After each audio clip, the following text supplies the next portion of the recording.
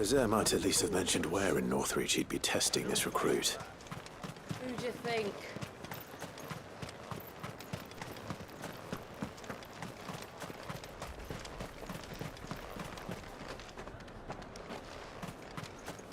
The way things are going at the garrison, it'll be up to us to defend the town soon.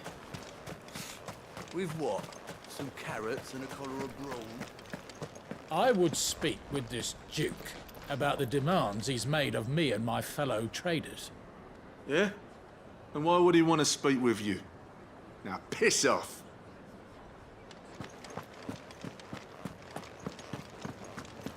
Saw the captain just now. Wasn't wearing his uniform. Because he handed it in along with his sword. Said he'd find a better way to protect the town.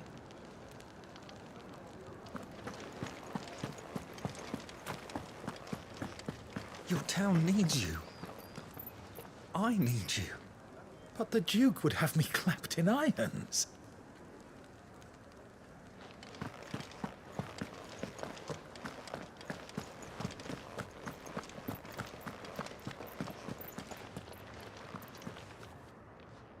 Do you have a moment, Clive? What is it? It's the Duke, unsurprisingly. His Eminence has assumed full control of the garrison and put every able-bodied man to work on the fortifications.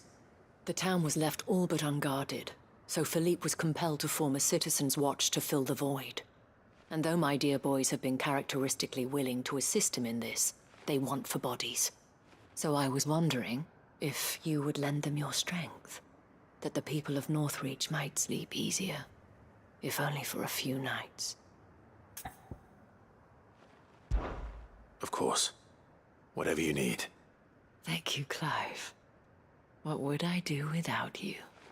Philippe told me he had men stationed at... Where can I find the mistress of this establishment? Here, my lady. To whom do I have the pleasure of speaking? My name is Sabine, and it is my displeasure to be the daughter of the Duke of Oriflamme, who I understand is causing you and your town no small amount of trouble. I wish to speak to you about what might be done. Very well. Let us speak. I trust you'll forgive me, Clive. Absolutely. Our conversation can wait. Please, proceed. As you know, my father is a most overbearing and supercilious man, and I join you in objecting to his every action. Indeed, I owe you my thanks for continuing to argue against his reckless plans. Yet I fear he is not one to be swayed by reason. No. He must be made to face the consequences of his actions. And who would make him do this? I would. Myself and several other like-minded individuals. Were you to join us, we would surely have the strength to drive him from Northreach for good. Does that not seem a trifle... drastic? Drastic action is precisely what is called for. Unless you are content to see your people downtrodden and dispossessed. My father would have it that citizens exist only to serve the Empire. That they should be forced to make every sacrifice to ensure her revival. But he is wrong. It is not the people who must serve the Empire, but the Empire who must serve her people. He's always been like this. Scornful of the opinions of anyone he judged beneath him. But he cannot be allowed to ride roughshod over the common folk any longer. We must fight him. By all possible means. Fight him? No. My purpose is to quell the tension in Northreach, not to stoke it. Respectfully, my lady. Our only chance of saving this town depends upon every one of us uniting against our common enemy. Your father and his followers included. While I understand your frustrations, I cling to the hope that he may yet be won round. False hope, I assure you. But I see that your mind is made up. I shall bother you no longer. If you will extend me the same courtesy, I bid you good day. She certainly has spirit. Indeed. But unfortunately for us, that spirit is only likely to harden the Duke's resolve, which may be enough to seal the fate of this town. Not that she cares. This is all about her and her father. Families. I'm sorry, where were we? Ah, yes. I was about to tell you of Philippe's plans for the town watch. But perhaps it's better that you heard them from him. I believe he's in the market, if you'd be so kind as to seek him out. Right away. It's just a pity I cannot join you. I'd like to see the two of you in action together.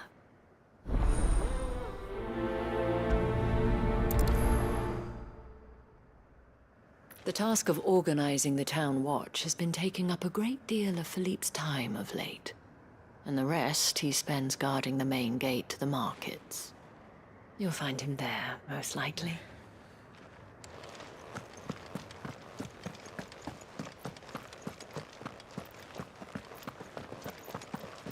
Your town needs you. I need you. But the Duke would have... I saw the captain just now. Wasn't wearing his uniform. Because he handed it in along with his sword. Said he'd find a better way to protect the town.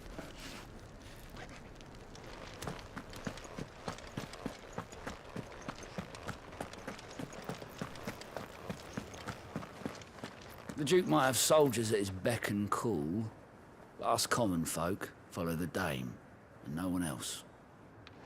What does the Dame have to say about all this, I wonder?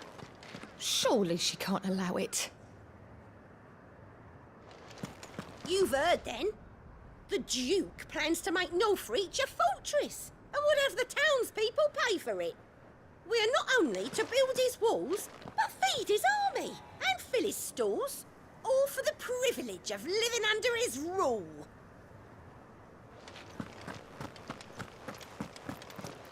What did the Duke expect? That the merchants would just smile and hand over the keys to their coffers? So you are content to abandon the people to their fates? I'm not abandoning any... Please, I beseech you. If you are a true son of Northreach, you must fight to defend your home. That's exactly what I am doing, milady. Or trying to, at least. The land is crawling with fiends, and someone has to keep watch.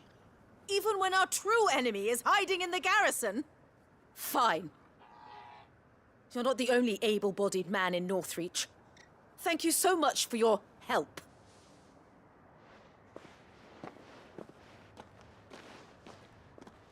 She cornered you too, then? Could hardly get a word in edgeways.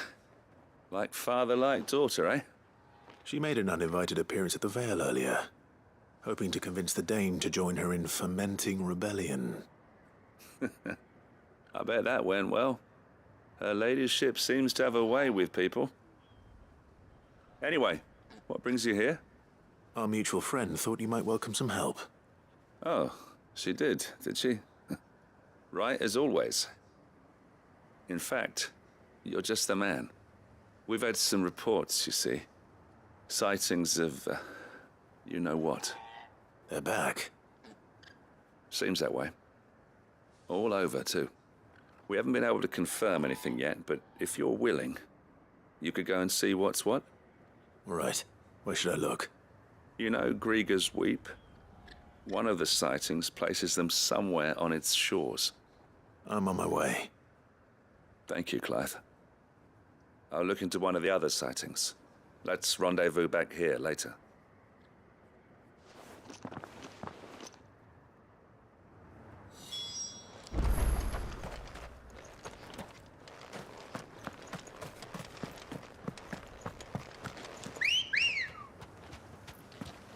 Let's go.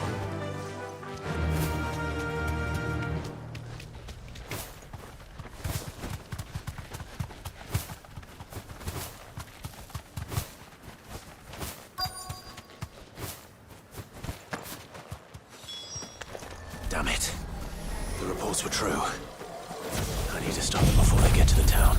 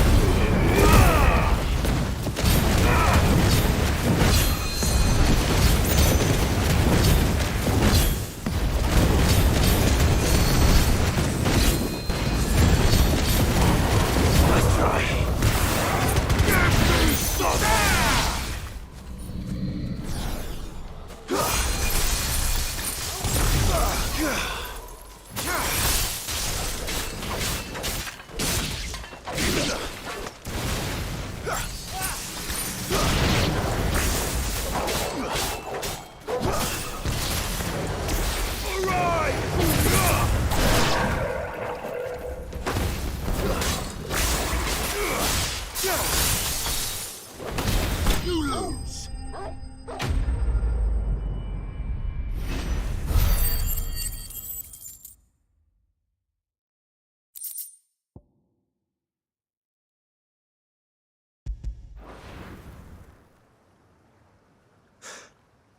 Call that a test, Ultima? Clive, it's me. Are you all right? I am. But it seems the reports were true. The thralls have returned. I dispatched the few that I found, though. Well, that's something, I suppose. But what were they doing south of town? They all came from the north last time. We might be able to fend off an attack from one side or the other, but from both? Do you have eyes in the north? Some. I should probably go and have a look, though, just to be sure. You head back to Northreach. I want you there just in case war breaks out while I'm away. What do you mean? Her ladyship's been busy working her magic on the townspeople, stirring up ill feeling towards her father. But she'll have her marching on the barracks if we're not careful. What? This is exactly what the Dane was afraid of. I'll do what I can to calm things down. Be careful out there, all right? Don't worry, I'm not like you. One sniff of those things and I'm running back to town screaming blue murder.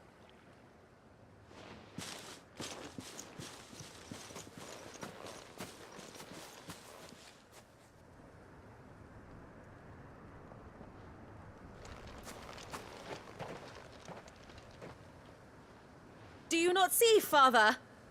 The people of Northreach have given enough, and only a fool would ask for more. Listen to me, Sabine. Where would our people be without their country, hmm? The Empire is their sword and their shield. It is she that ensures they can live without fear. But now she teeters on the brink. Without their sword, how will the people fight? Without their shield, how will they protect their kin? Can the unarmed stand against the advancing hordes? No. But there is yet hope. A new shield, a new sword. A new empire. We can rebuild Sandbreck, just as Great Griga wills it. Perhaps we could, Father. But we don't want to. Not if it is built on the broken backs of the people. Please, let us not quarrel in the street. You must see that no good will come of this. Our fight is not with each other, but with the threat that draws ever closer to our gates. A threat that your sword has yet to rid us of, Your Eminence. You will hold your tongue, whore! You may have filled my daughter's head with your heresy, but I will not be corrupted. Corrupted? Your daughter's opinions are her own, as you would know if you had ever deigned to listen to her. At least I hope they are your opinions, and not posturing born of a family feud. Northreach deserves better than that. Northreach deserves better than you, Carla. Yes, I know who you are. The slut of Twinside who bedded a branded. Jealous, are you? That a woman might choose a bearer over a pious man of Griga. Clive! I met a swarm of thralls coming south from Oriflamme. Hundreds of them. Too many to count. Oh, fuck. No. Work on the fortifications has scarcely begun. We will retreat to Caer Norvent and there make our stand. Did you hear me? That was an order! While this is but a heartfelt plea, let us make our stand here and protect our homes. Protect those that we love. Together, for Northreach! Northreach!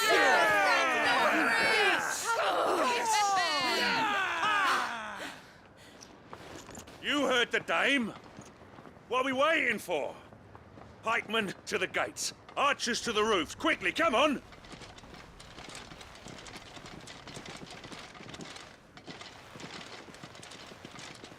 But she is but a common... whore, yes. And we'd follow her to the gates of hell.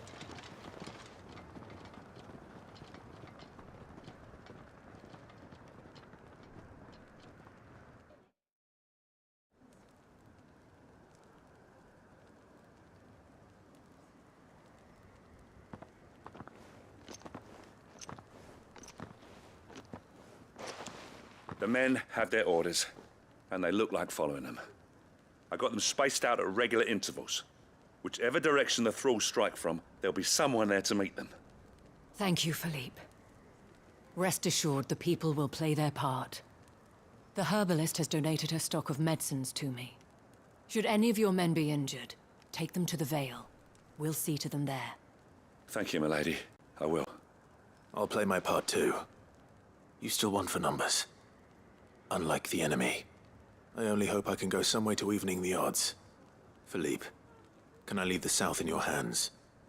I doubt the thralls by the lake were the last of their number. Of course. I'll lead a party down that way so we don't get taken by surprise. What about you? I'll make my way up the road to Oriflamme. I fought a few of these things. And while I can't promise to hold them all back, I should be able to thin the herd. All right. But take care. Thank you. Both of you. You can thank us when it's over. Till then, madame.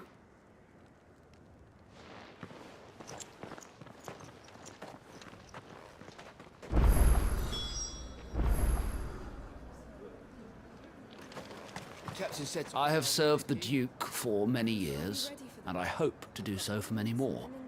But I cannot turn my back on these people. Our people.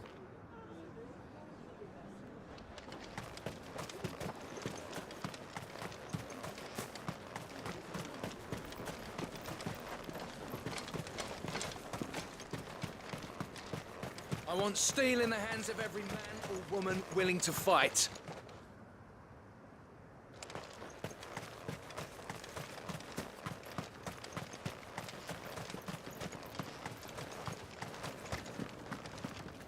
If any get by, you can trust we'll be here to meet them head on.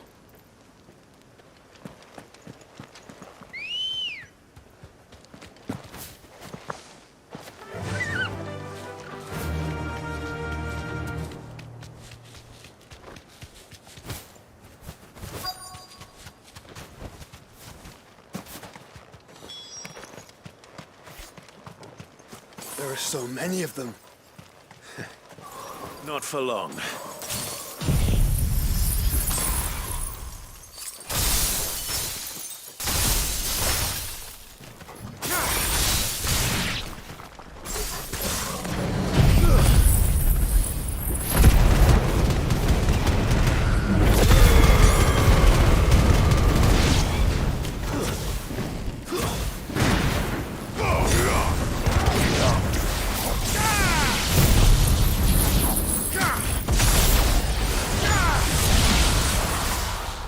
Is it over?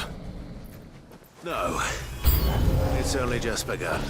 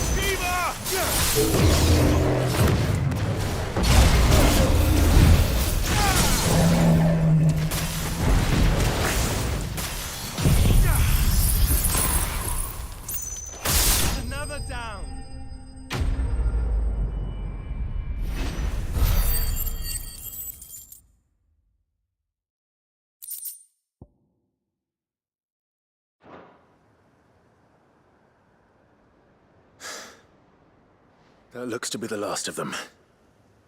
I wonder how the others fared. Better hurry back to town. Come on, Torgal.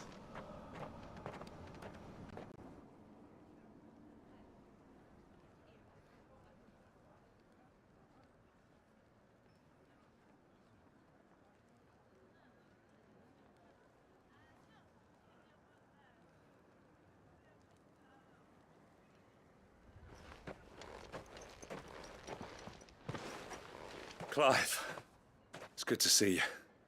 And you. The road to Oriflamme is clear. How did you and your men fare?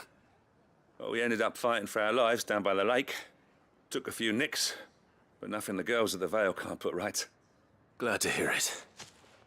Well, it seems we've survived. For the time being, at least. I thank you both for answering the call. You were right. And I was wrong. About everything. I had thought that the only way to unite the people was under the banner of Empire.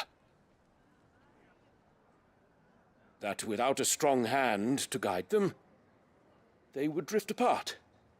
To be borne hither and yon by the eddying currents of fate. But you brought them together. Not by force, nor by the exercise of goddess-given authority, but by simply being one of them. By knowing what they feel, because you feel it yourself. Our purpose was ever the same, Your Eminence. You were merely distracted by a loftier vision of empire and glory, while our eyes beheld matters closer to home. You have the right of it again. As did you, Sabine. His radiance said it himself. Sanbreque is naught without her citizens. I forgot that. And I am sorry. I'm sorry too, Father. I should never have taken things so far. I only wanted you to understand how the people felt. How I felt. But my anger got the better of me. Do not blame yourself, my dear. This was my doing. I should have listened to you. To all of you.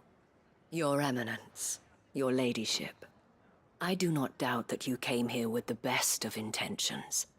But I believe the same could be said of us all. We all want safety, security, prosperity. Not just for Northreach, but for the entire realm. And we may yet achieve it. If only we work together. Will you join us in this? Yes. We shall. Thank you, Your Eminence. Now that that is settled, I must go and see to the wounded. The Vale's doors are always open to any soldier in need of relief. And today there are more than ever before.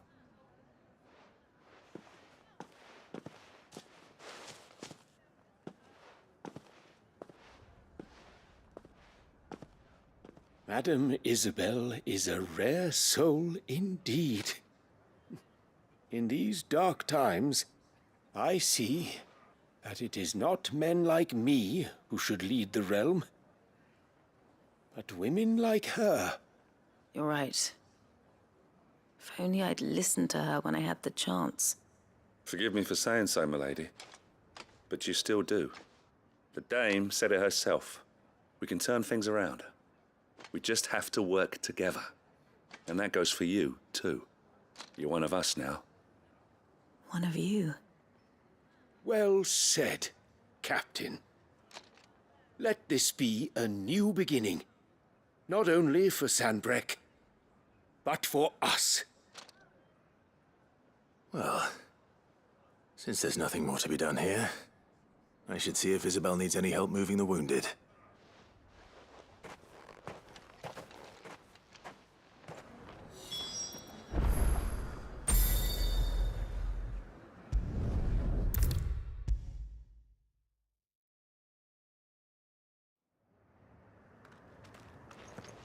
How goes the treatment of the wounded? I'd be happy to man one end of a stretcher if it would help. You've helped quite enough for one day, Clive. Thank you. Don't mention it. Oh, but I must. After all you've done for this town, it is the very least you deserve.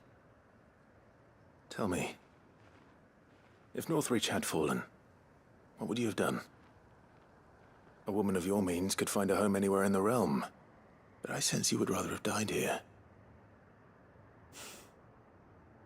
It's a long story. For you, madame, I have all the time in the world.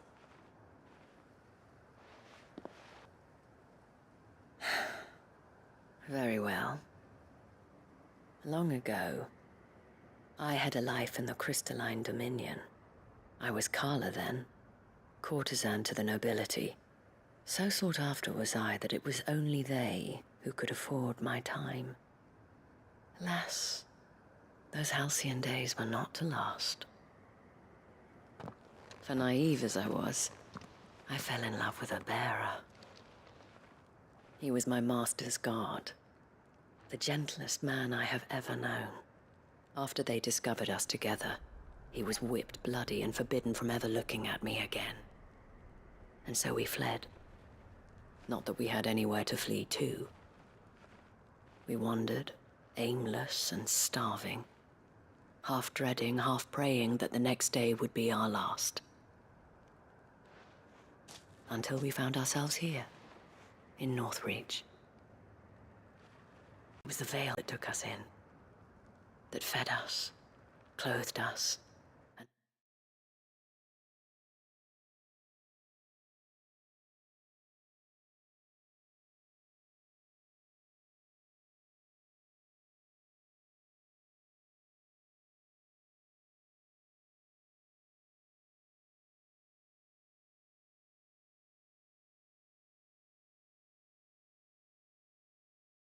healed our hurts. Those that could be healed, at least. My love was already too far gone. He passed away. He did. Not long after we arrived. But at least we were able to share a few moments of peace before the end. It was the greatest gift I have ever received. But the generosity of this town and her people did not end there. The men and women of the Vale supported me through my grief. Shared in it, though I was still a stranger to them. They treated me like a sister. And so I swore that I would always do the same. That I would return the kindness that Northreach showed me. That I would repay my debt to the Vale.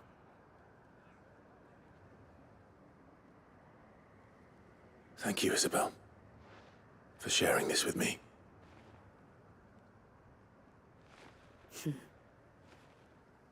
You're a lot like him, you know.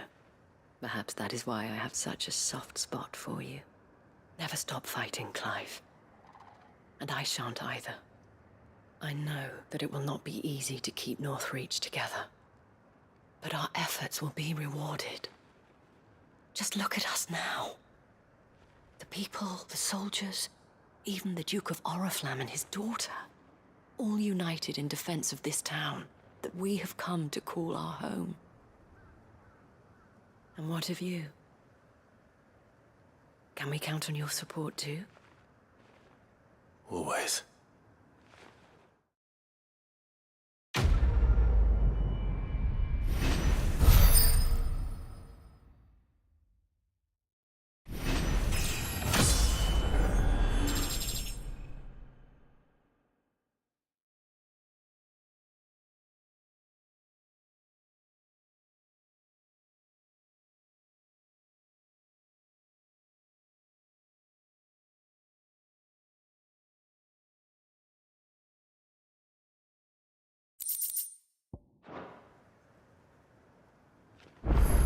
We have brought Northreach together.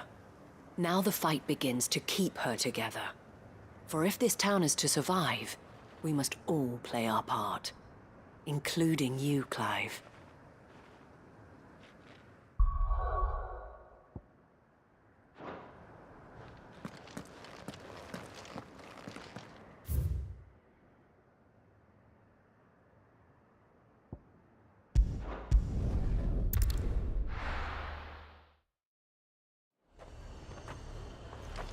garrison said they take another 100 of each box. Those whites will think twice before... And how might I help the garrison today? Oh, what have you got? Do you see anything you like?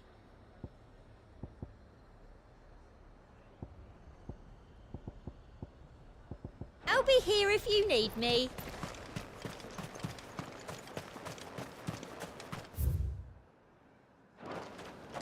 Seems the Duke's had a change of heart. I doubt he had a heart. We've got more pips than I hear the Duke's agreed to let us keep our land.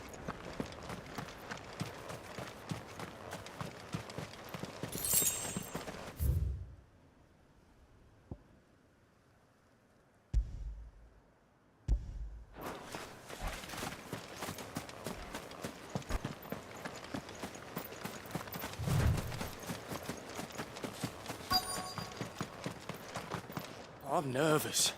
Is it all right to be nervous? I don't care either way, so long as you do as I tell you. Well met, Sid. This is the initiate. Ember, present yourself. At your service, Master. Please, just Sid. There are no masters here. Your life is your own. Oh, of course. Thank you, Sid. The sergeant says you'll be evaluating me at my trial. To become a scout, yes. You are aware of the dangers inherent in that role. I am. But I swore I'd face them. Just like the man who saved my life. And who would that be? Gav. It was him who found me and freed me. No magic, no support, just one man and his nose. Came and sniffed me out. It taught me what one man can do if he puts his mind to it. And I've been training ever since, so that one day I can be someone's saviour, just like Gav was mine. I'm sure he'd be flattered. You clearly have good intentions, Ember. And it sounds like you're under no illusions. Stick to this path and you'll make a fine cursebreaker. So, what? Have I passed? You haven't even started yet. Now listen.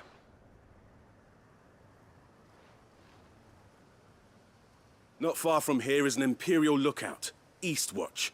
The guards there record all their sightings in a logbook. You are to find it and bring it here. And bring it here, right. Anything else? No. Sneaking into a heavily guarded Imperial outpost and stealing the logbook would be quite sufficient. You'll need to assess the situation, determine a point of entry, create a distraction and effect an escape, all without being discovered and thrown into an Imperial oubliette. Ember, Gav isn't our best scout because he can do everything. It's essential that you know your limits. Know my limits, right. I won't let you down.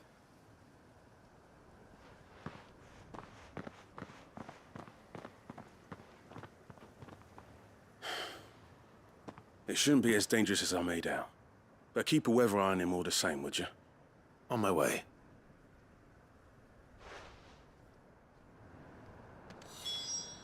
Even now, the capital has moved. The Empire keeps the watchtowers overlooking royal meadows and the Sea of Grace manned. But only by a skeleton crew. It's a trial, not a death sentence.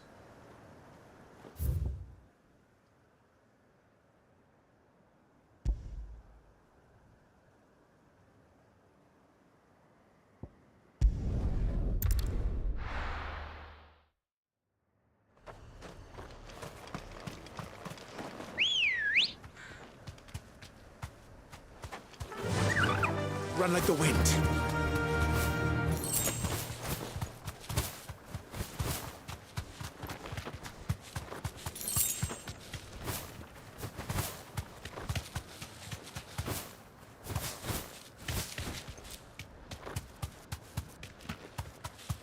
These are clean kills. Perhaps young Ember really is... Or maybe not.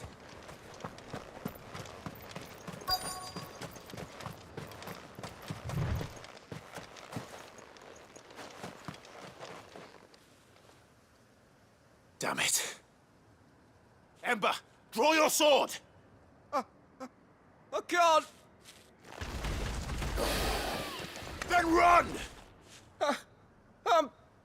If you want him, you'll have to go through me.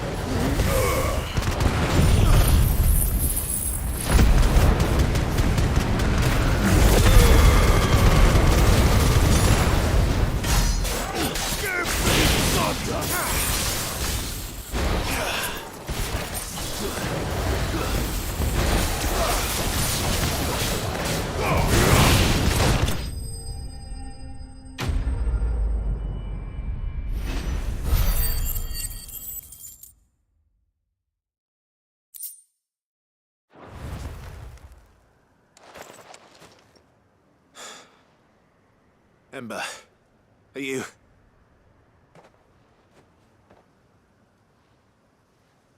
Gone. Of course. Scouts really are a rare breed.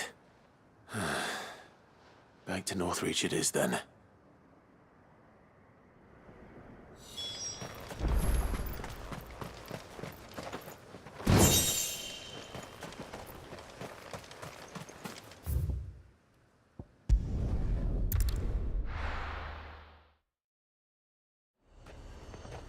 The garrison said they'd take another 100 of me crops.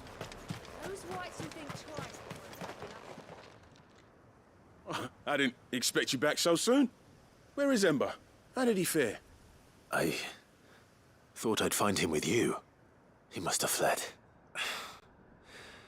I followed him to Eastwatch, where I found him being set upon by a wild Avis. He was just standing there. Didn't even draw his sword. I had to step in and take care of things. But by the time I had, he was nowhere to be seen.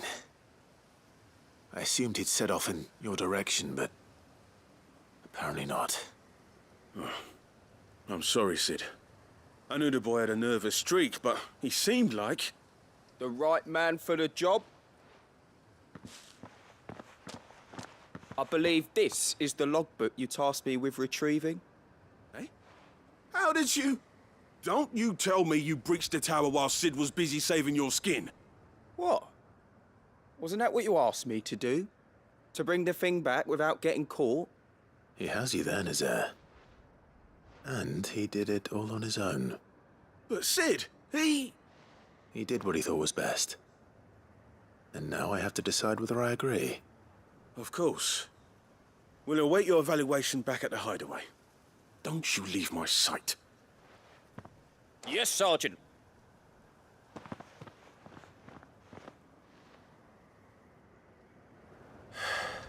This won't be an easy decision.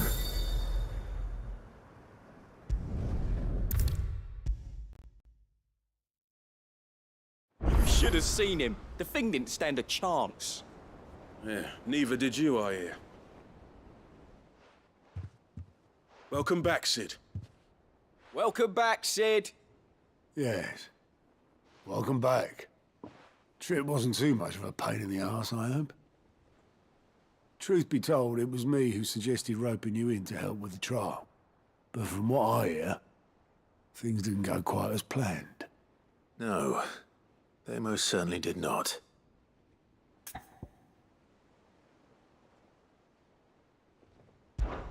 Ember lost his nerve in the face of a beast of prey, but he didn't lose heart.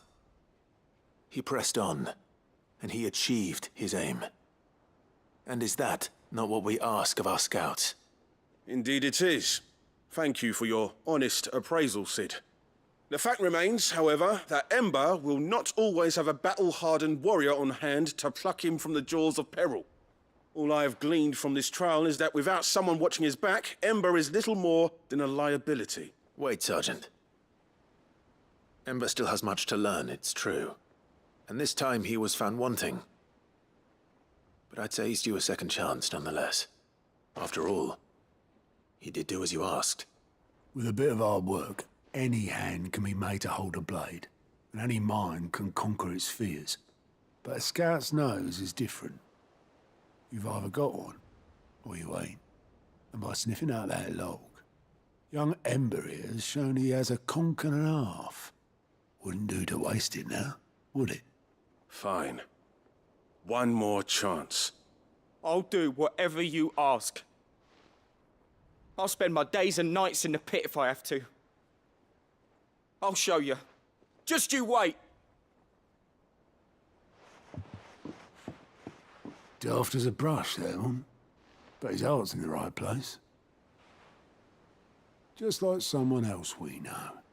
And if you ask me, we've been leaning on him for far too long. That time the curse breakers took some of the weight off his shoulders, I reckon. It couldn't hurt. Just don't tell Gav I said so, will you? I won't have him thinking he's been hard done by. Next thing you know, he'll be asking for a day off. Chance would be a fine thing. Back to work. Forgive me, Sid. This did not play out as I expected. Things really do these days. But that's why we need men like Ember more than ever. Men who can make the best out of a bad situation. Remember that. I will, Sid. Thank you.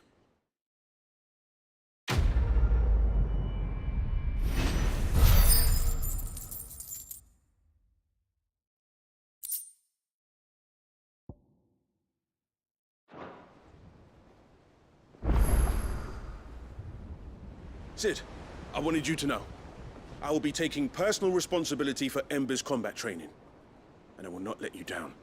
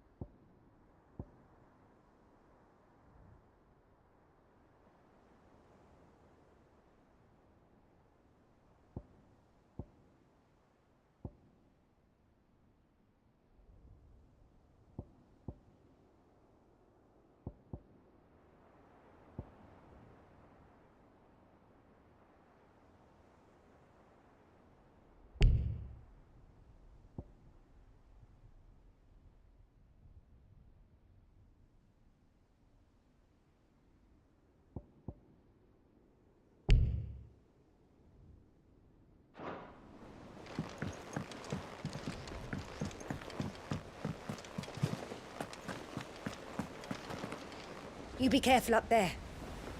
But if you happen to snag your britches on anything, be sure to bring them back to me. I'll get them patched up right away.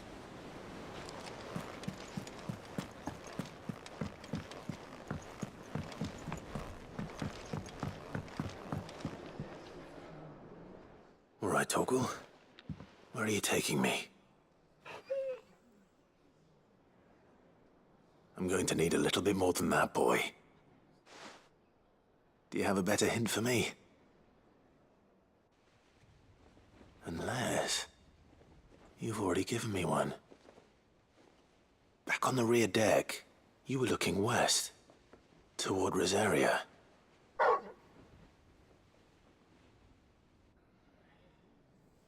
Why don't we try the rookery?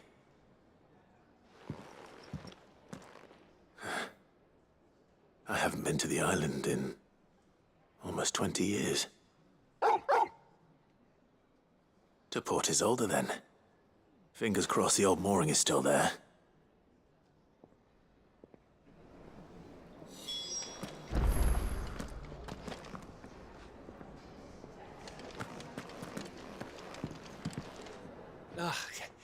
You all right? Something troubling you? No more than usual. It's just... Etta's baby will be coming soon, and I wanted to make something for it. I'm sure she'd like that. Back in the north, families would always make gifts when a bairn was on the way.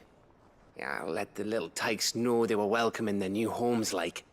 So, what's the problem? Well, the problem is that Etta's due any day now, and I don't know if I'll be ready in time. Is there anything I can do to help? You know, there just might be. All right then. What exactly are we making? A good luck charm. But not just any good luck charm. Not just any. No. One made from the feather of a silver chocobo. There's nowt luckier in all the realm, or so we used to say back home anyway. Thing is, they're hard to come by. Had Otto and Karen check with their suppliers, but nothing. I'd try and track one down myself, only... Only the big day is fast approaching. And that's all you need, a feather. That or the bird whose horse it's attached to, aye. I was gonna start by asking around with traveling traders plying the northern borders. Well, there's no shortage of those passing through Martha's. I think I might make that my first port of call. I'll let you know if I find anything. You're a good friend, Clive. I won't forget this.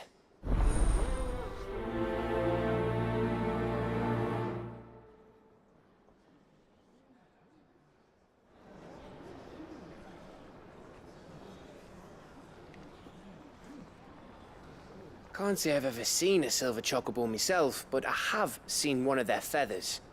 Look just like a normal one, only silver, obviously.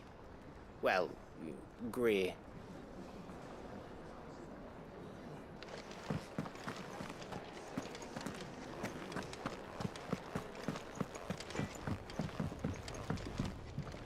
So what do I owe the honor? Crack the crystal.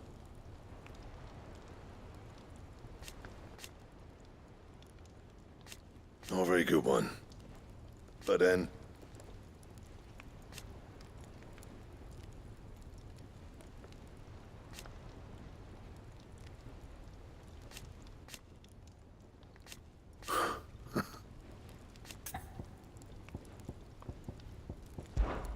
What's that for you, dear?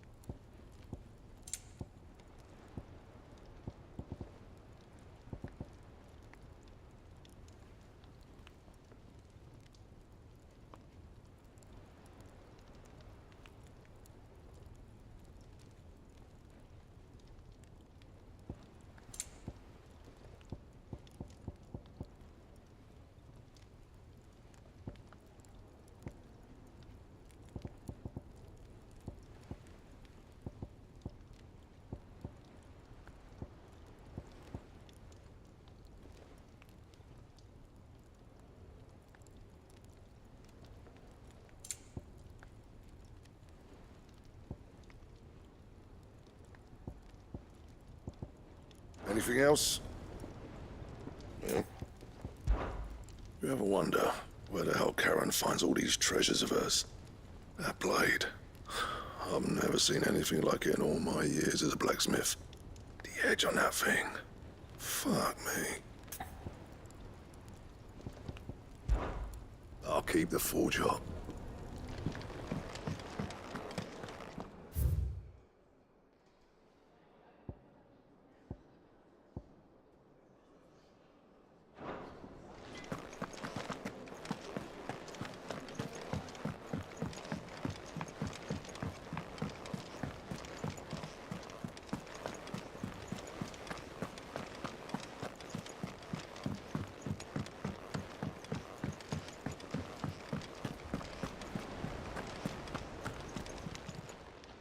Welcome to the Patron's Whisper.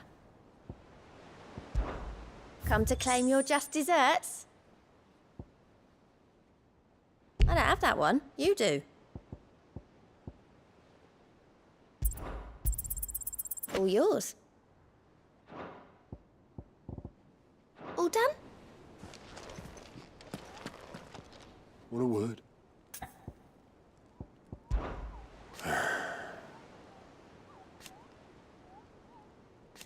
No.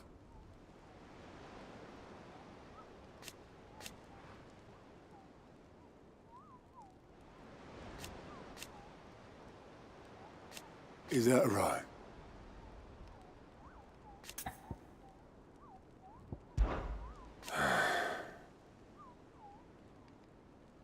Might be time to take a step back. And if it weren't for Sid...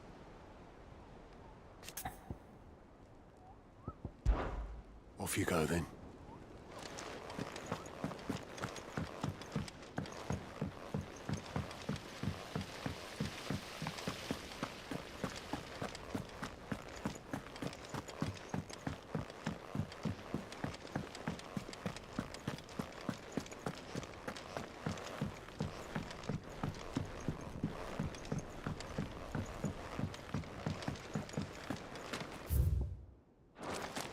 I will not let them be forgotten. Sid, may I have a moment? Of course. It is an honor to finally speak with you. My name is Herman. I've been with the Cursebreakers for some time now, and I wish to be deployed to Ash. Any assignment will do. No. The lands across the Narrow are too dangerous. I will not send good men and women to risk their lives needlessly. Why would you want to go back? I need to retrieve something. Something important. I was raised in an orphanage. The Badbach Conservatory. Or rather, I was held captive there. It was not a place of nurture. It existed solely to turn bearer children into mindless weapons. We were tortured until we feared no pain. Tormented until our hearts turned to stone, and few ever survived long enough to become tools of the last king. I can't imagine. I lost so many. I can't even remember all their names, but they must be remembered. They cannot fade away, faceless and forgotten. The Institute was run with military precision. Every child measured, every name recorded, every death logged with meticulous care. Sid, allow me to travel to Ash and recover the registry so that my brothers and sisters might live on.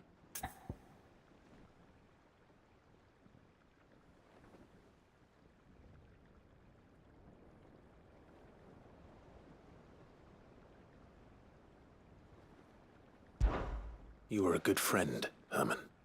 But the fact remains that Ash is simply too dangerous. Sid, please. Even should it cost me my life. Too dangerous for you, Herman. But not for me. I'll go to Bad Bach and find the registry. You will? I won't let you risk your life. I don't know how to thank you. You can start by telling me where I'll find this orphanage. Vida Grace. Hidden in a forest, overlooking the plains. All right. I'll see what I can find there. May the mothers guide you.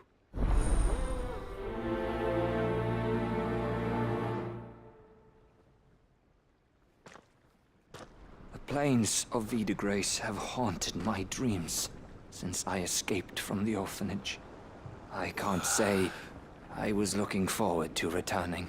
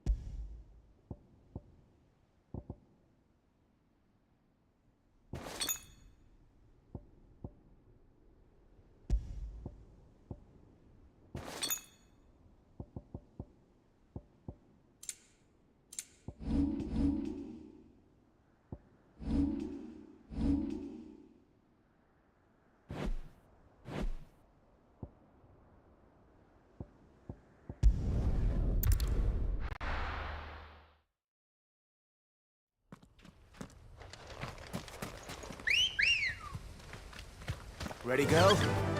Fly, Ambrosia.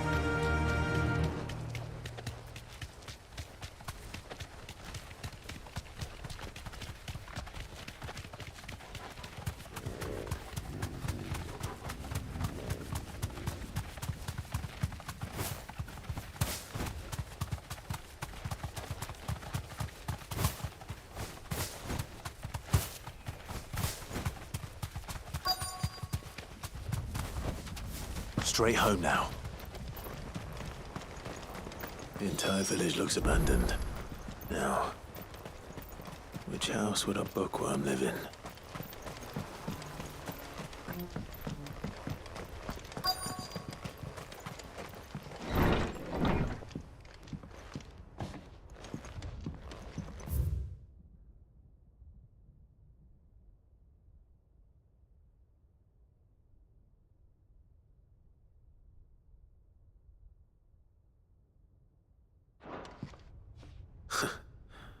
His interests were certainly varied.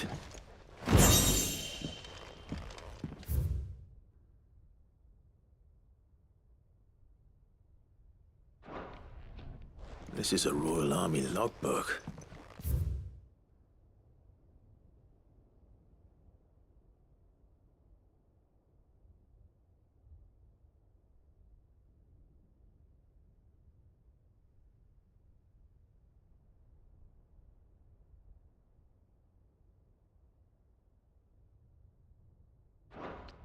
Did he take this from the local barracks?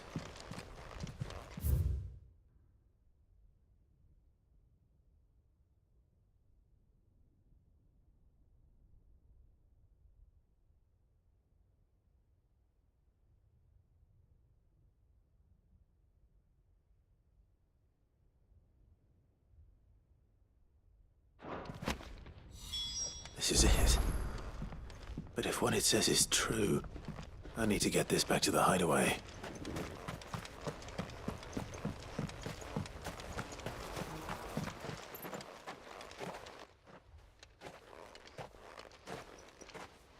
Leaving so soon, stranger?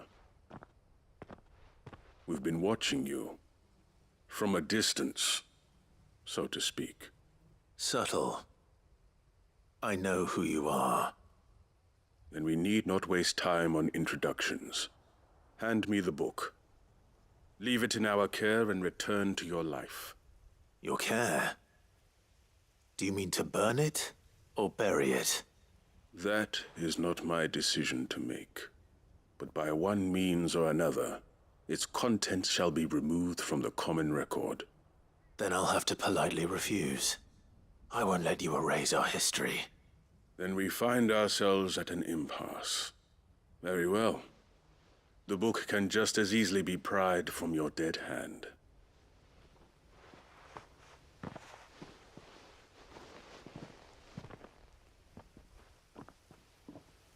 Let's see, shall we?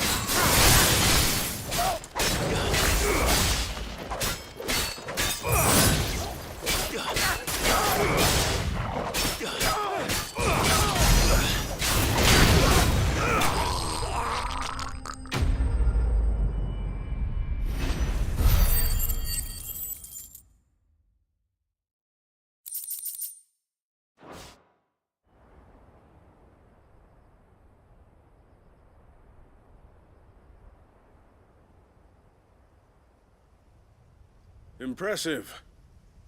But we have other means. We shall claim the book yet. Why do you want it so badly anyway? It lays out in no uncertain terms the vanity and avarice of mankind. It tells the shameful history of the persecution and oppression of a gifted few by a giftless many.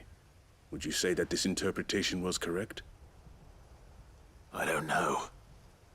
You don't know. Your sword may be sharp, but your wits are dull. So let me answer for you. There is no correct interpretation of history. That a series of events took place may be proved beyond a doubt. But there can be no single, immutable explanation as to why they came to pass.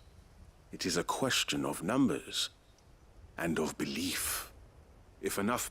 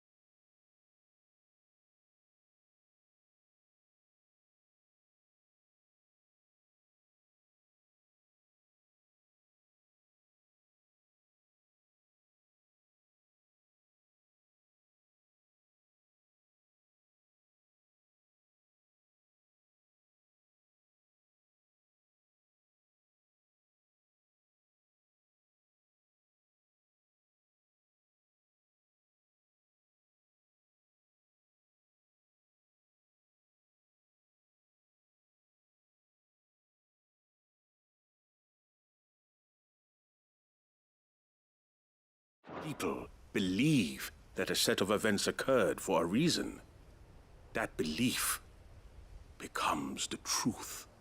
So you're trying to control the truth? We are trying to protect people from themselves, from knowledge that would bring them naught but pain. That is all. You may keep the book, for now. The world is small. We shall meet again. Until then. Wait!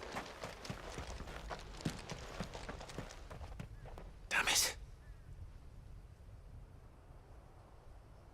Let's get this back to Vivian. Perhaps she can explain what that was all about.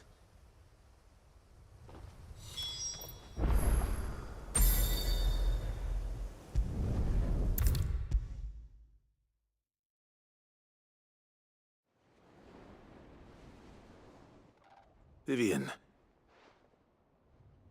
I found it. The book you lost.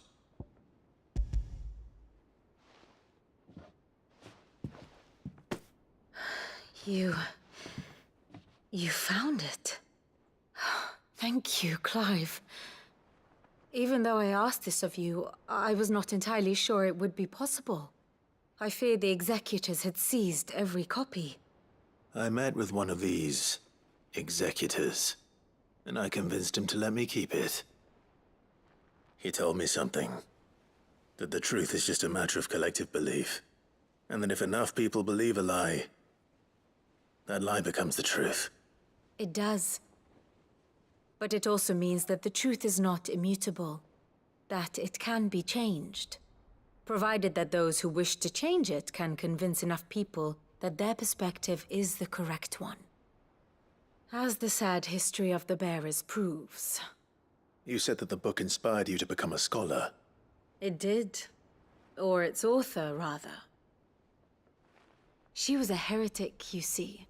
A firebrand and a dissenter. A gallows stood ready for her in every corner of the realm.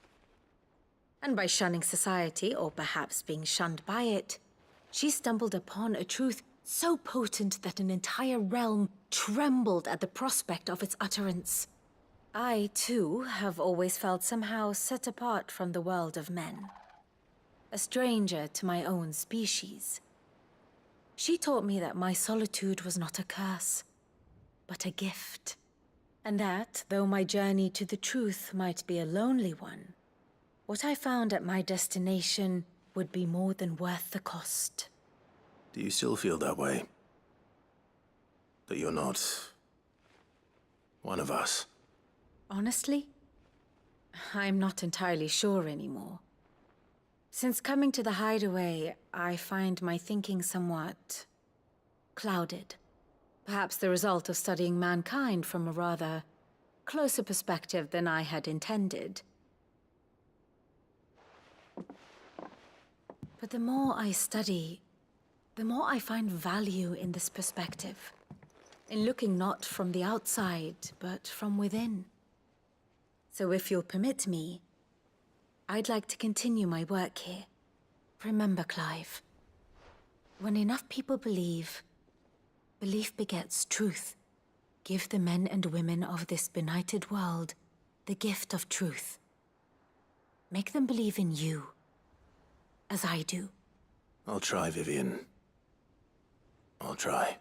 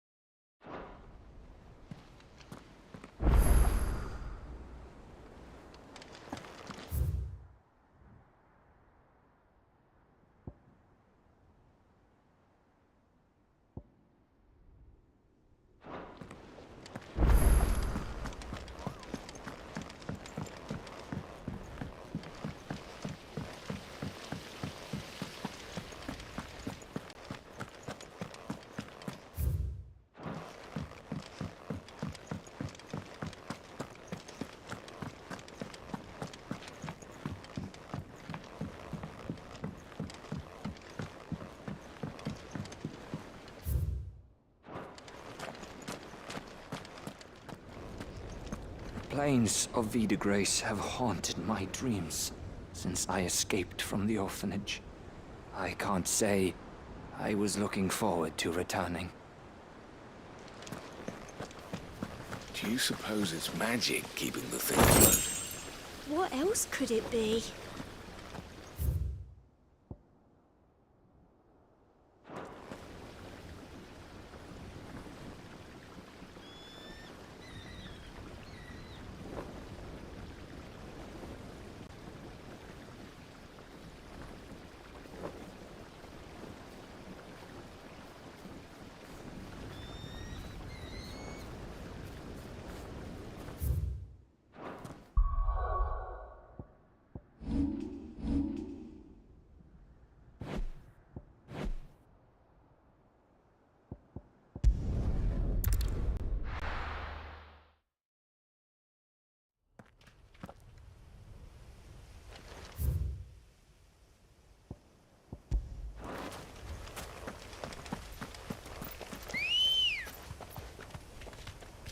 Come on. Yeah!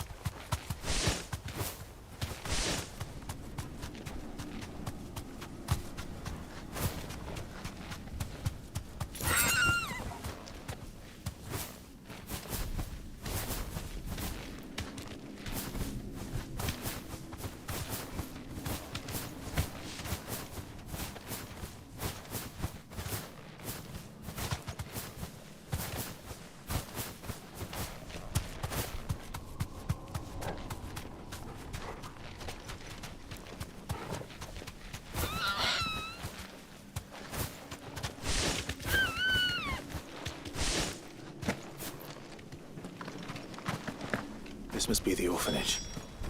Hopefully the registry is still here.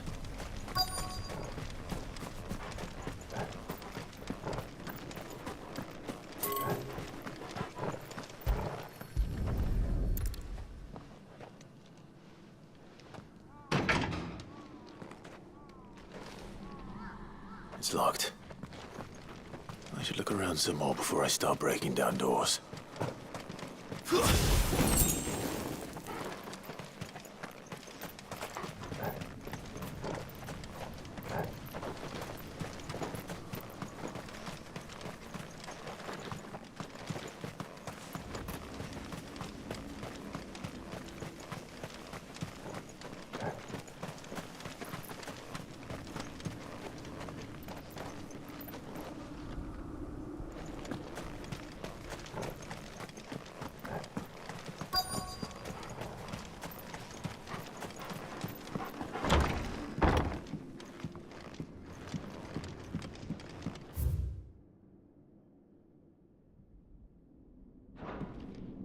Conditioning. This is nothing short of torture.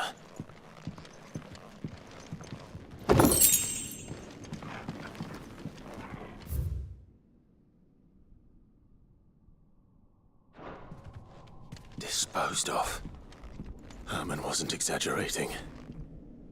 It's a wonder he survived this place. I need to find that registry.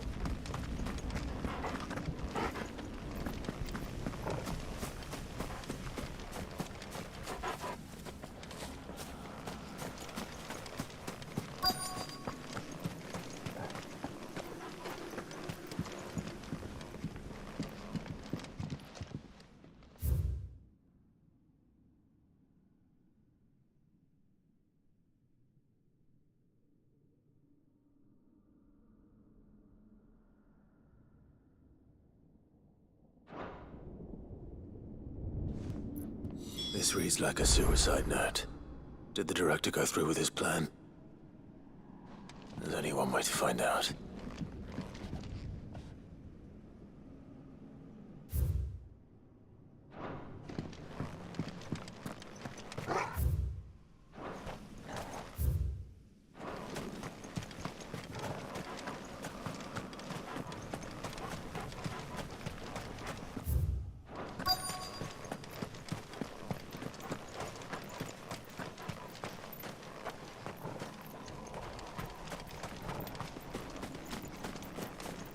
forked white tree.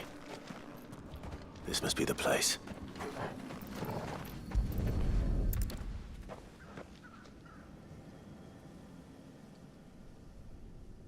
Could he really be buried here? There's something hidden among the roots. Let's see.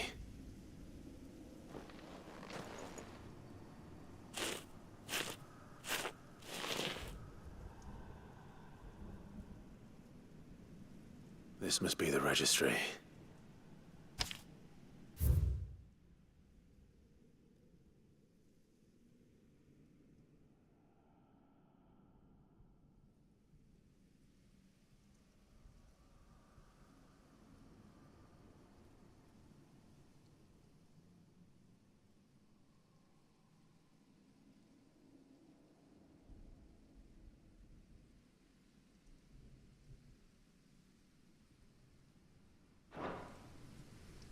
So many names. This place was a slaughterhouse. And where is the architect of all this misery?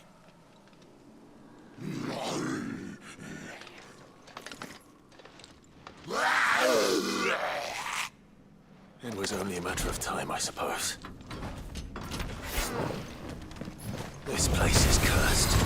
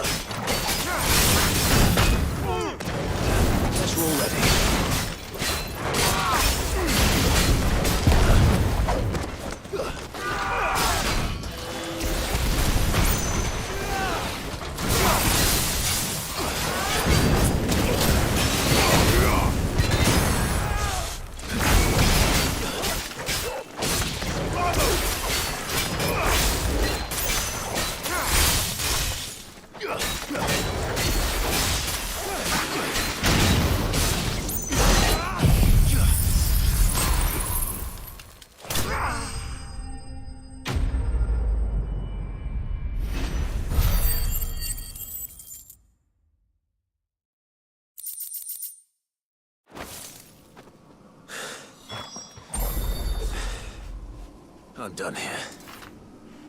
Let's get the registry back to Herman.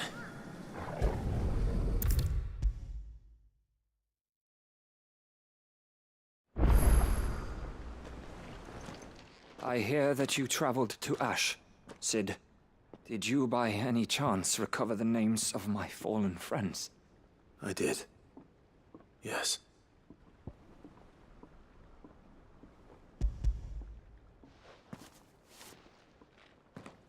If I may? The bearer registry.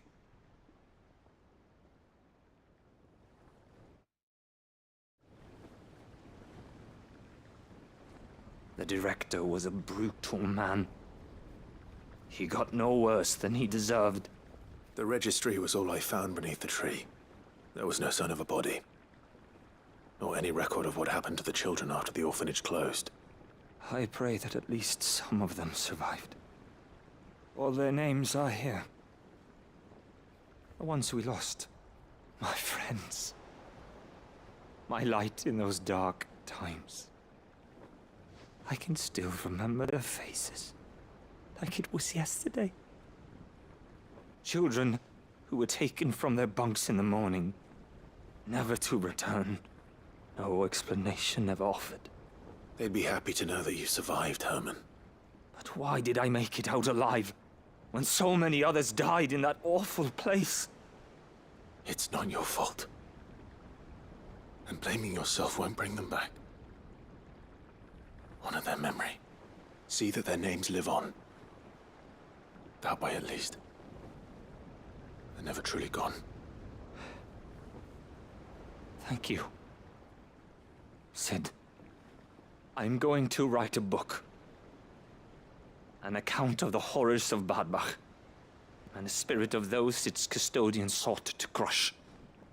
All of Valisthea will know of our suffering, and in the name of those I lost, I will not let it happen again. Neither will I. These records would have been buried for all eternity, were it not for you. Thank you.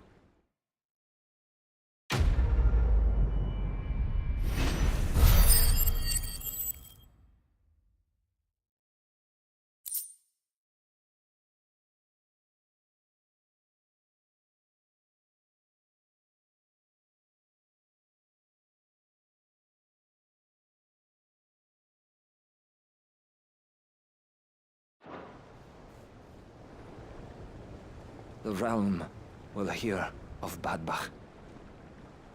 And I pray that the tale of my fallen friends will spare future generations the horror we endured. Thank you for helping keep their memory alive.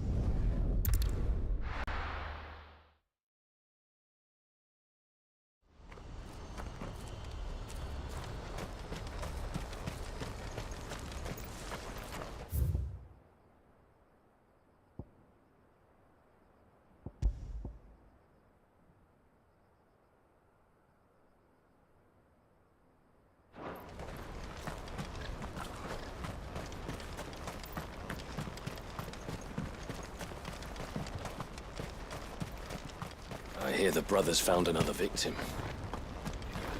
I believe it, all right. What's that? The third this month? Ah, a soldier like yourself could do with hearing this. If ever you see a couple of brothers up in Leitney's Cleft, you just pass them right on by. And why's that? Because they're duplicitous bastards who make cutthroats and footpads look like upstanding citizens by comparison. What they do is befriend a passing merchant, someone new to the area, and steer them straight into the arms of bandits. The merchant dead and his murderers busy bickering over the poor bastard's wares. The brothers set to sweet-talking some other unsuspecting fool, a warrior. Now, the brave soul charges into the footpad's den thinking he's doing the realm a favour, and when he's done, the brothers sweep in and loot the bandits and dead merchant both. Yeah, there's a lazy sort of cunning to it, I suppose. You'd think they'd run out of bandits eventually. So close to Bogland?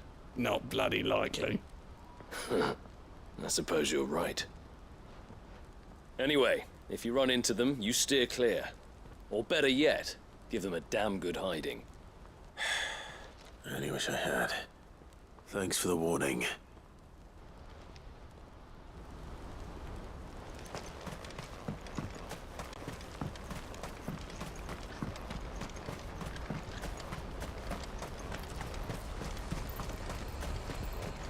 Do you see that too?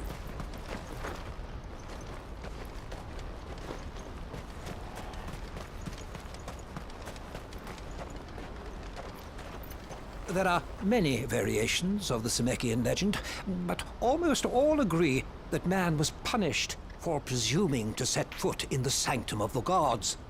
Some describe it as holy, others heavenly, which is to say, of the heavens.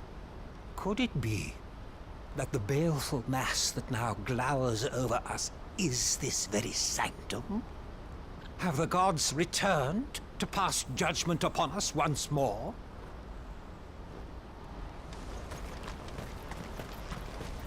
Papa, what keeps it in the air? Why doesn't it fall? Don't you go tempting fate, girl.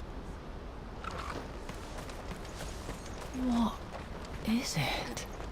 Don't ask me. Oh, please, just make it stop. Make it stop. I'm scared. It's all right. I'm here.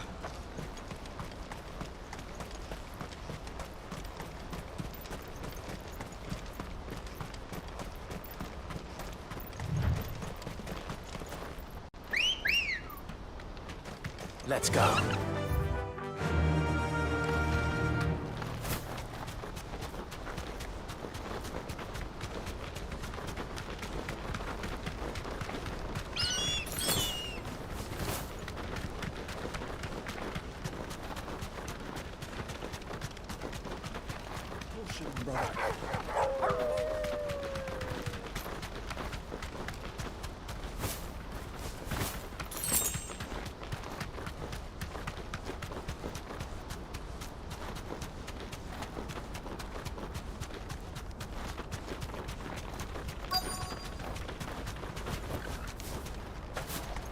Can't be Rutherford, can it?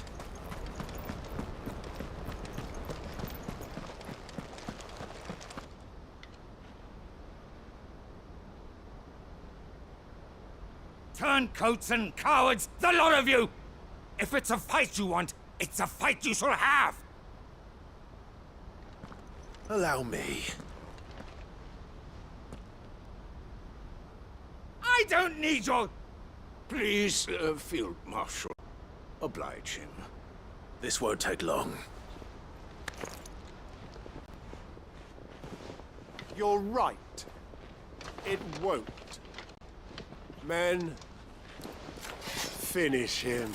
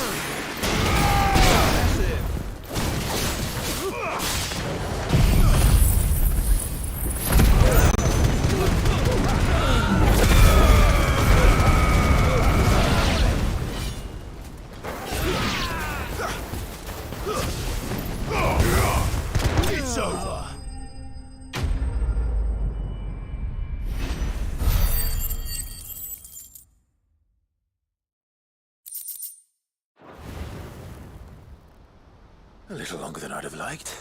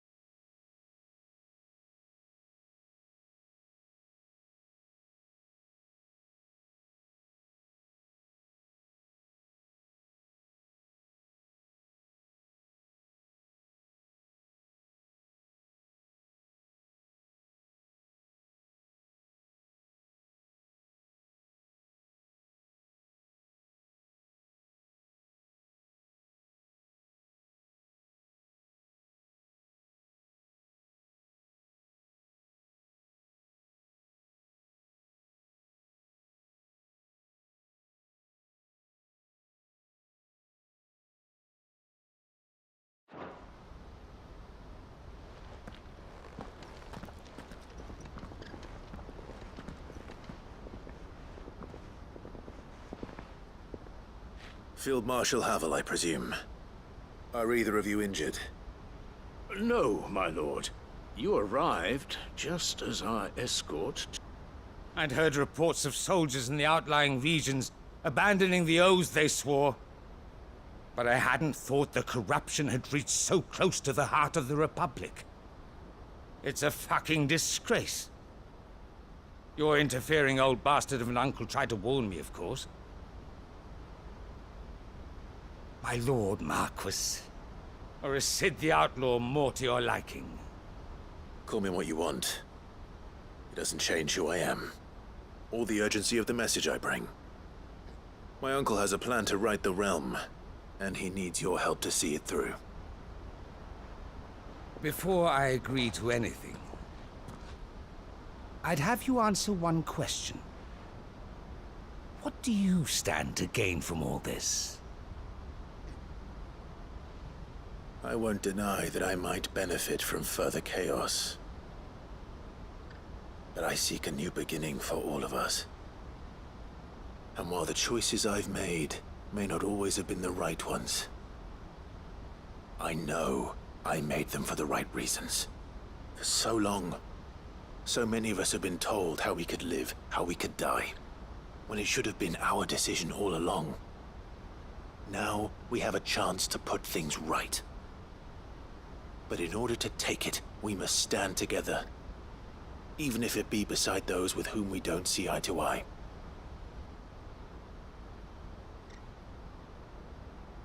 Certainly not the words I expected from an outlaw. But perhaps your uncle was right. You are no ordinary outlaw. I'll never hear the end of this. All right. I'll start by ordering my most trusted guard to bring the Dhalmekian fringes under control. Next, I'll make contact with my counterparts in the Imperial Army and see if I can't convince them to try and restore order in their own territory. Thank you, Field Marshal. But they are not the only ones we will need to convince. What do you mean?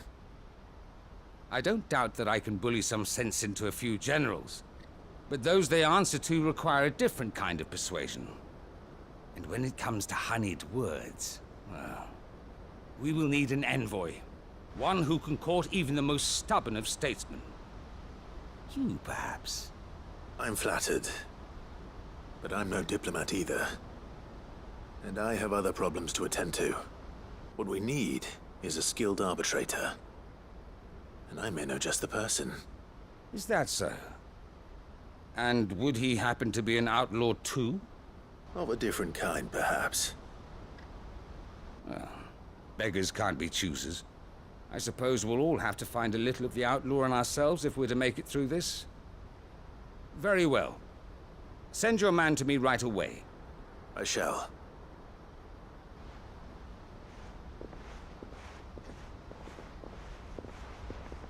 My Lord Marquis. Your Lord Uncle bade me escort the Field Marshal to his manor in Port Isolde. And I will see that my associate joins you there. Very good, my lord.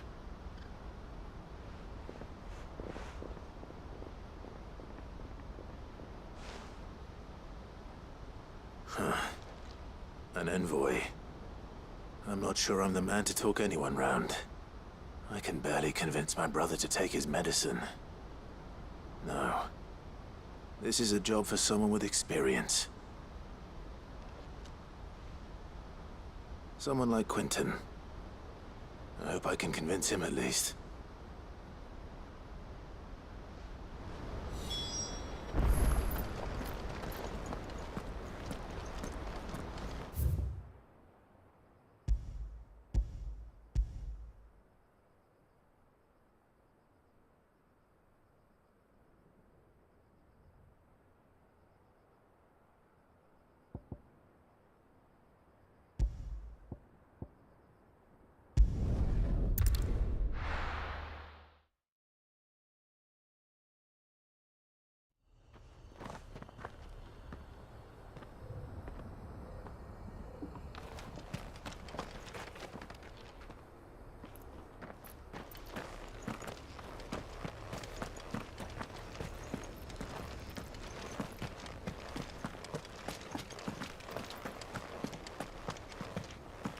Blessings of the Phoenix be upon you, Lord Rosfield. I too serve his grace, albeit in the role of a humble tanner. Tabor's leather is famed throughout the realm. My task is to see that the craft thrives, and the village with it, in order that my brothers and sisters might remain well guarded and fed.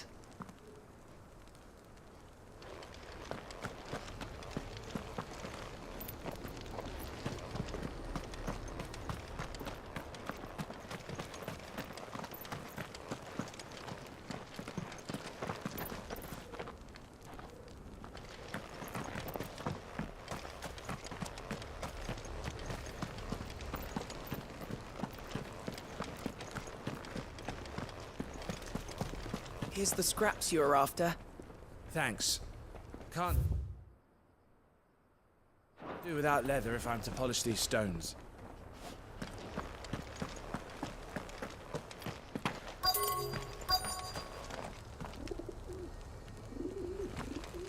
The bearer of the burning quill is within, my lord. Prithee enter.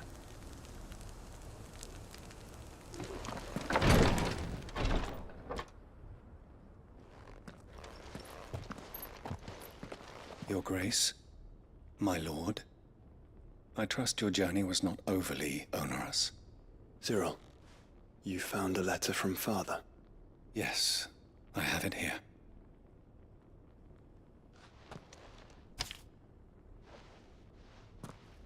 If you would do us the honor, my lord.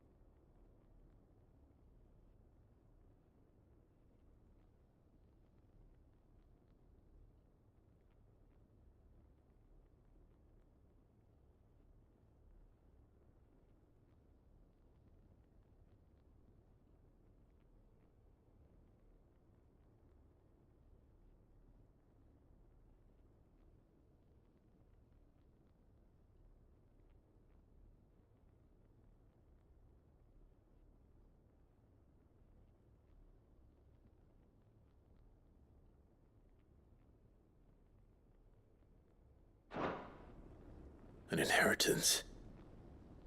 It would seem the late Archduke penned this missive shortly before his passing. The day before we left for Phoenix Gate. What are these plans he spoke of?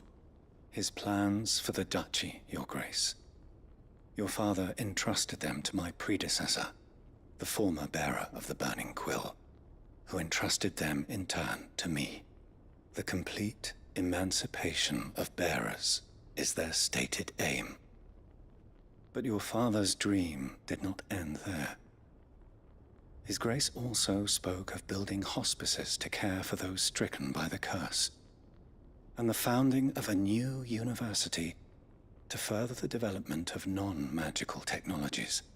With the blight spreading ever more widely across the twins, Archduke Elwyn saw this as the only means of securing Rosaria's survival. He wished to see men and bearers treated as equals? To see centuries of common wisdom overturned? Small wonder he did not think it achievable within his lifetime. But he thought it achievable nonetheless. Had he not, he would never have written this message. Nor would he have entrusted his vision to his most faithful aides, those who would have stood with you, shielded you from the machinations of the less benevolent personages at court. It's a pity only they are still with us.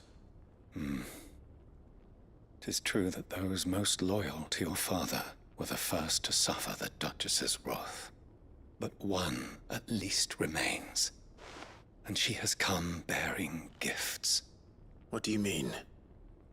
Mayhap it is better that she explain, my lord. After all, the duties entrusted to me by my predecessor extended only to recovering His Grace's will and arranging a meeting with the one who might execute it, or a part of it at least. And where is this woman? She awaits you in the archive, Your Grace. Thank you, Cyril. Shall we then?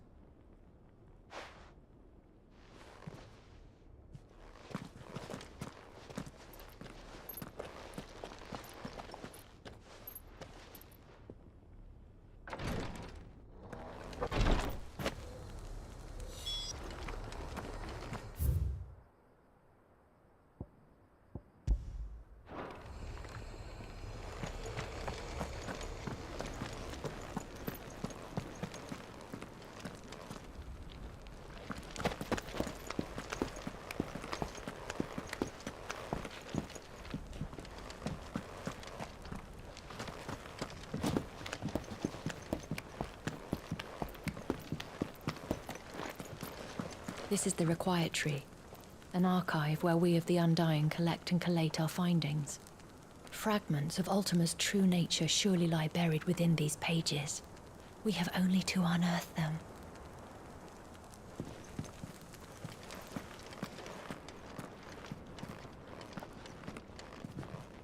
The Undying are not the only secret fellowship in this realm, you know. There are others, each working for their own ends. Why, not so very long ago, a society committed to discovering how one might cast magics without a catalyst was found to be operating throughout Valisthea. They were denounced as heretics, rooted out, and driven from our shores, never to be seen again.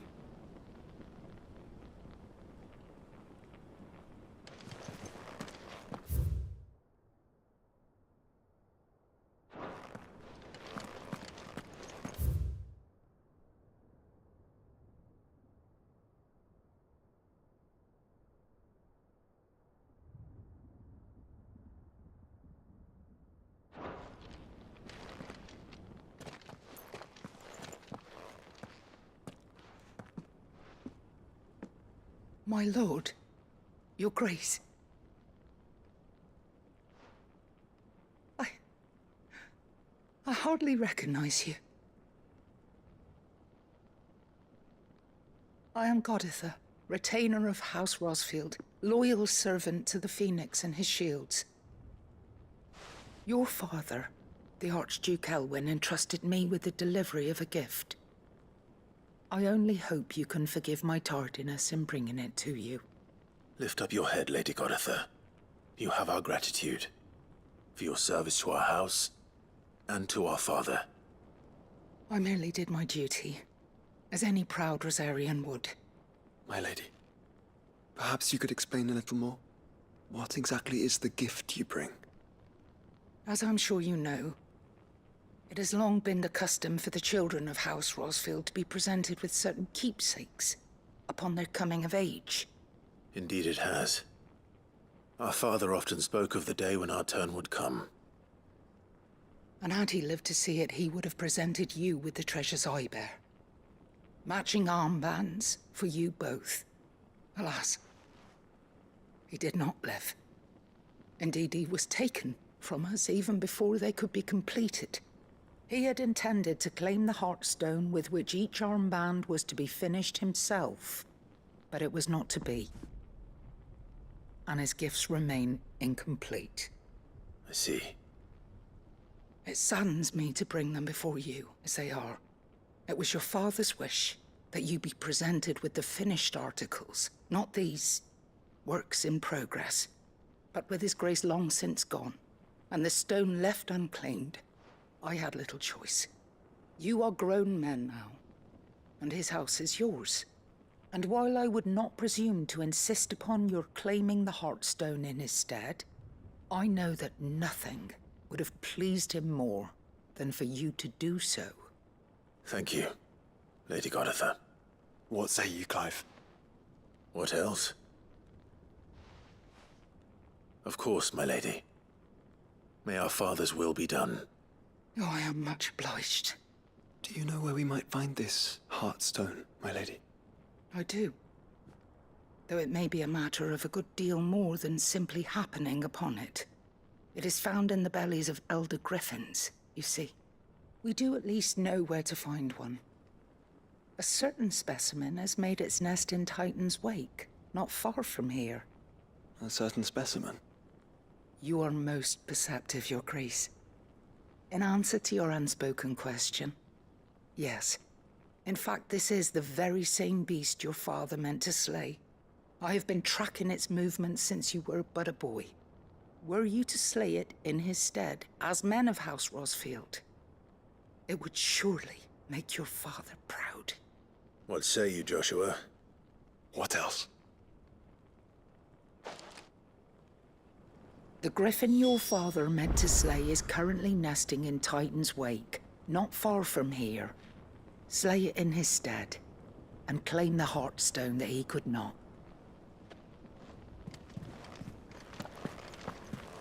Titan's Wake is to the south of here. But we must not be hasty. The good lady has been disappointed once already.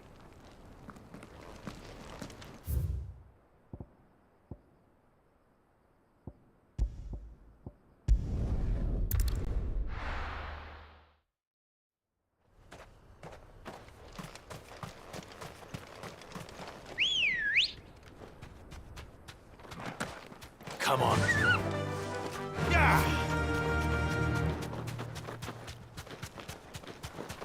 Eyes peeled, Joshua.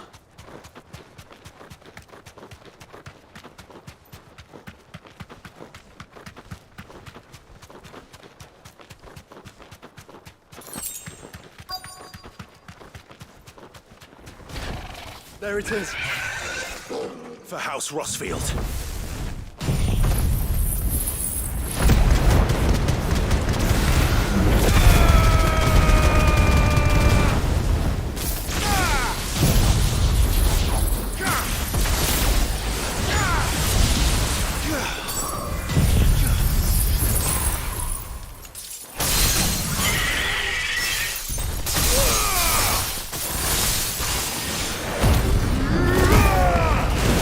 Fire and flame!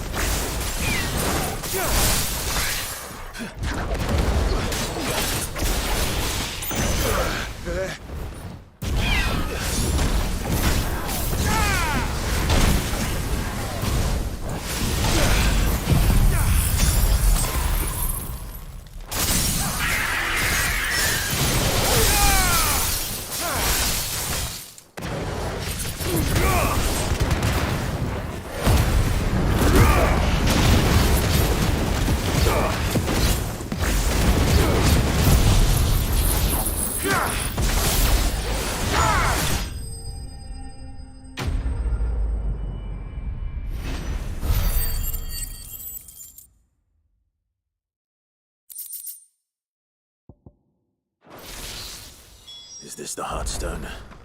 I expect Lady Goditha will know.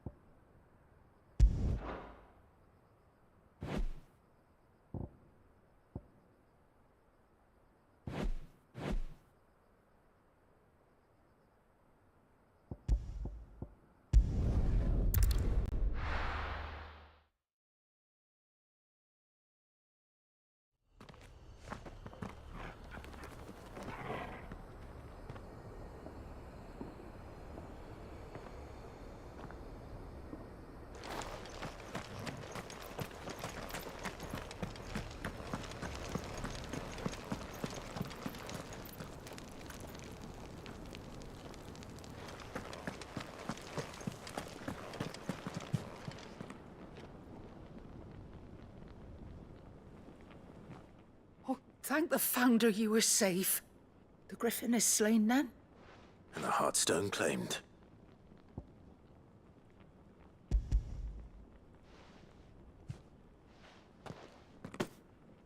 Yes. This radiant luster, like frozen flame, it is just as your father described it. Thank you, my lord. Your grace. Your father would be so proud. Lady Goditha, the lapidary is ready. Thank you, Cyril. I will be with him shortly. If you would excuse me, I shall have the stone cut and set forthwith.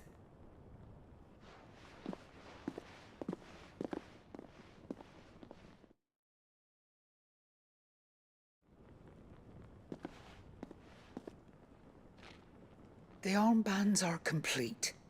Pray, take them. They are yours, after all.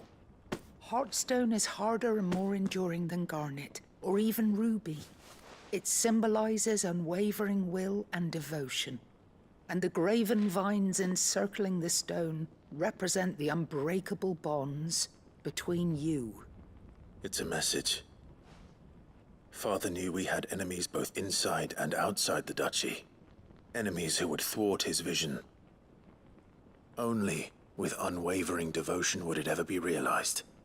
And only if we stood together, as Phoenix and Shield, as brothers in arms, only then might those enemies be overcome. Indeed. His Grace knew the enormity of the task he would entrust to you, his heirs. But this was more than just a message. It was a promise. That he would always be with you. Thank you, Lady Goditha, for remaining the steadfast custodian of our father's will. Forgive me, my lady, but there is something I don't quite understand. The Undying told me that after Father died, Mother claimed all of the ducal treasures for her own. Even if the armbands were incomplete, she would surely not have overlooked them.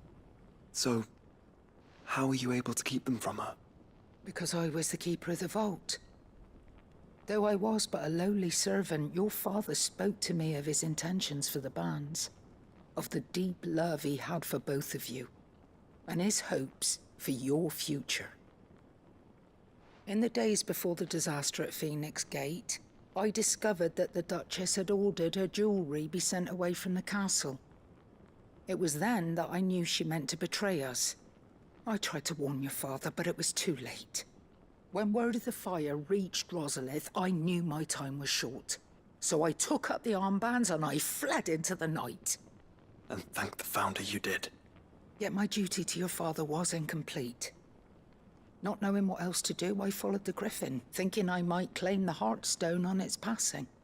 And so my pursuit continued, until Lord Cyril appeared before me. He informed me that His Grace's will had been recovered, and that his sons were alive and well. Lady Goditha, on behalf of my father and all the people of Rosaria, I thank you for your loyal service. As do I. Thank you, my lord. Your Grace, for coming back to us, for giving my service meaning.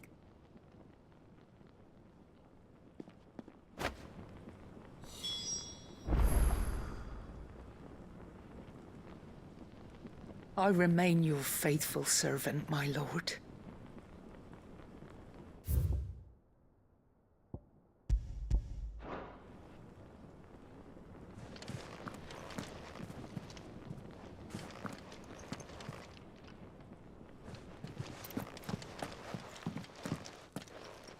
The bands suit you well. It must be gratifying to finally receive the inheritance that was denied you for so long. It is. And we thank you for the part you played, Cyril. If you would permit me to play my part a little longer, might I suggest that you make your way to your father's memorial atop Hawk's Cry Cliff. Let him see that you have received his blessing, and that his vision lives on in you. I suppose it would be churlish not to. What do you say, Clive? Shall we pay Father a visit? I think we should. I was hoping to be able to offer him my thanks before we left for Origin. Your father's helm is enshrined there.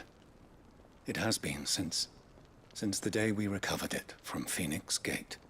I prithee claim it, for it too is a part of your inheritance, and I do not doubt that your father would prefer it in your hands than perched upon some lonely rock. Thank you, Cyril.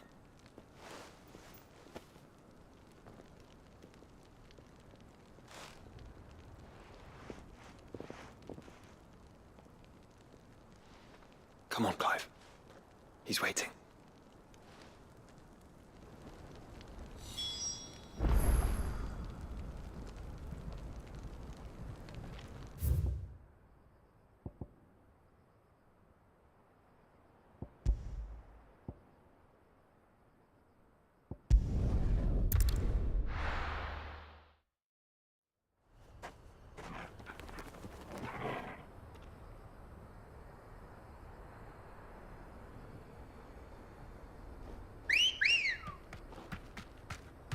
Ready, go?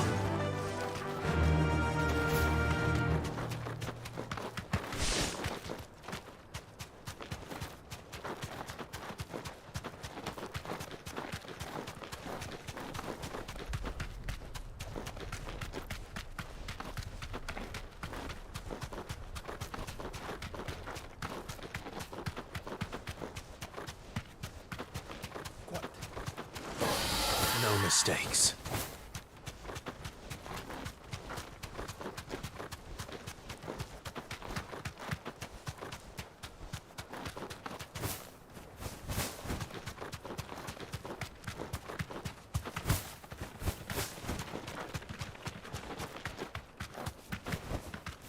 Straight home now.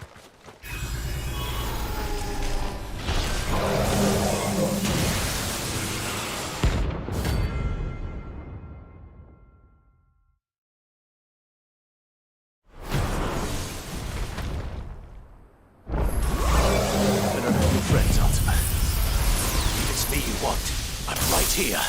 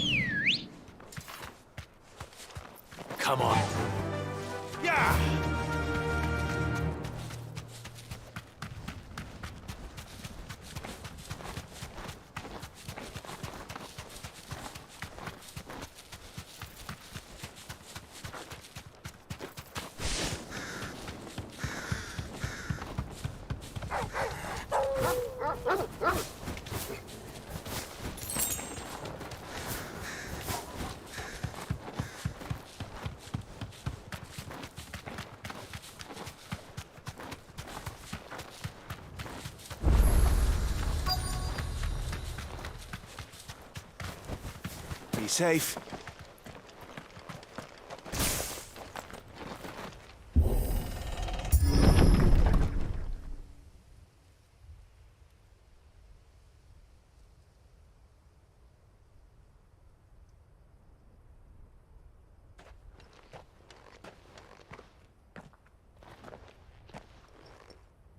Oh no.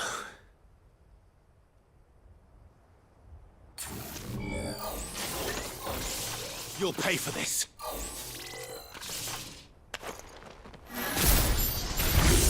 There may still be survivors. All the more reason to rid this place of echoes.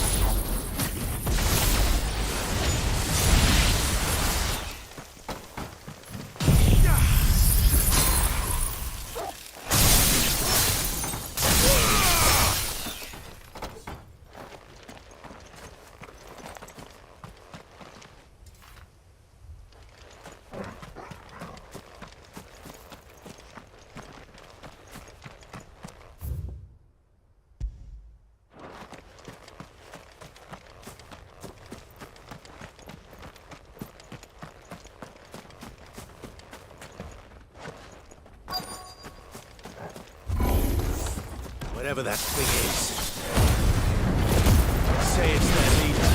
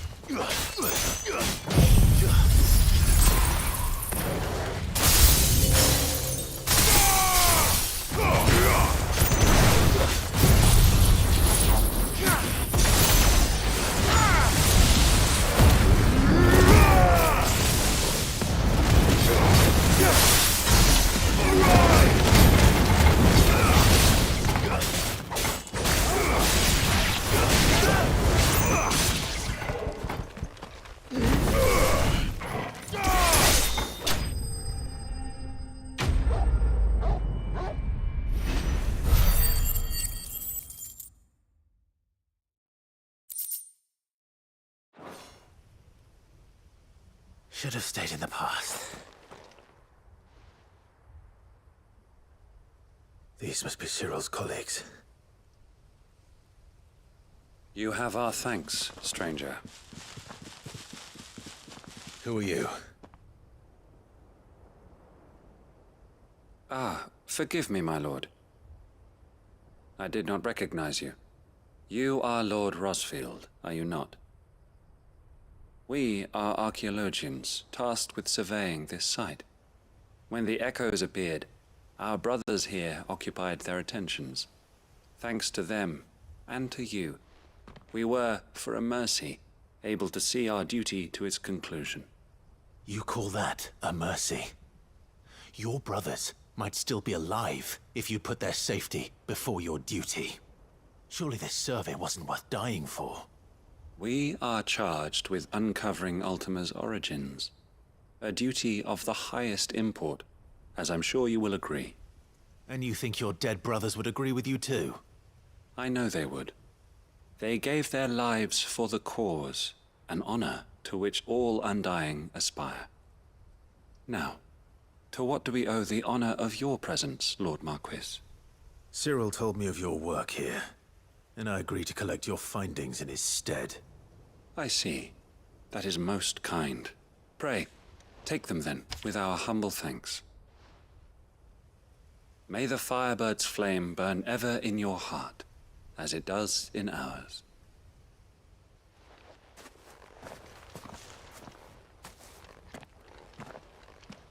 one thing to lay down your life for another.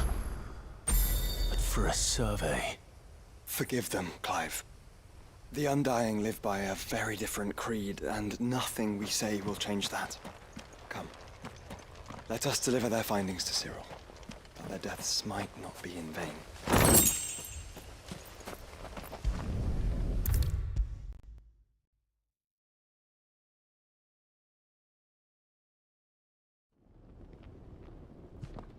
Ah, you are returned, my lord.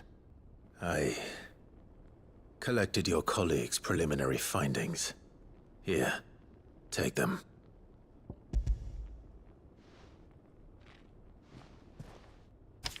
My thanks.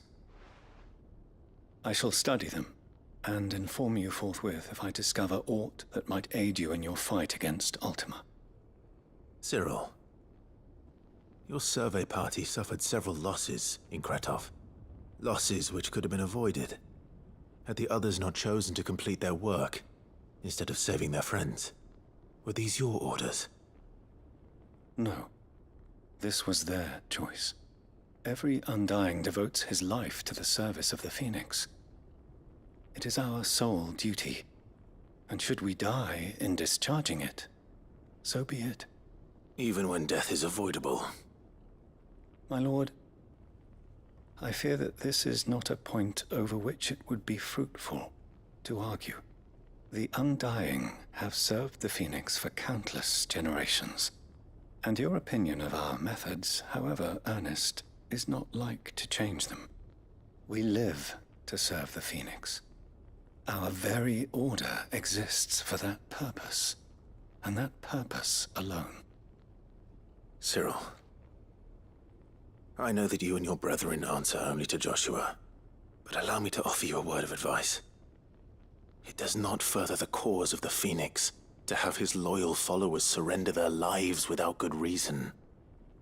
Provide your survey parties with an escort, that they might live to do their duty for years to come. Think not only of how you can serve the Phoenix, but how Joshua would want you to serve him. Please. For all our sakes. I thank you for your advice, my lord. If you will permit me to respond, our faith in his grace, Joshua Rosfield, is absolute. And we of the Undying will do what we believe is right to fulfill our duty unto him. As first shield to the Phoenix, I am sure you understand what it means to do one's duty. I do. Then we are of the same mind. And it is my hope that we may continue to do our duty together.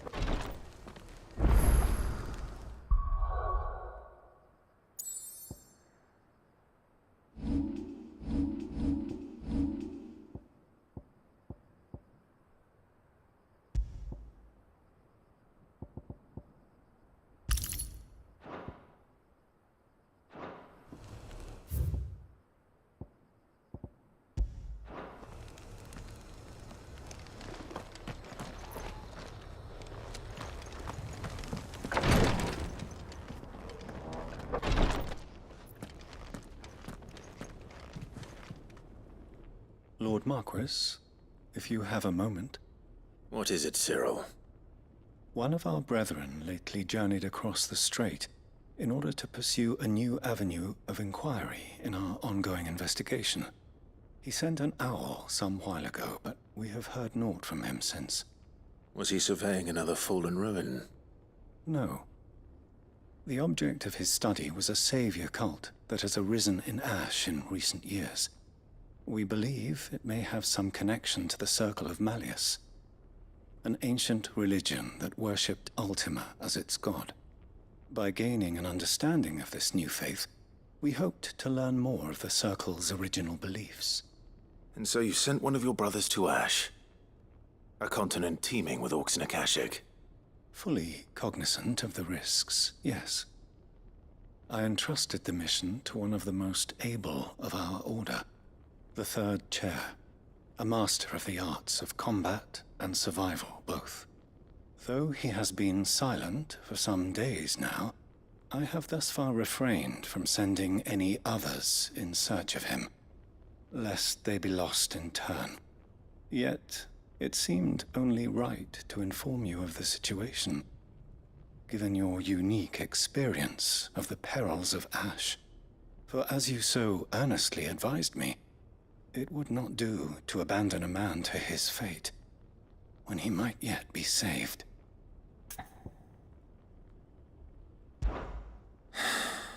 It would not. But Ash is a big place. Can you be any more specific? Perhaps. The last owl I received from him mentioned a village where he had heard the cult were wont to assemble. Mickleburg was its name. It lies in the southern reaches of Waloed. If aught ill befell him, I expect it did so there. Right. I'll see what I can do. You are much too kind, my lord. Go then, with my hopes, and may the Firebird's flame ever burn in your heart.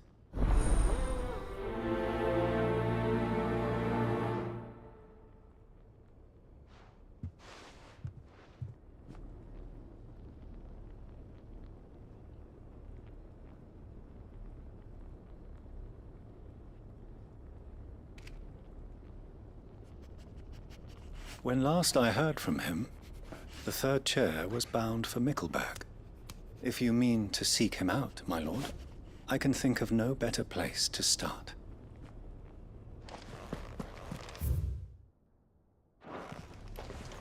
If this new faith really is an offshoot of the Circle of Malleus, then... Let's concentrate on finding the Third Chair first, shall we?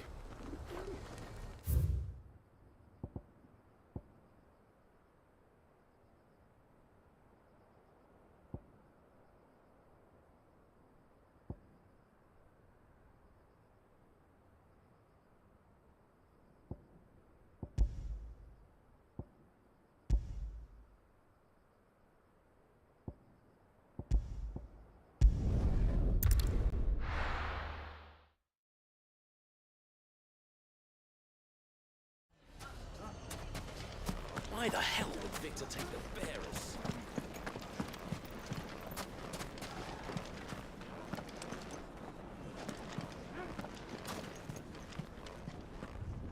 Here to help me pack? Thanks, but I'll be traveling light. I'm almost finished already, in fact. You're really going to go through with this, then? I am. But before I go, there is one small issue I'd like your assistance with. Well, two, in fact. If it's within my power to help you, I will. It's the children. I refuse to let them share in my disgrace. And if I leave them here, they surely will. Our friendship would see them ostracized forever. But I can't take them with me either. I can think of only one place where they are certain to be safe, and provided for, and loved. The Hideaway. Of course.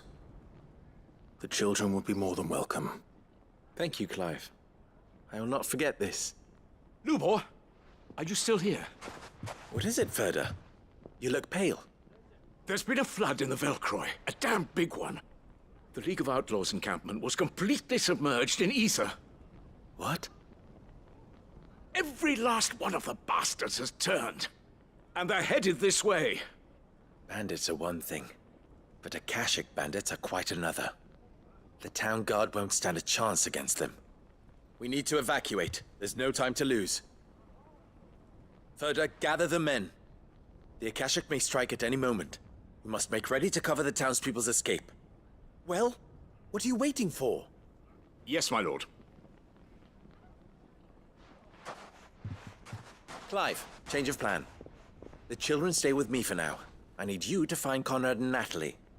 Tell them to prepare for a full and immediate evacuation. Understood.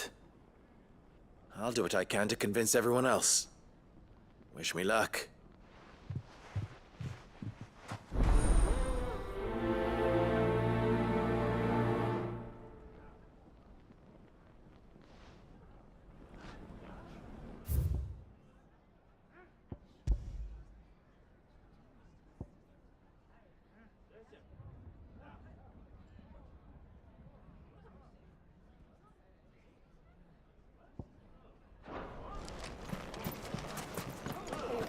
You have to listen to me.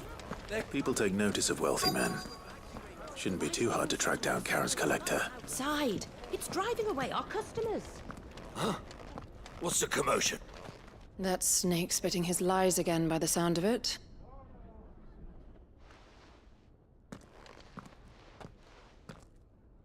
Ah, it's you. What do you want, Lord Underhill? To pass on an important message. There's been an ether flood out in the Velcroy. The camp where the so-called League of Outlaws were gathering has been swallowed. They're no longer just bandits. They're Akashic now, and they could be here at any moment. You need to begin preparing for a full-scale evacuation right away. Oh, do we? And who was it who gave you this disturbing news, might I ask? Lubor, perhaps? The man spreading the same poison out in the square as we speak. You may believe his lies, my lord, but we know better. But why would he lie about something like this? Some twisted attempt at revenge, perhaps. If he had not been unmasked, he may well have been elected our leader. A great honor for one of his kind. One he might well feel aggrieved at having been denied. Lord Underhill, forgive me, but it has become all too evident where your sympathies lie. Lubor cannot be trusted, and neither, therefore, can you. You may not trust me, but for the sake of your people, ask yourselves if there is any chance that this is true. There isn't. You can be certain of that. Now be off with you. You're making a mistake. Come, Clive. If our words will not move them, then we must find another way to help save the town. You're right. Let's speak to Lord Ferda.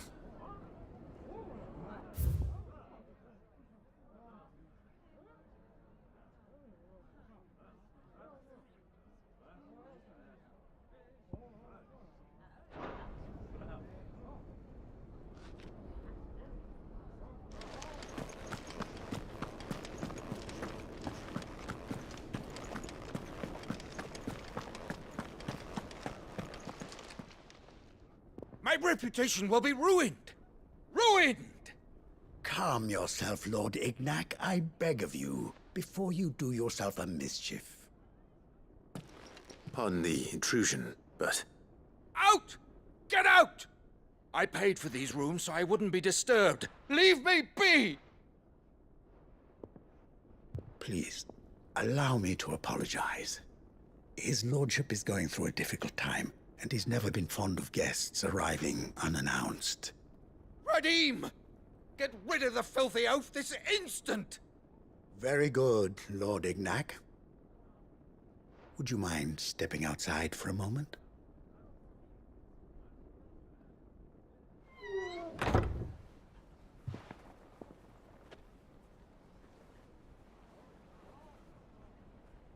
I'm sorry if I've caused you any trouble. That? Oh, no.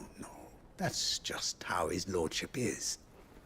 Though the morning's events have left him somewhat fractious.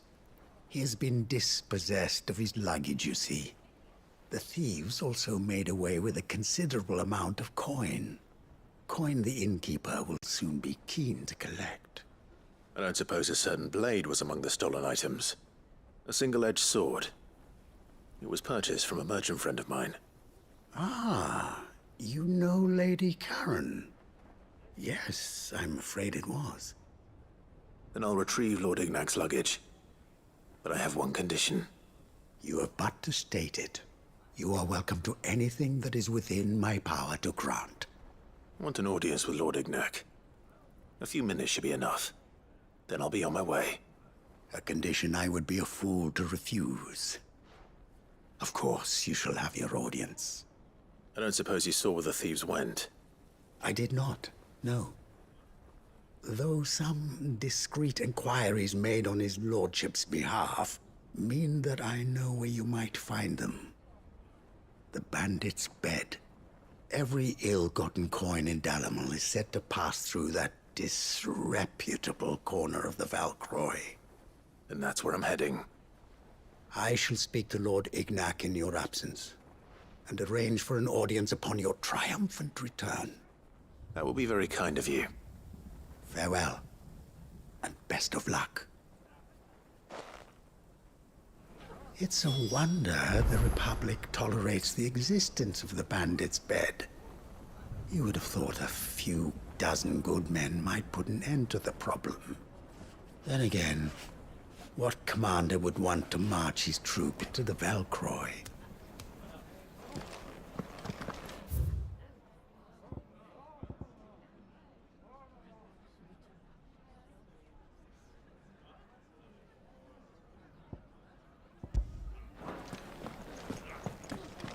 Why do they always have to make such a fuss outside? It's driving away our customers.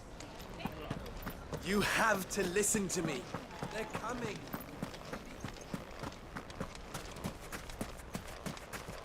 None of the stalls were plundered this time, thanks, Peter.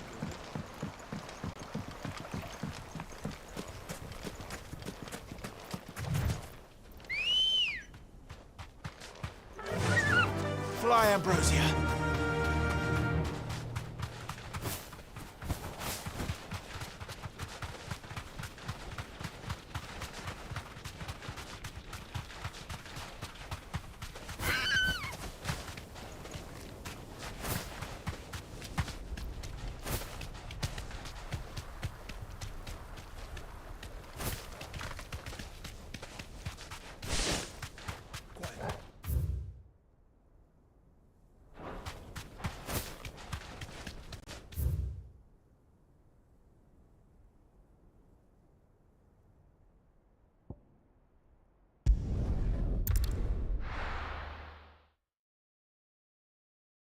You have to listen to me. They're coming. You need to evacuate. I think we'd better shut up. What's Lubor raving about now?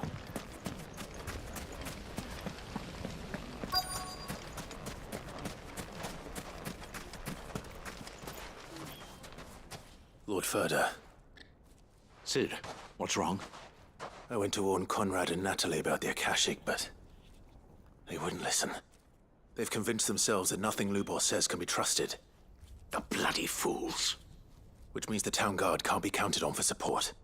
But I can.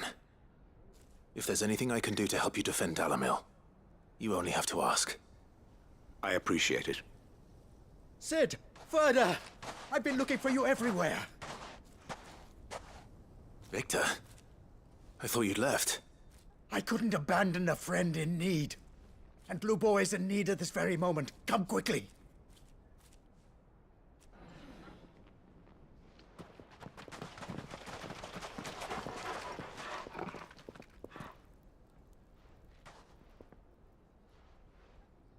You have to believe me. The Akashic are coming. They don't eat. They don't sleep. They don't tire. And they don't care who they kill.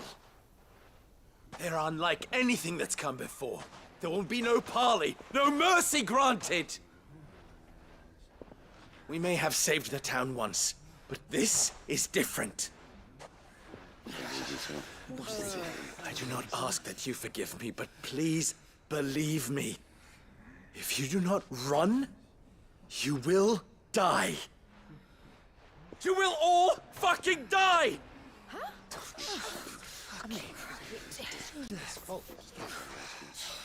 You'd like that, wouldn't you, bearer?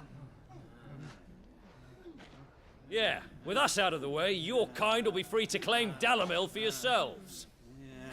It's you who should run! Run, bearer! Yeah, run! Run! Far, far away! Run! Just go! Yeah. Yeah. Yes! Go! Come on, then. Go on! Go! Just go. Lubor. Wait. Someone's coming. Go. Come on! Stop! You're hurting him! Ah! Ah! Oh. Oh.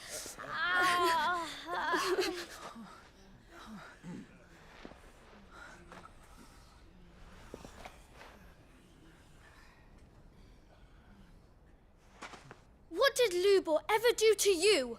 Hmm? He solves all your stupid problems, and he keeps all of you safe. You know there's nothing he wouldn't do for this town. Who was it who made that cleaver you use every day, Conrad? And what about your counting table, Natalie? Who fixed that? Whose men make sure the streets are clean so all your boots don't get dirty? Who spends all day, every day making sure things run smoothly round here? And none of you ever say thank you, ever. But did Lubor ever complain? Well, does he ever stop smiling? He keeps this whole place going. And you act like it doesn't even exist!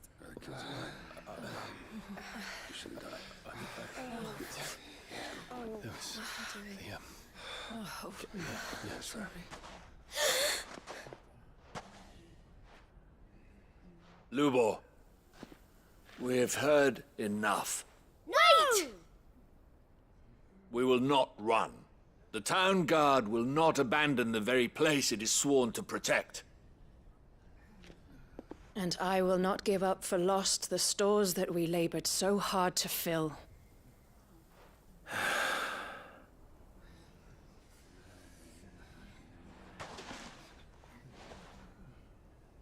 So tell us, how do you propose we deal with these Akashic of yours?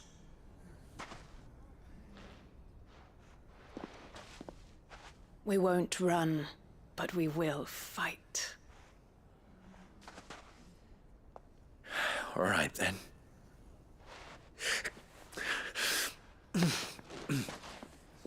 Fine.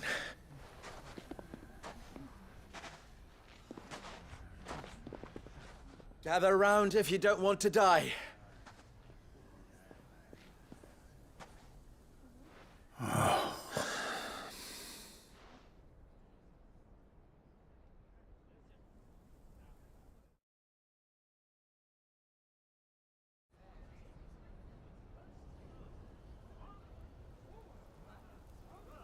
Allow me to explain the situation. The ether flood occurred near the village of Cheratina, deep in the Velcroy. The place had been abandoned for years, until the League of Outlaws decided to make it their base of operations. Now they're all turned, and if the scouts' reports are correct, heading in this direction. They are mindless monsters, driven only by hate and rage. And they are utterly unpredictable. With the bandits, we at least knew how and where they were likely to attack. When these creatures come, Dalamil will have the bitterest fight it has ever faced on its hands. The town guard will muster at the north gate. The rest of us will take the south. Both forces will provide men to serve as scouts and messengers, ready to spread word of the size and nature of the Akashic force as soon as it is spotted. And as soon as it has been, we will converge on its position and see that it is driven back from Dalamil at all costs. Conrad, can I count on the support of the town guard? Always. I leave the selection and coordination of the messengers in your hands, Victor. And the command of our men in yours, Ferda. If you would both be so kind. Consider it done. As you wish. Natalie, I would ask that you and your people have the townsfolk barricade themselves inside the bathhouse. And tell the merchant not to waste time securing anything beside the essentials. Preserving life is our one and only concern.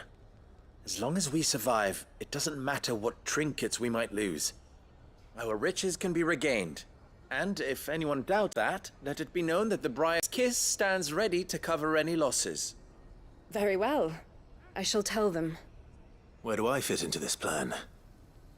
Where else but the most perilous place of all? I would like you to travel to the home of our erstwhile League of Outlaws, Cheratina itself. The main host is most likely still there, and Dalimil will not be safe until it is eradicated, root and branch. A little gardening. How pleasant. I doubt it. I have a feeling these weeds will be particularly stubborn. Luckily, so am I. So you are. All right then, we all know what we have to do. Now it's simply a matter of doing it. For Dalimil.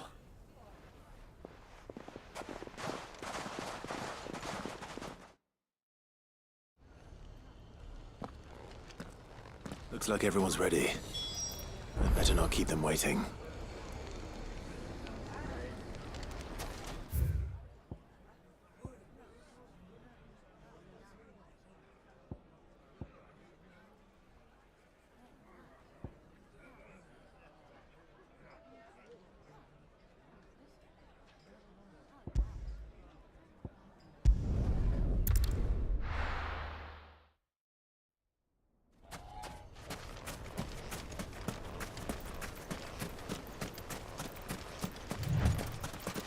There it is. The flood. But what's waiting for us inside?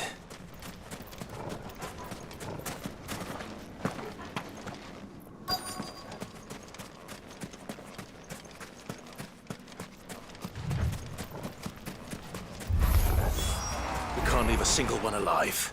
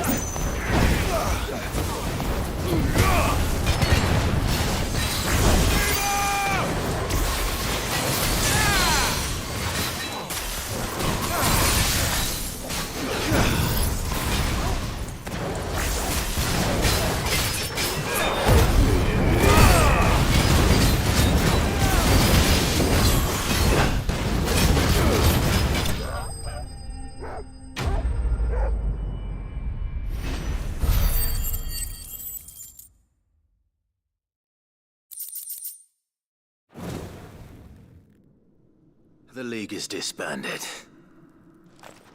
I should get back to Dalimil and see how the others fared.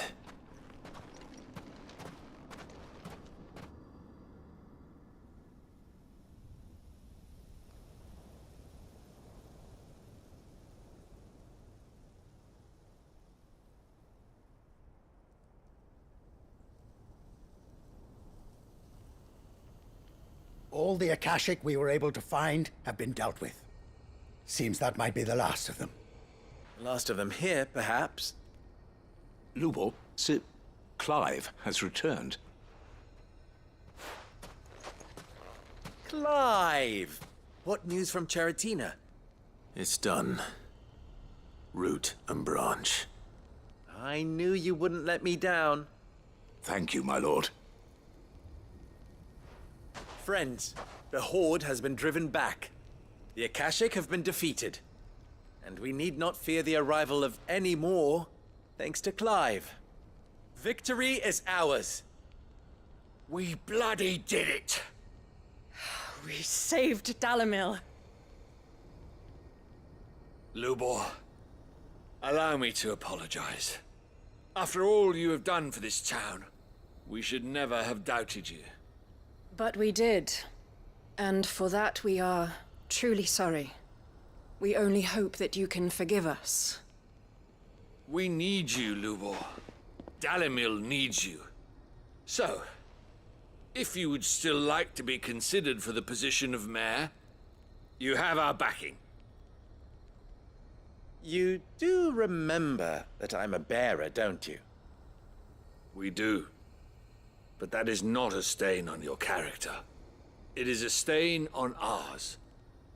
We thought only of what we perceived bearers to be, not what you truly are. The man who saved Dalimil twice over. I see. But I will only accept your proposal on 2 conditions. Name them. Firstly, that you will both do everything in your power to rally your people to my cause. If the Town Guard and the Merchants League do not accept my leadership, it will be doomed from the start.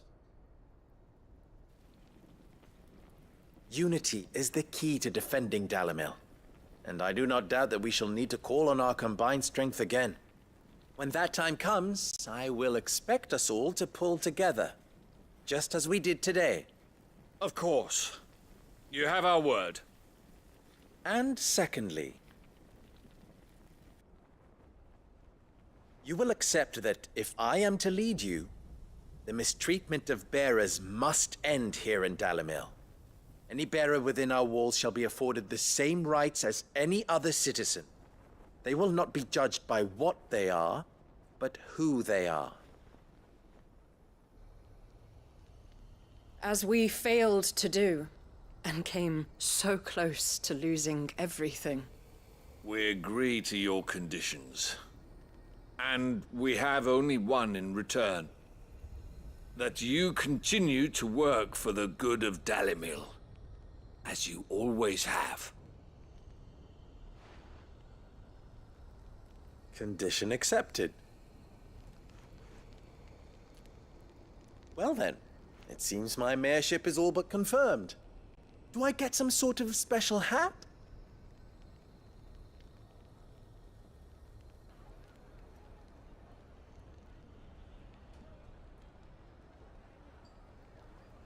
How fickle fate can be. Not so long ago, I had resigned myself to leaving Dalimil in disgrace. And now, I find myself her leader. Here. For everything.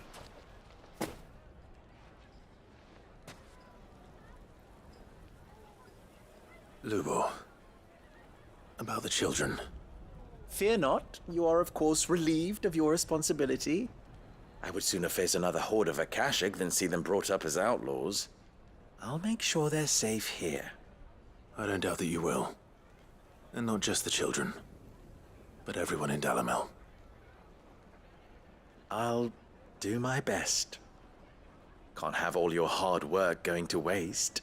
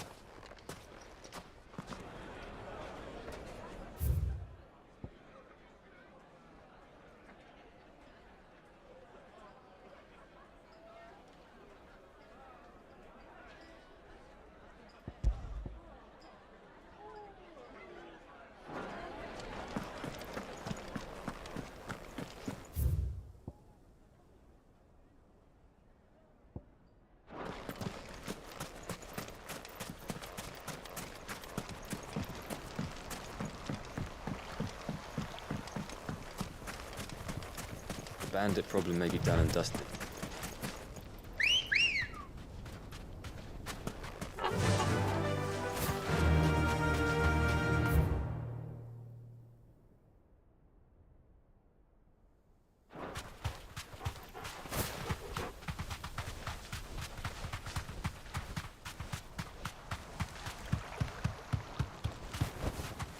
That'll do, girl.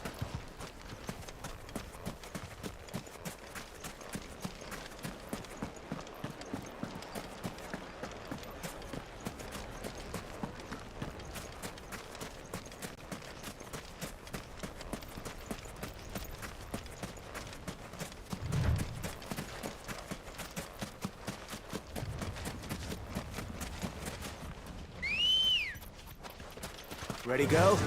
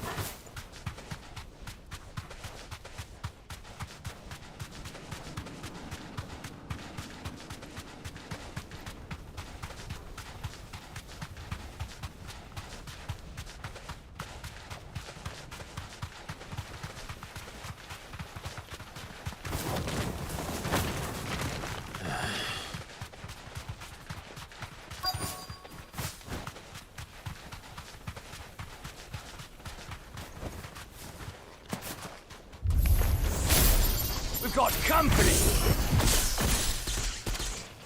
Come on, lads, let's tear the bastard's head off!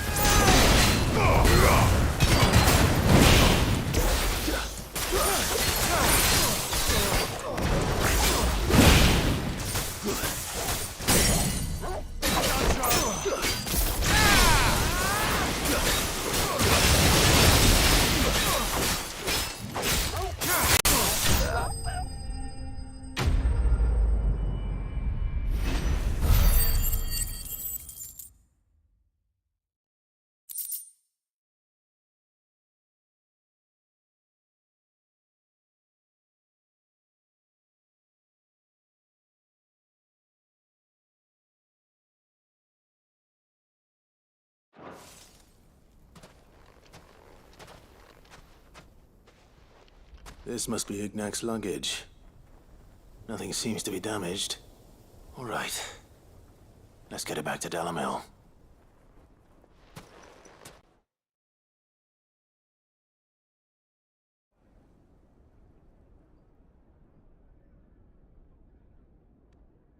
I hear I have you to thank for the return of my effects. What shall I call you, my good man? Wyvern. Glad to make your acquaintance. A formidable name indeed. Well, Wyvern, I appear to be in your debt. Redeem here tells me you wished for an audience. Is that all? A few moments of your time should suffice, yes. You're a peculiar fellow, Wyvern. All right, speak. Master Wyvern was wondering if you could tell him about a certain single-edged sword you recently acquired. Oh, a true work of art, that one. Karen drove me hard on the price, but I would have sold her Radim here to get my hands on that sword.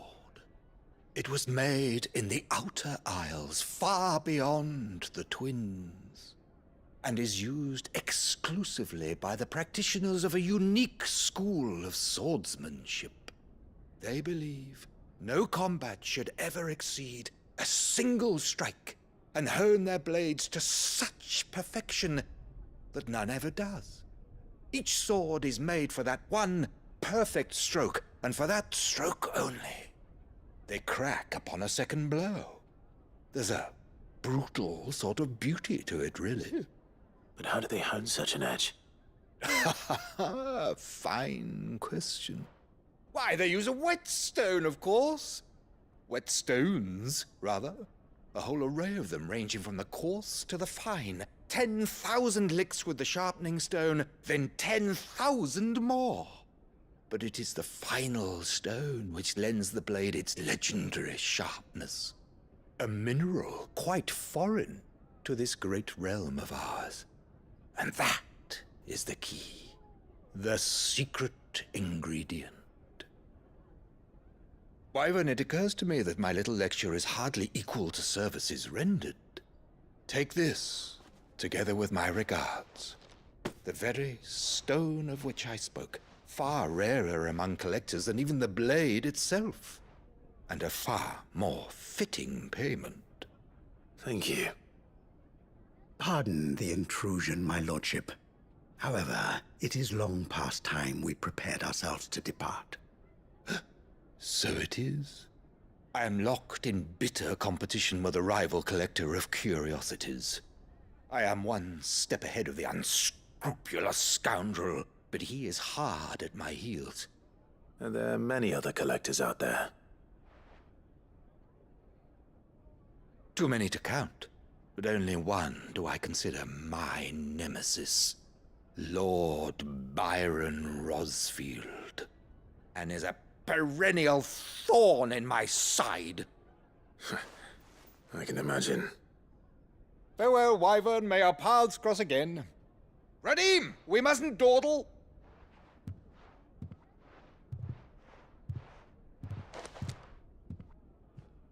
I think his lordship is rather taken with you, Master Wyvern. Thank you again for your assistance. Coming, my lordship. I'll be right there.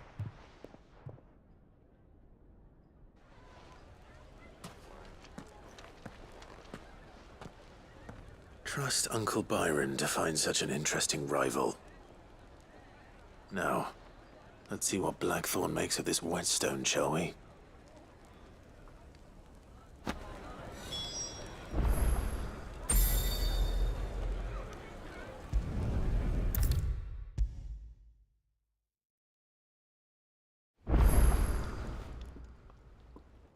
Sorry for the wait, but hopefully you'll agree it was worth it. You learned something about that sword, then? I did better than that.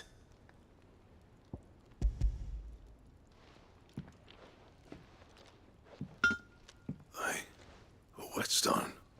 Yes. But not one you'll find anywhere in Valisthea.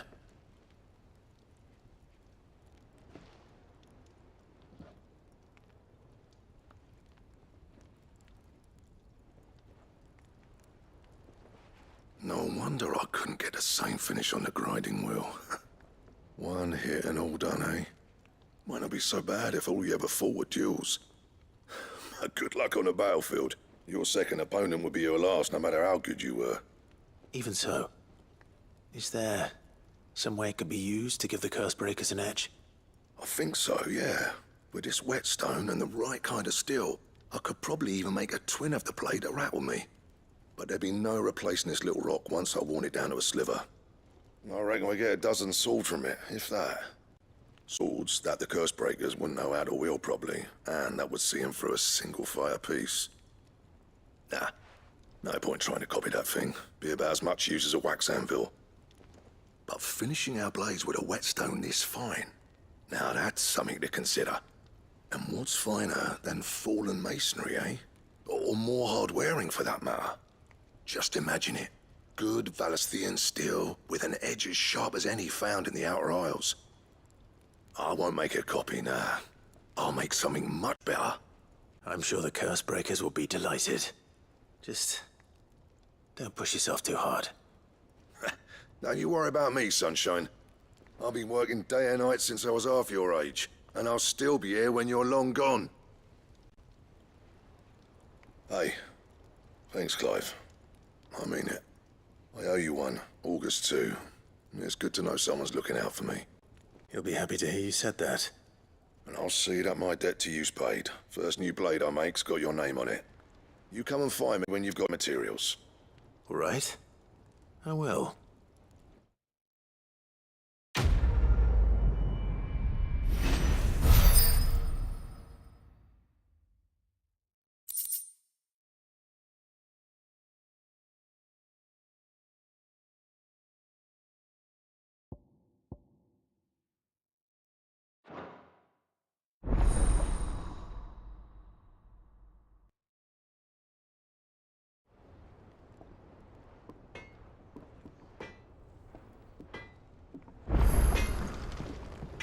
Trouble with your gear, or... What do you want?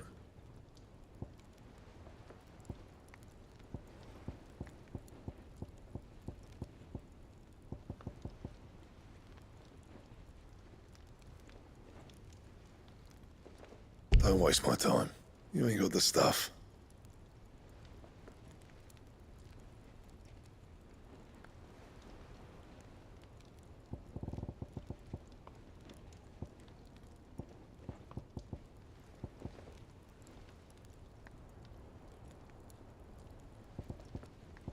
And?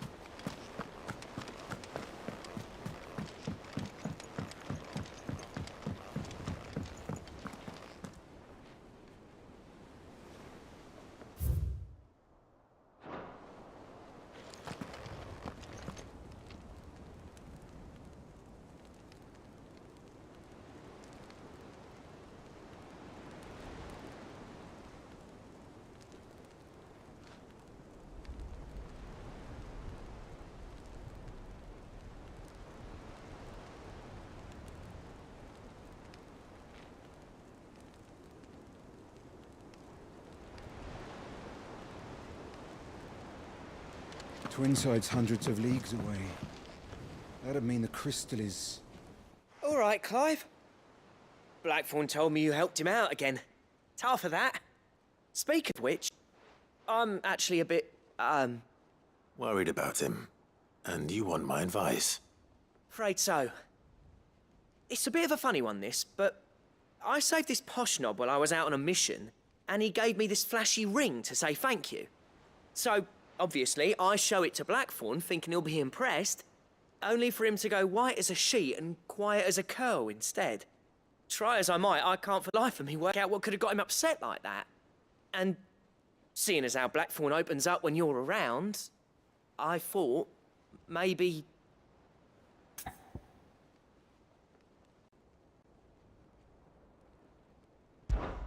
I'd speak to him again. Well, I suppose there's no point leaving him to stew. Cheers, Clive. I'll be sure to pay him a visit as soon as I have a moment. All right, I'll meet you by the forge then. You come along when you're ready.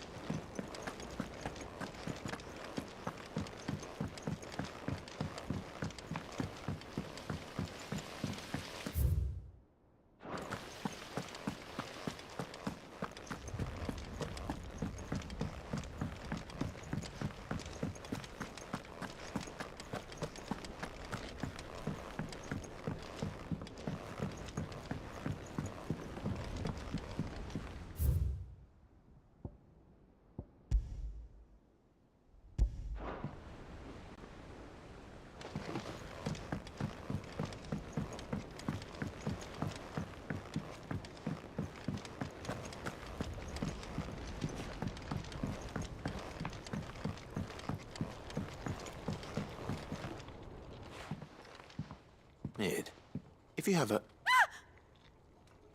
That's it!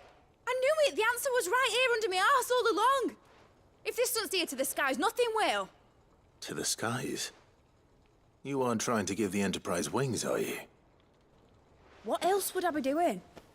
The children seem to think you're avoiding them. They're worried about you. Is this really so important that you need to shut yourself away from everyone? The Enterprise is already the fastest ship in the realm, and that's with the sea beneath her. But what if she weren't bound to the waves? What if she weren't bound to anything at all? It's not fair. The gods get the skies all to themselves, so I'm gonna do something about it. The Fallen had their chance, but they relied too much on magic. And see where that got them?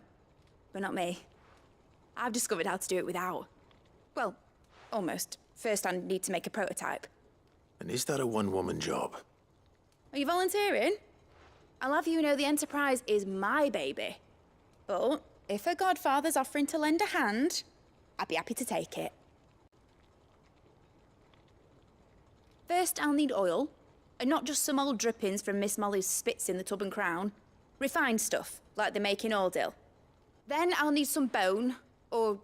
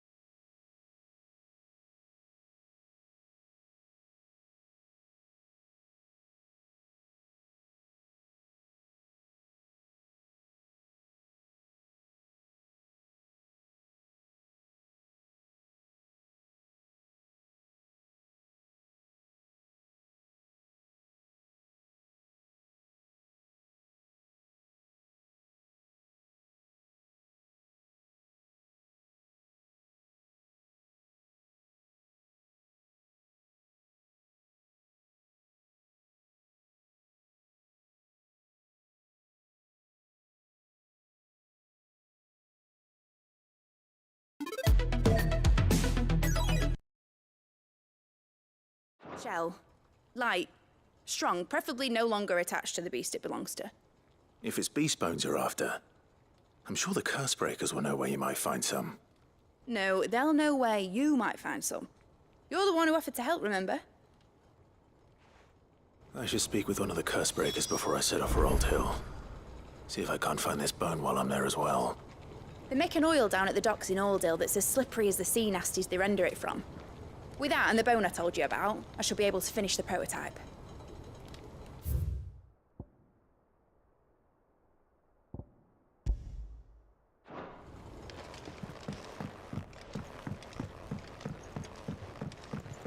Has Midadol mentioned a new project yet? Not exactly.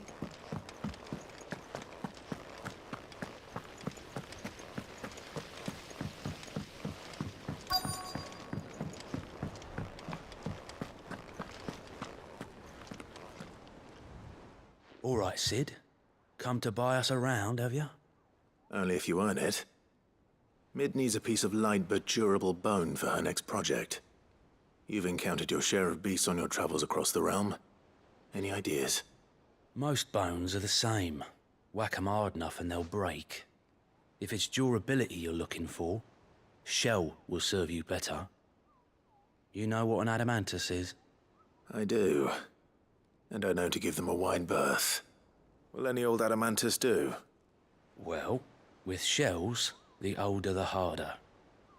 There's a rumour of an ancient adamantus down in Karava, near Old Bidza. Or what's left of the village anyway. But don't expect to make quick work of the bastard. There's a reason it's lived as long as it has. I'll keep that in mind. Thank you. Normally I wouldn't recommend going anywhere near an adamantus, let alone one that's had a few centuries to let its temper simmer. They're mean bastards, and they only get meaner with age. Why do you think the village of Old Bidza was abandoned?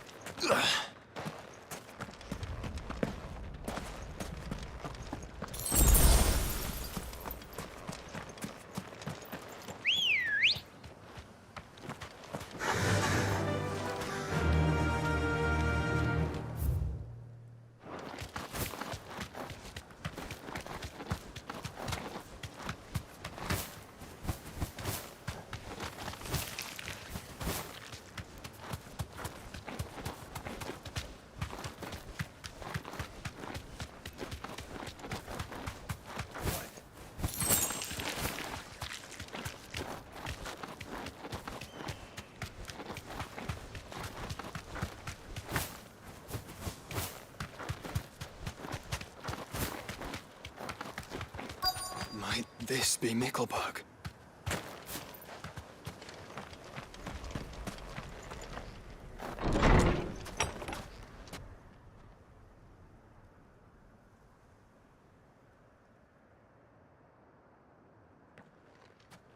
These people aren't turned. And the village seems safe enough, at least.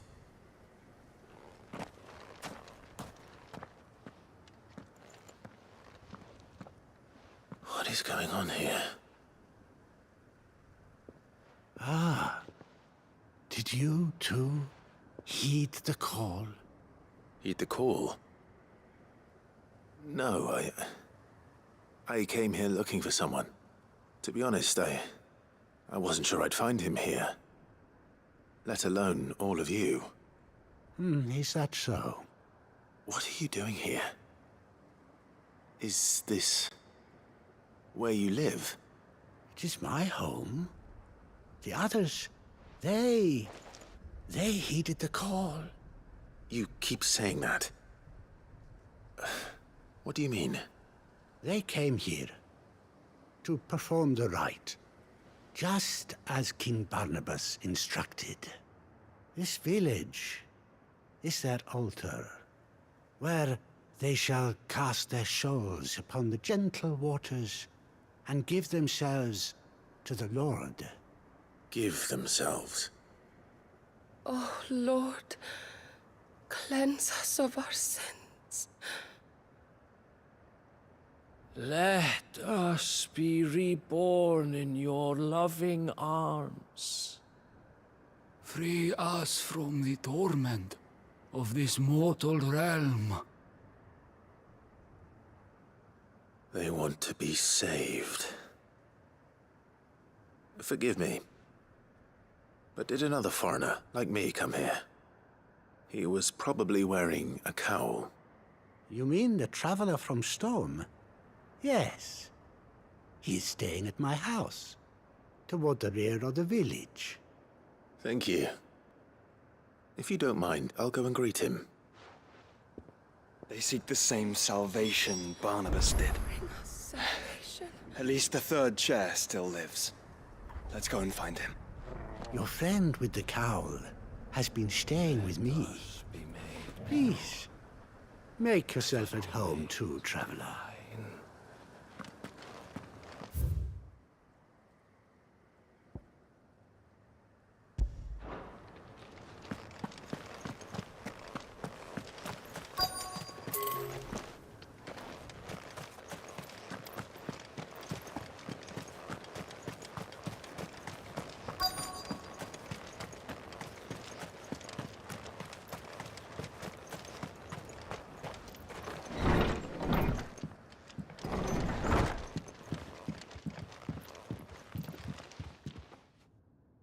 Excuse me. Are you with the Undying? I am. And so it would appear, are you? Lord Rosfield, if I am not mistaken. That's right. And you must be the third chair. I am. Cyril was worried for your safety. He sent me to find you. Then I must apologize. I did not mean to trouble the bearer of the burning quill. Much less you, my Lord Marquis. He said that you had failed to report. Is there a reason for that? I came here to study the followers of this new faith. But the more I learned of them, the more my own faith began to falter. You have seen them at their prayers, have you not? They devote themselves to the veneration of their Lord with a fervor I have never seen before. Praying night and day that they might be rid of their wicked wills and reborn in their Saviour's light. Not that they might be granted respite from their worldly woes, but so that they might continue to serve him. Serve him with all of their beings. I, too, swore to devote my life to the service of my Lord and Master, but this... 'tis different. It is more. And so I would see it through to the end. See these people safe, that they might achieve their dream. That they might do their duty to their lord. Even if it should keep me from doing my duty to mine. You do understand what their dream is, don't you? I do, my lord. They would cast aside their wills and become Akashic. I know that it may be hard to believe, but to these people, that is the very essence of salvation. Forgive me, my lord, but I must remain here. If you are to return to Master Cyril, I would consider it a great... Did you hear that, my lord? Something is happening. I'll go and find out what. Stay here.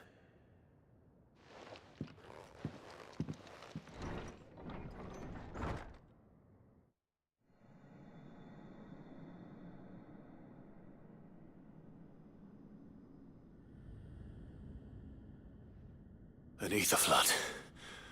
Oh no. There must be something I can do.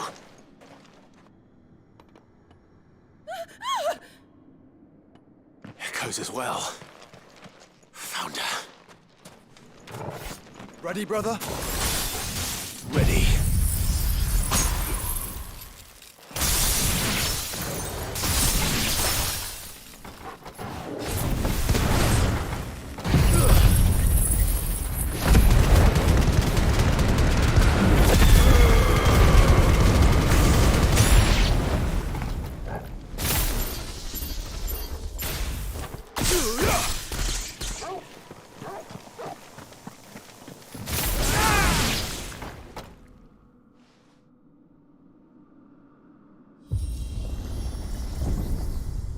What now?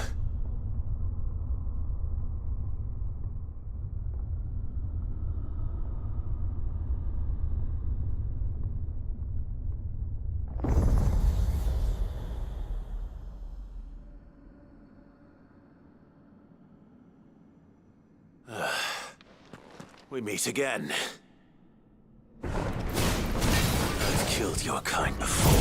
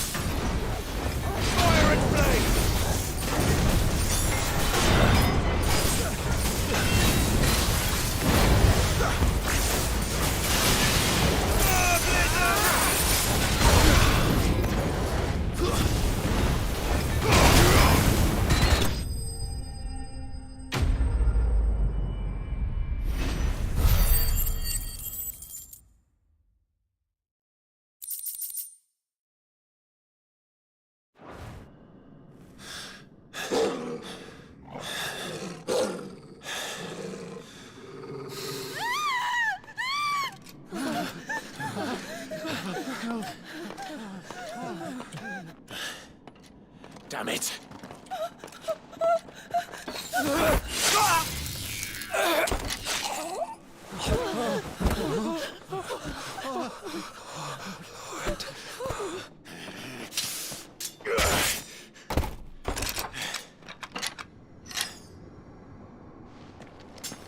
Don't you die.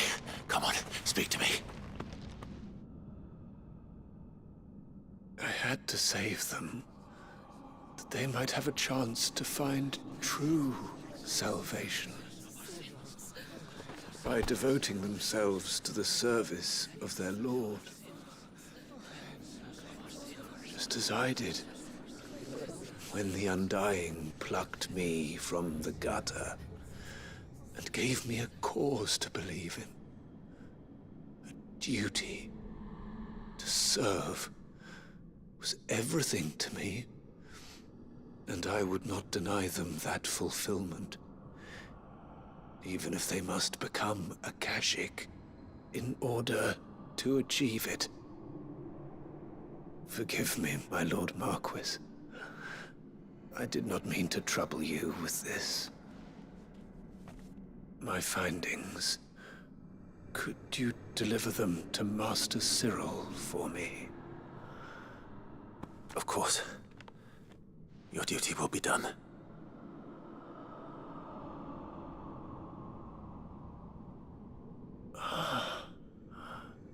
Look, my lord. They are saved.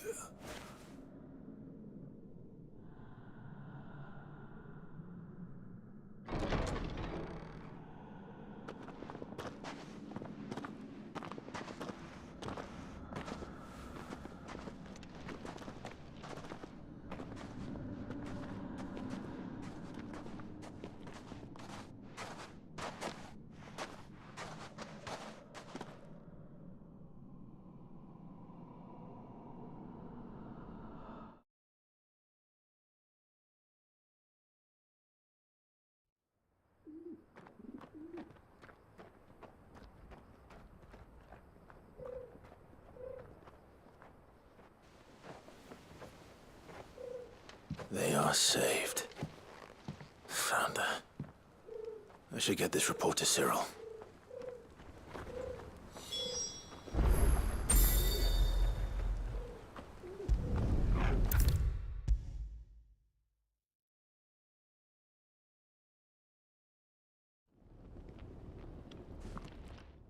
My Lord Marquis, welcome back.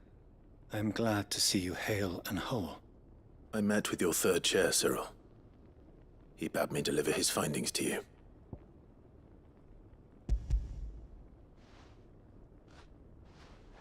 Thank you, my lord. He remained in Ash? He died protecting the villagers from an echo. I buried him in Mickelberg. I'm sorry that I couldn't save him. If you could not save him, no one could. The villagers, they were believers in this savior cult. They prayed to their god that they might be unburdened of their wills. Then an ether flood came, and their wish was granted. Your brother sacrificed himself that they might live, even knowing that that life was death by another name. Then he perished defending liberty. A hero's end. For the right to choose how one dies is no less sacred than the right to choose how one lives. Sid would agree. He wanted to build a world where people could die on their own terms. A noble ambition. To die for one's cause is the most perfect expression of one's faith. It matters not how misguided others might judge one's decision to be, only that the decision is one's own. We live according to the teachings of our order. We believe in them, we protect them, and yes, we die for them. For better or worse, that is our creed.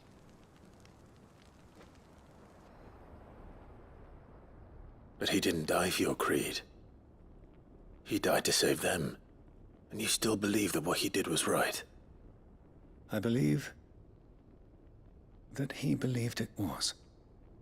We of the Undying are not slaves, but willing servants.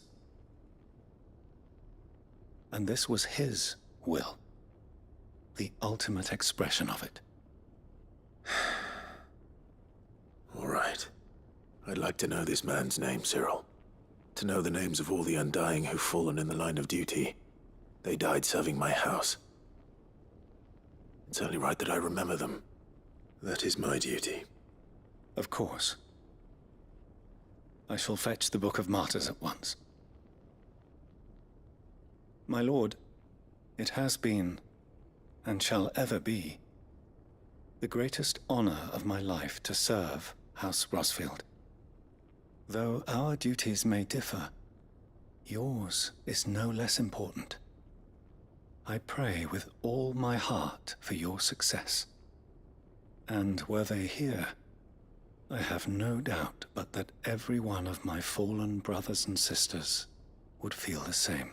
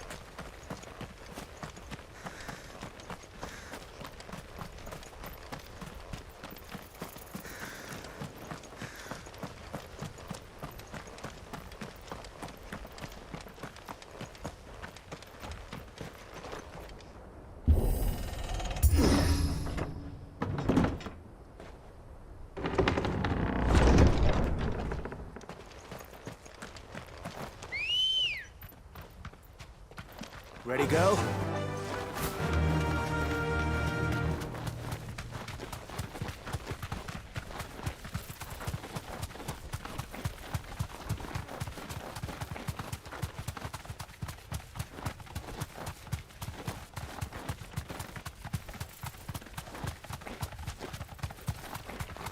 Here we are again.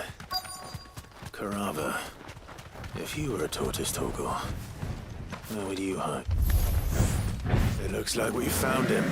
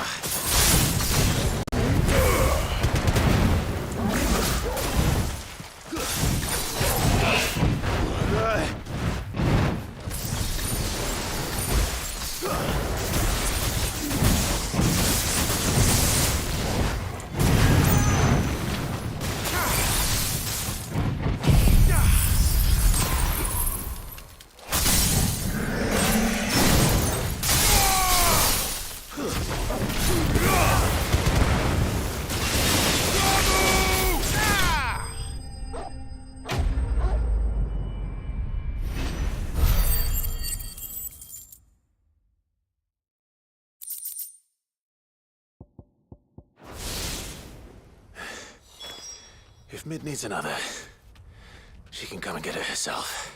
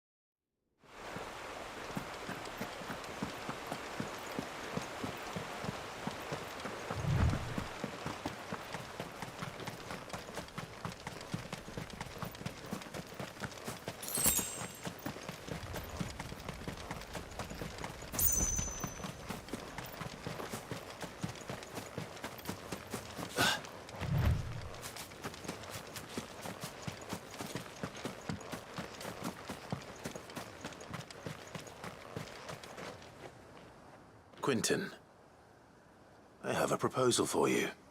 Do you now? Something tells me you'll be asking more of me than a cask of Gotand gold. Go on then.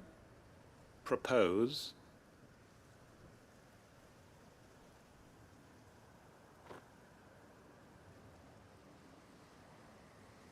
You'd have me convince the chiefs and chamberlains of the realm that they should simply swallow their pride and do the one thing that has proved impossible for thousands of years. Was there anything else? Perhaps I can fetch you a meat pie as well. I know it's a lot to ask, but I can think of none better suited to the role. And you'd have me give up what little I have left to do it. I told you, Clive. The people of Lostwing are my family, and I cannot abandon them. You'll have to find someone else. I'm sorry to hear that. So am I. And why might that be? What he's asking. How's it any different to what you've done so far? They want you to speak for those who can't speak for themselves. That's what you do best. If it's the vineyard you're worried about, we'll see that the grapes are picked and the tons filled. You know we will. It's not that. Then what is it? You said yourself we're family. Don't you trust us? You know that's not what I'm... Then what are you saying? That only we are worth saving? Why turn your back on everyone else? You convinced us we could build new lives for ourselves, and if you can do that, who's to say you couldn't convince the entire realm? A stirring argument. I fear that any rejoinder I make might fall somewhat flat by comparison. So you'll join us? Where do you need me? Field Marshal Havel will want to speak with you in person. He's currently in Port Isolde. I can arrange for a party of Cursebreakers to accompany you there. That would be very much appreciated. I hear the roads are far from safe these days. Hopefully not for long. My uncle will want to know that his plan is taking shape. Any statesmen we speak with are liable to resist our entreaties if they feel that what little power remains to them is at stake. They reckon Master Quentin could argue an egg back up a hen's quib if he set his mind to it. Any statesmen we speak with are liable to resist our entreaties if they feel that what little power remains to them is at stake. They must be dealt with skillfully. I shall not repeat the errors of my past.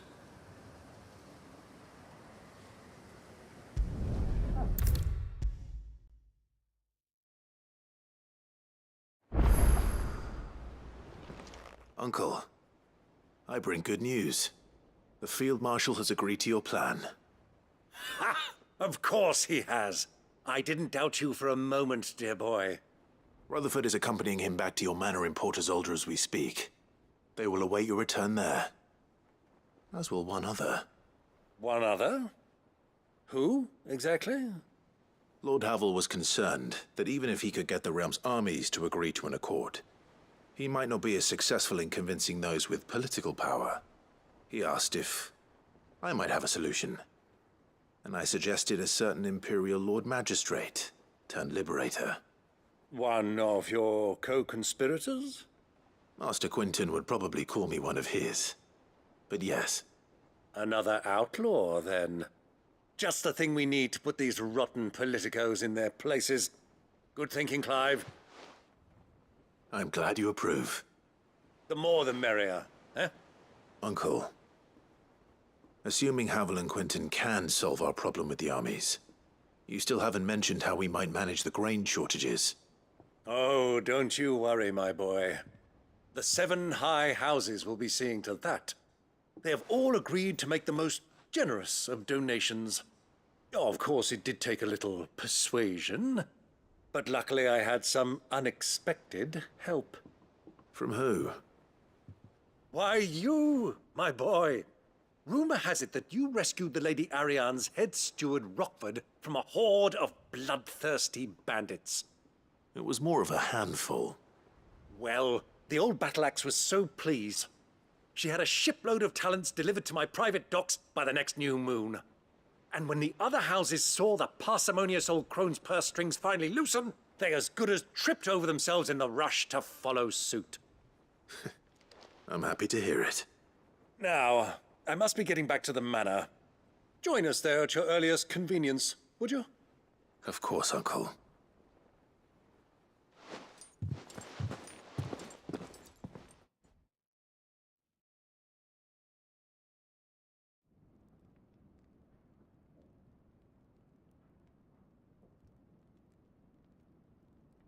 And how, pray tell, will we get that grain to the capital if the roads are still overrun with Akashic? You find another bloody road. I only have so many men, and I'm not about to send them headlong into an ether flood. That is, unless you'd have them turn as well. Well, I'd certainly eat less. Says the man with a belly bigger than a band of curls. My soldiers actually need their rations. Without any food to keep them going, they'll be dead even before you've sent them on your fool's errand. If I may, gentlemen, perhaps I might suggest an alternative approach. Though supply routes are indeed disrupted, there is no shortage of ships. Indeed, they bob away in every bay from here to Randalar, awaiting a safe haven. Allow them to make port and fill their bellies full of grain. And once those who crowd the cities are fed, ferry the displaced back to the countryside to work the fallow fields. But I'm sure that you wish to continue your discussion. Forgive the interruption. 2 such firm friends as yourselves need no help from the likes of me. Rutherford spoke fondly of the great bond between you. Us? Friends? I can't stand the man. Clive, I'm beginning to question the quality of the company you keep. And what kind of company were you expecting him to keep? The man's a criminal. Criminal? How dare you? You are not fit to breathe the same air as this fine, upstanding young gentleman. Upstanding? He calls himself Sid the Bloody Outlaw! Once more unto the breach.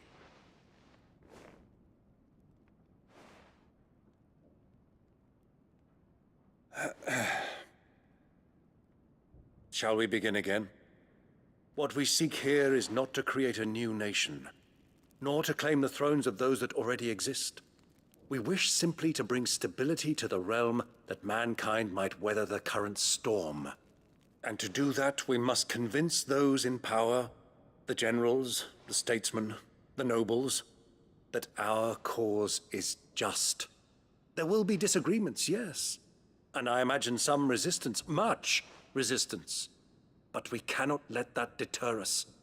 If we show them the path, show them that we walk it ourselves, then I am confident they will follow.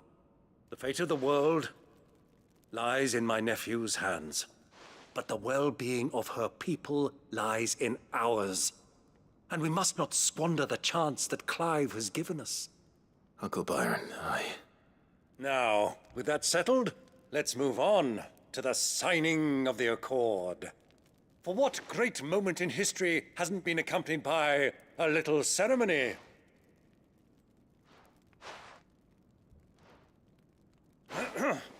Citizens of Valisthea, I present to you the Tri-Unity. Rutherford, Mike Will.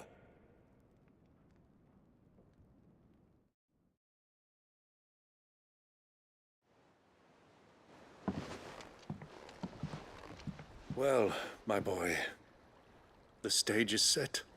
That it is. This is the role you were born for. Now I ask only that you trust in the talents of your supporting cast.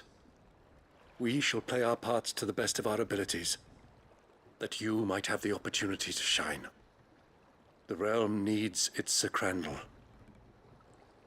And there is no better Crandall than you, Clive.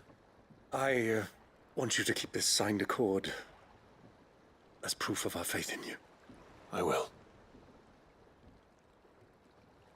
Thank you, Uncle.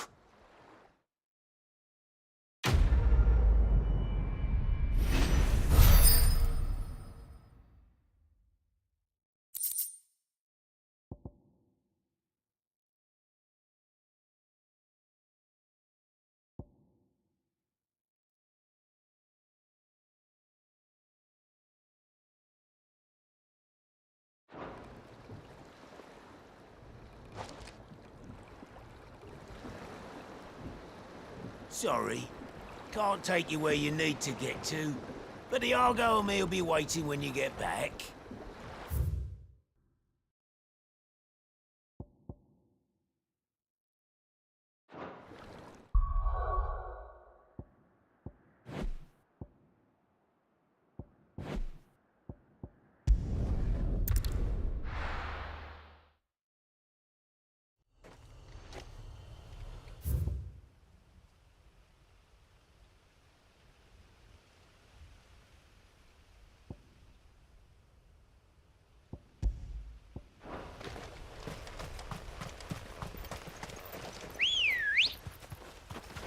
Good girl. Unwavering will and an unbreakable bond. Do you really think we're strong enough? To save the world? Of course. To have overcome Father's political enemies? Of that I'm less certain. Especially knowing what we know now. What Mother was truly capable of. But perhaps these bands would have helped. Knowing he was with us would have made all the difference.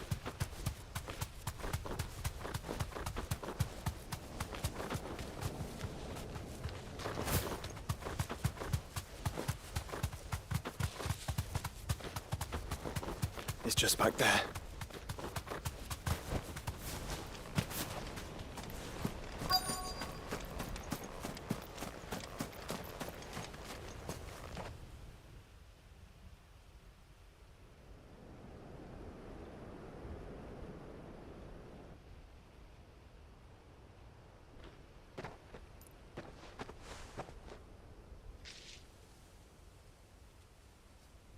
Father always fought for what he believed was right. It wasn't until that night at Phoenix Gate that I realized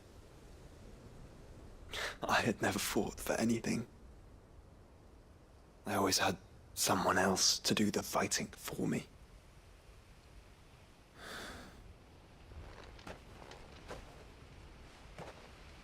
No matter how fate conspired against him, he never lost heart, never looked back, never stopped fighting. To me, he was the greatest of men. And I've been trying to live up to his ideals ever since.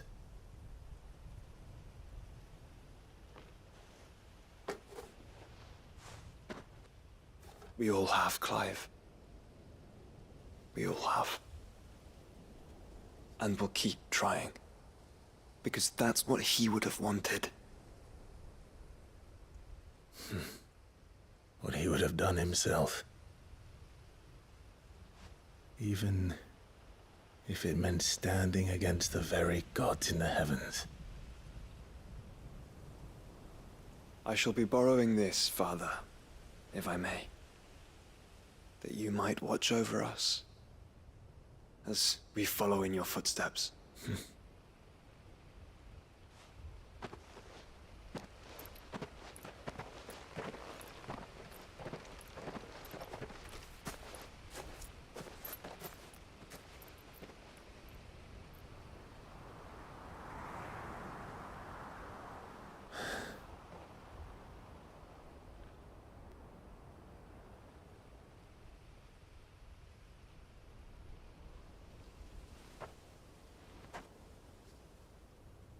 We won't lay you down.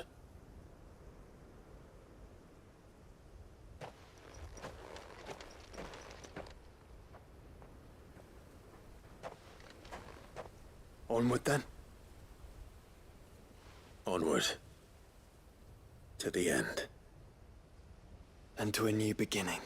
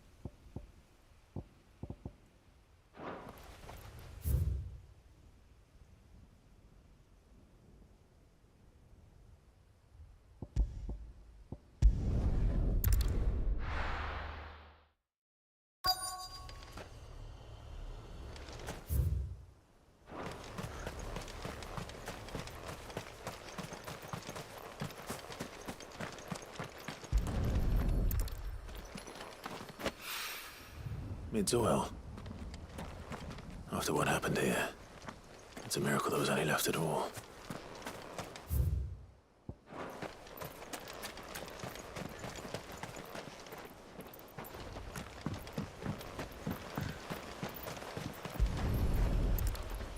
I better get these materials to Mid so she can finish her prototype.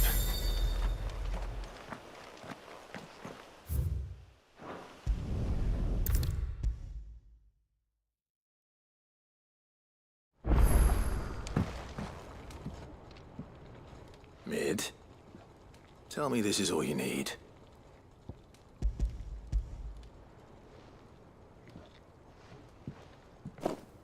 Aw, you make it sound like I asked you to save the world or something. Tell me this is all you need. It's most of what I need.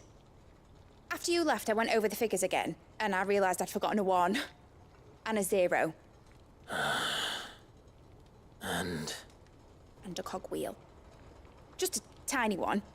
Though, that's the problem.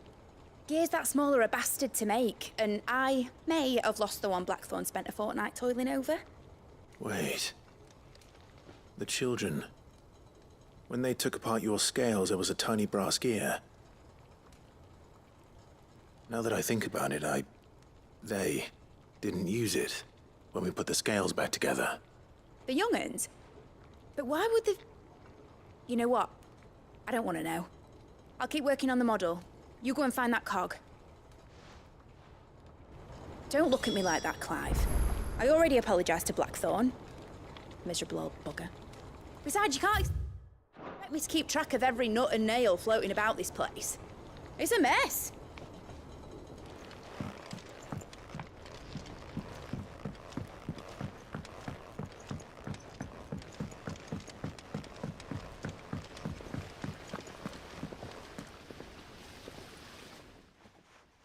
Sid!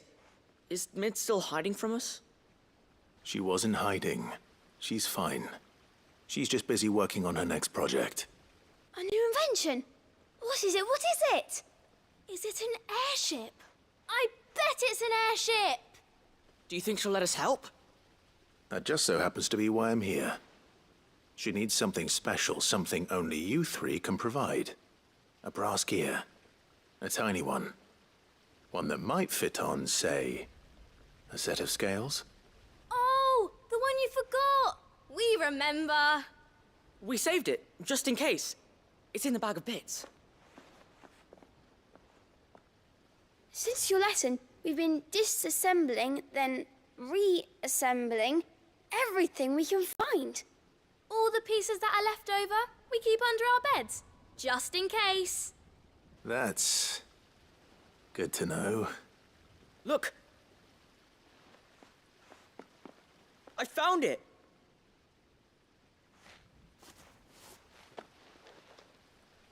Is that all? Just the gear? We have more parts if Mid needs them. That's all for now. But I'll let Mid know about your hoard. Just in case. Thanks, Sid. Back for another part. We've got screws and bolts and nails and knobbles and noodles and, Has Midadol mentioned a new project yet? Not exactly. She seems preoccupied. Well, did they have it?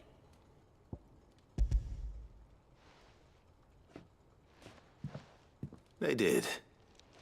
And they kept it somewhere nice and safe. Will it work? Will it work? He's perfect! You're a genius, Clive. What exactly are you going to use it for? Only the most important job of all. The wings aren't going to move on their own. But with the right cog in the right place... well, you just wait and see.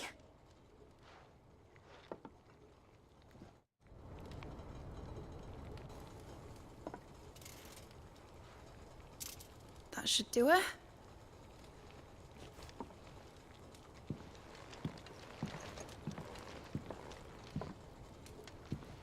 Here goes nothing.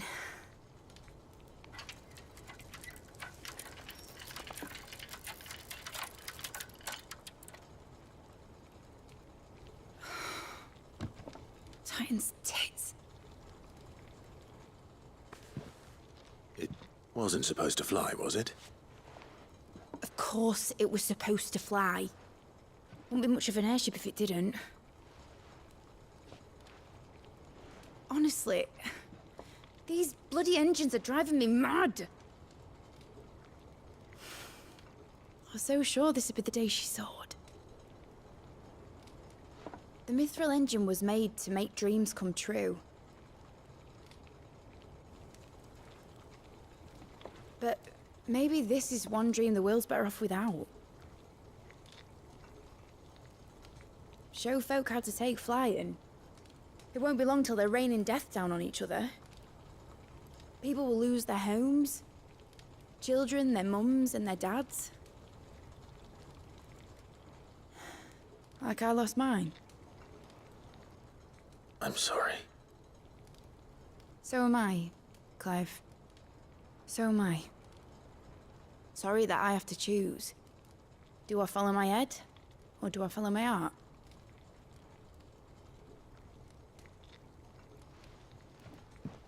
Good question. The first time I stood on the deck of your ship, felt the wind in my hair. It was like I was flying. But imagine how it would feel to actually do it. My dad always said there were two ways of living life. Chasing a dream or shuffling to your grave. And he were right. Right about a lot of things. Not that I like to admit it. People need dreams to chase. Especially in a world like this.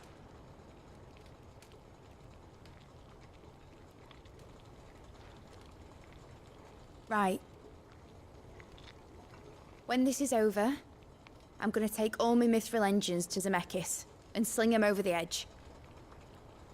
I won't have my dream end up turning into someone else's nightmare. But all that hard work... All that hard work will not be used for war, Jamie. but it ain't like it'll be gone. Tell me, Clive, have you ever been on a treasure hunt? Not since Joshua and I were boys. Why do you ask? Because I'm gonna bury the engine schematics and leave behind a little riddle telling people where to find them. A really hard one, so that only the most dedicated dreamers will ever be able to work it out.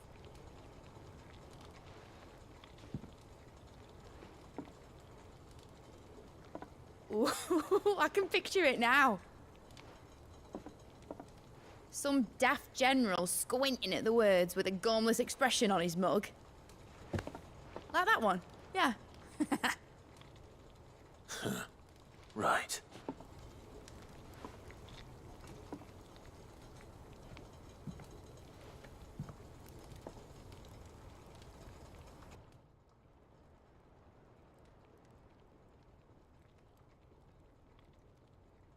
Of course, if I'm putting this engine at the end of a treasure hunt, I'll still need to make it a treasure worth hunting for. Won't be much of a prize if it couldn't even make a toy boat fly after all. My dad always said, dream big. But it ain't the size of a dream that's important, is it, Clive? Only that it's a good one. And I reckon I've got a fair few good uns left in me. I'm sure you do.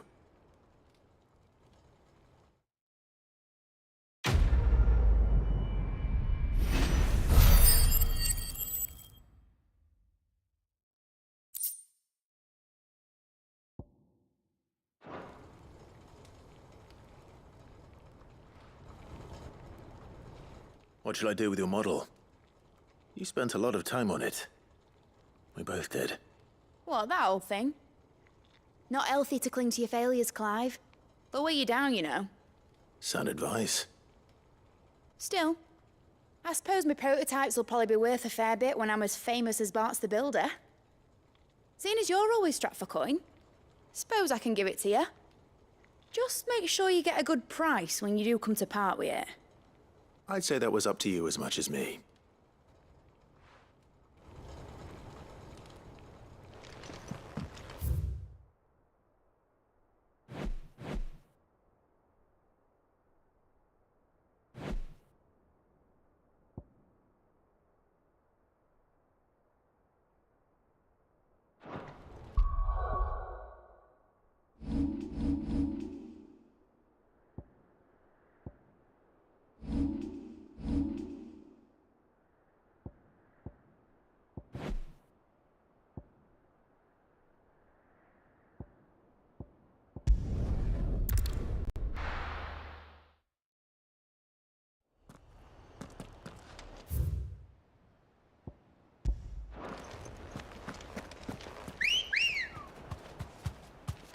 Ready, go?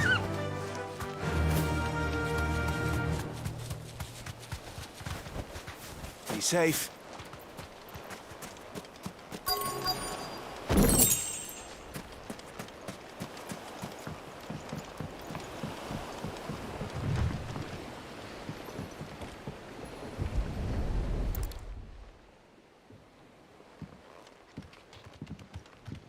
It's still here. After all these years. A lot smaller than I remember. And you're a lot bigger. You might have to swim, boy.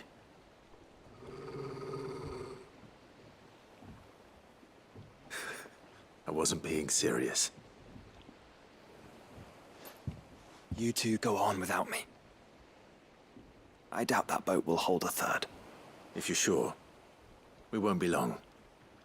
Hop in, boy.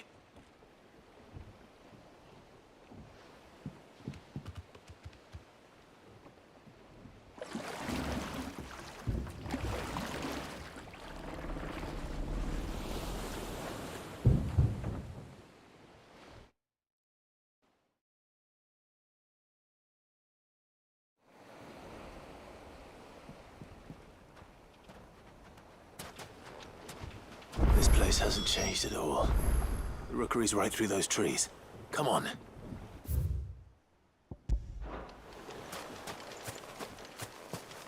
Race you there? I bet I could still beat you.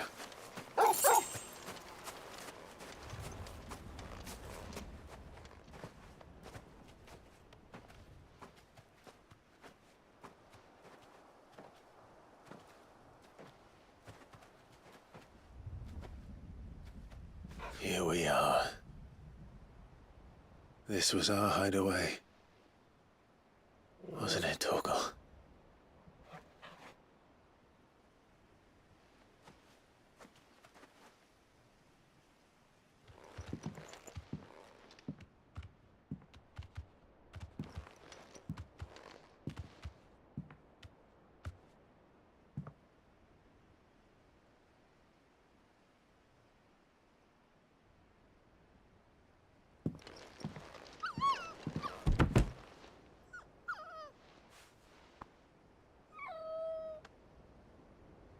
Coming here helped me to forget who I was. Or wasn't. Prince, shield. Son his mother could love. Had I been any one of those things? Perhaps.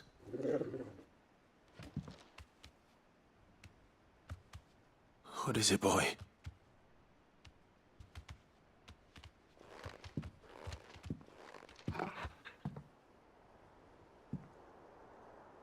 This is all from the castle. And Phoenix Gate. Did you bring these here?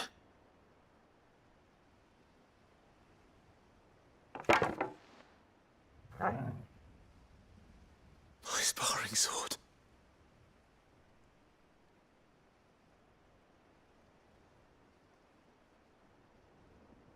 Well, well. You never stopped looking for me, did you, boy?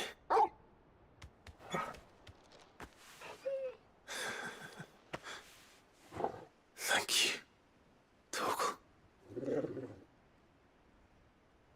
For never giving up. For never forgetting.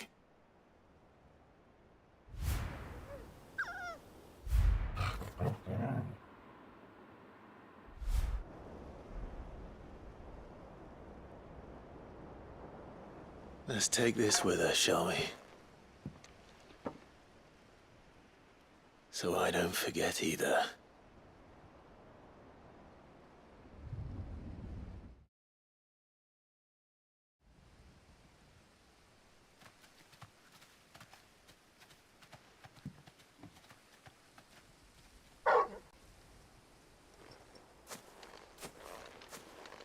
That's not the way back to the boat, Torgal.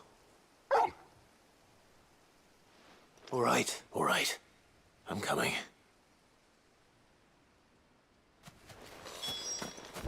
I think I know where we're going.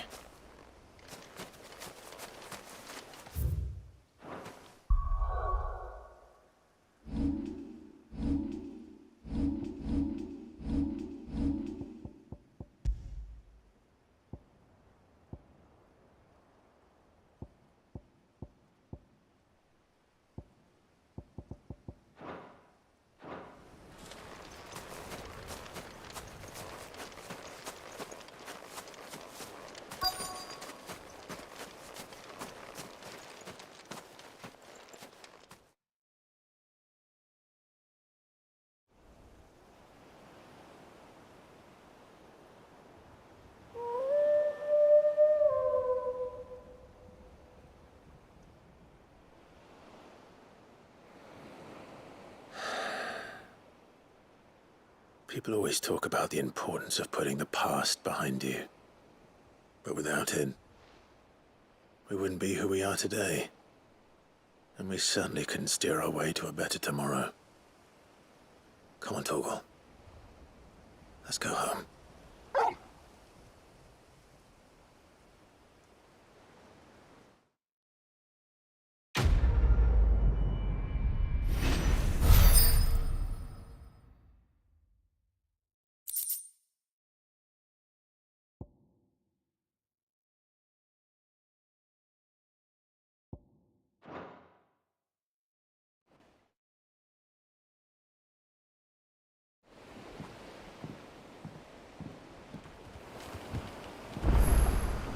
Sorry for the wait.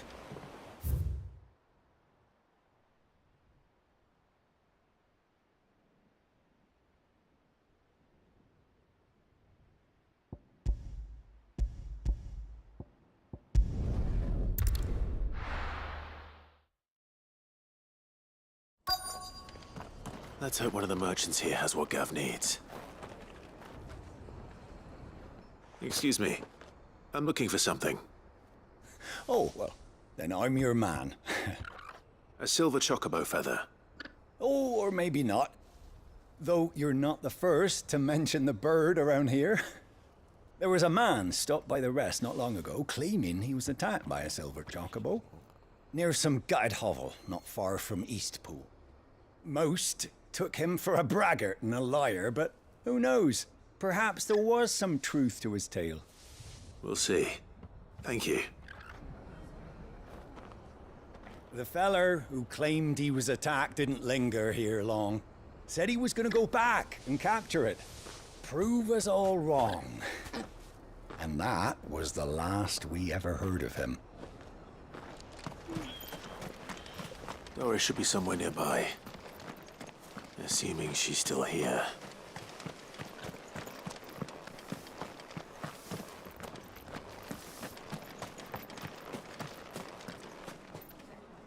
How do, traveller?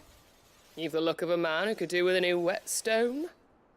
Or perhaps a bawdy etching of the Vicerine. Maybe another time. I'm looking for a silver chocobo feather. If that's the case, rumours are all you're likely to find.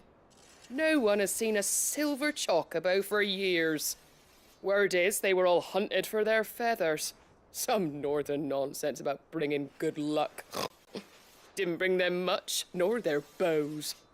If any are still out there, I reckon they'll be doing their damnedest not to be discovered. You're probably right. Thank you anyway. The hills around the rest are crawling with wild chocobos. If you're not too picky about the colour of their plumes.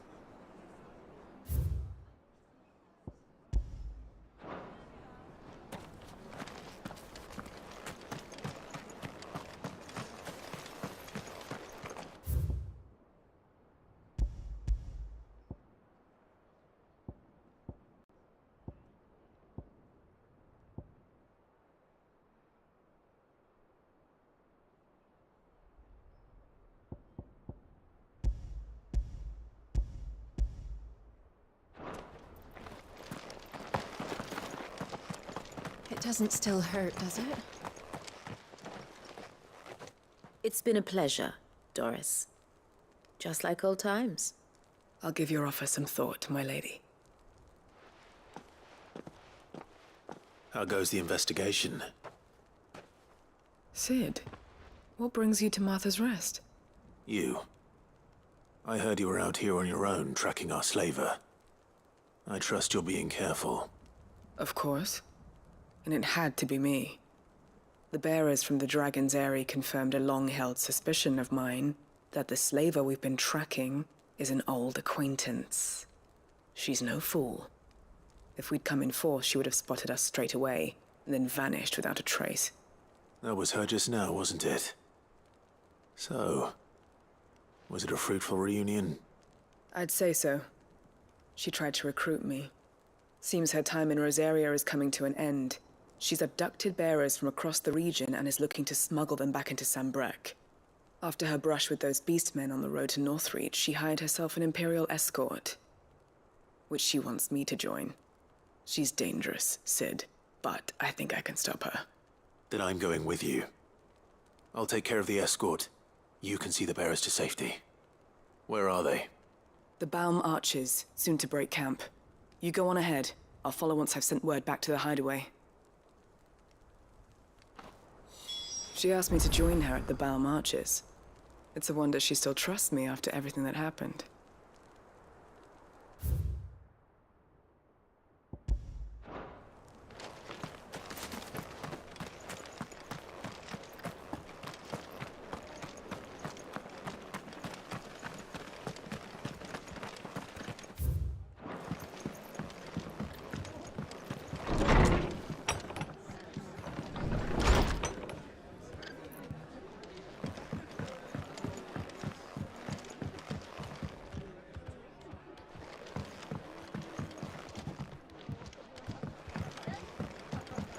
Did you hear they're rebuilding Rosalith? I was thinking I might take my cart out that way.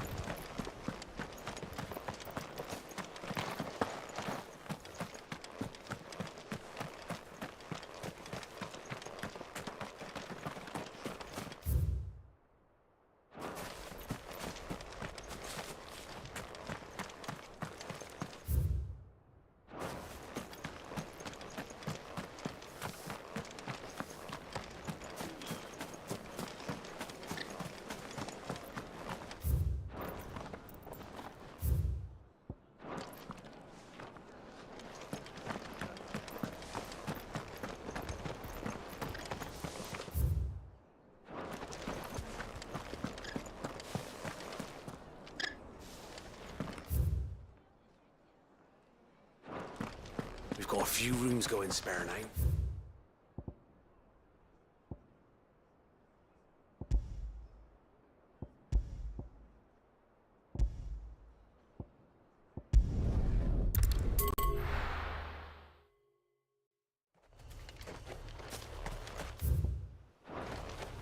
Ambrosia won't help me here.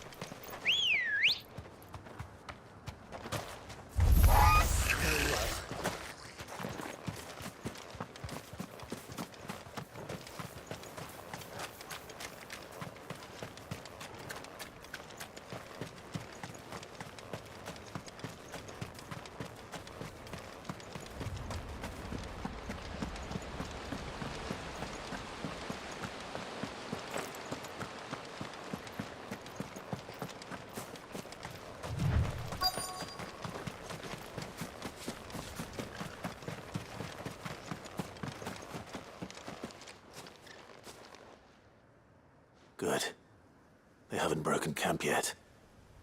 How did Doris come to know a slaver, I wonder?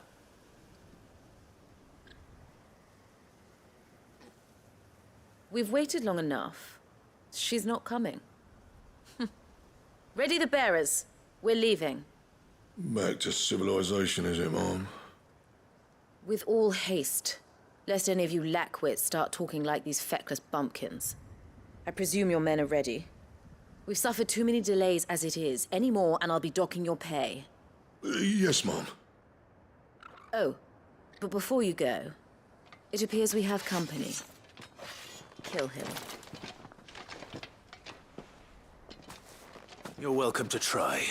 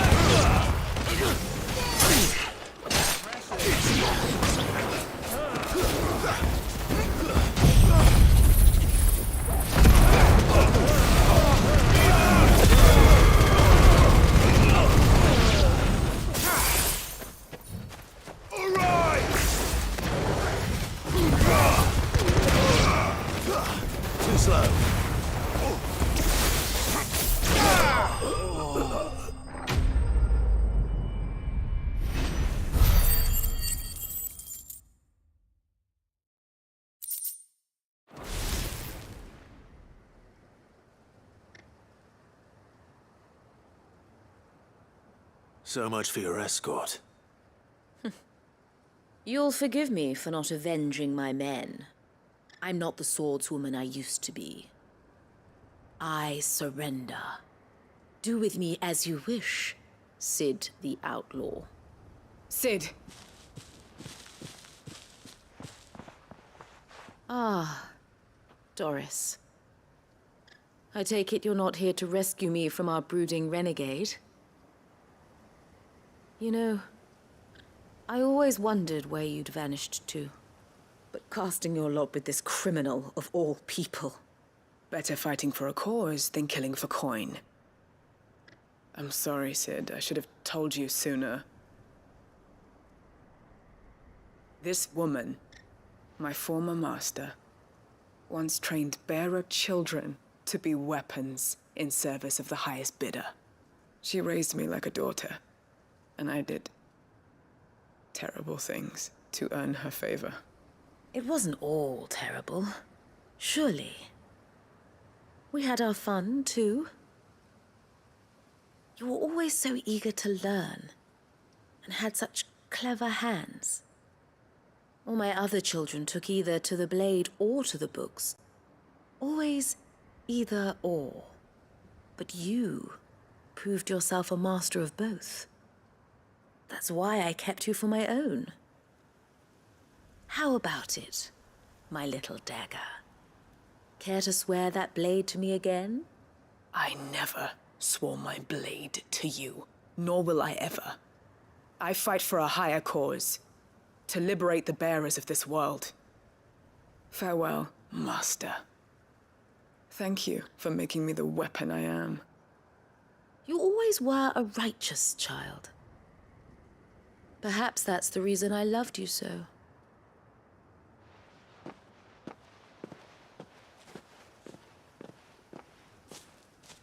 What do you want to do with her?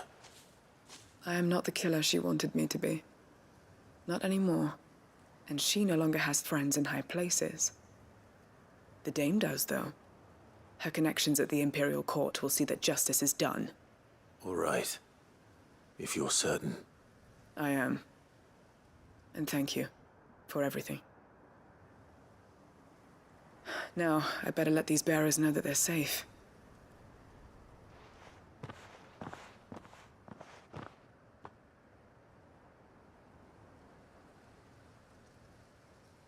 And I should head back to the hideaway and put Cole's mind at ease.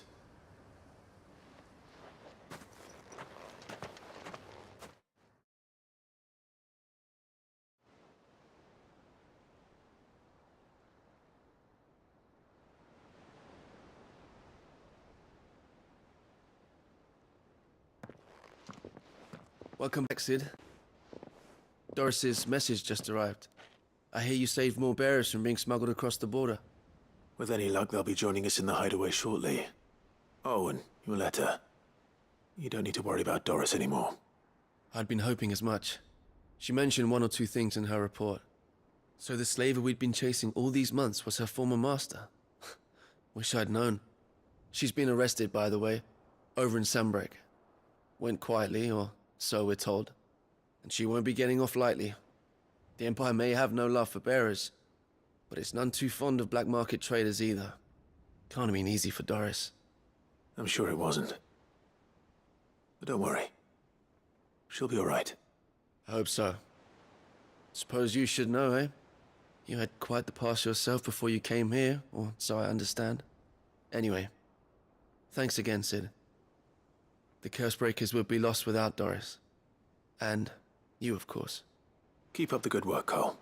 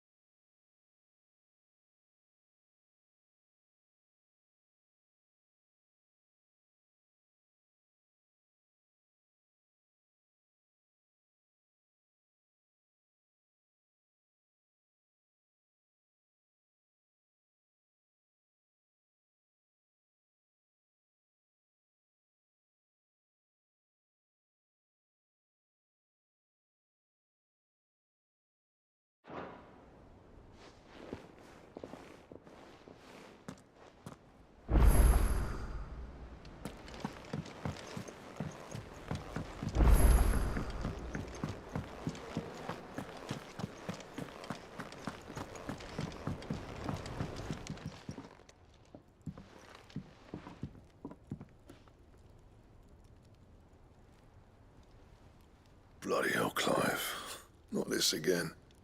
Oh, ain't you got better things to do with your time? That remains to be seen. August tells me he showed you a ring, and that the sight of it clearly upset you. Would you mind telling us why? Come on, mate. Bottling it up ain't gonna help no one. If it weren't the ring, and it was something I said, then I'm sorry. It was the ring, right? It brought back some unhappy memories, that's all. Memories better left forgotten. Memories of what?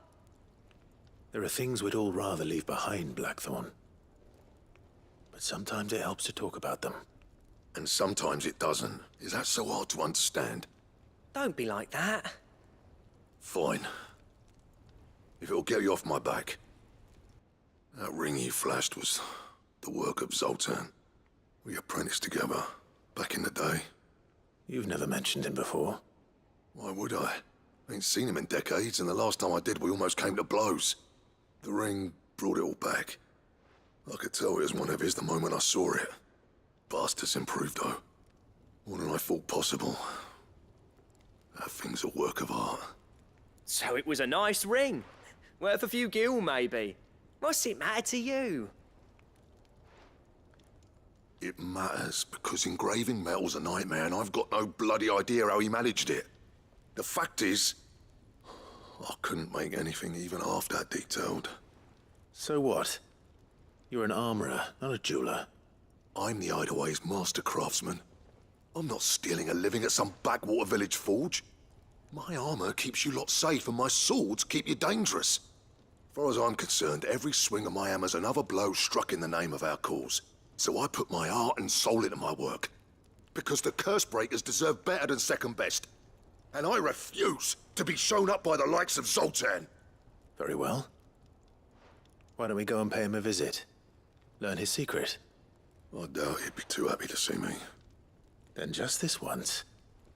Make peace with being second best. Swallow your pride, and focus all your energies on the task at hand. Keeping the curse breakers armed and armored. Provided you can do that, you'll hear no complaints from me. But if you can't, and it's going to distract you, we need to do something about it. What'd you say, Blackthorn? You know he's right. And it's not like you'll be going alone. All right. Magic. So, where do you reckon old what's-his-name is then? Zoltan, was it? In Dravozd, my old village. He won't have left. He's the chief. Dravozd, eh? That rings a bell. Not far from Tabor, right? Just north of the fields of Carava. Got that, Clive?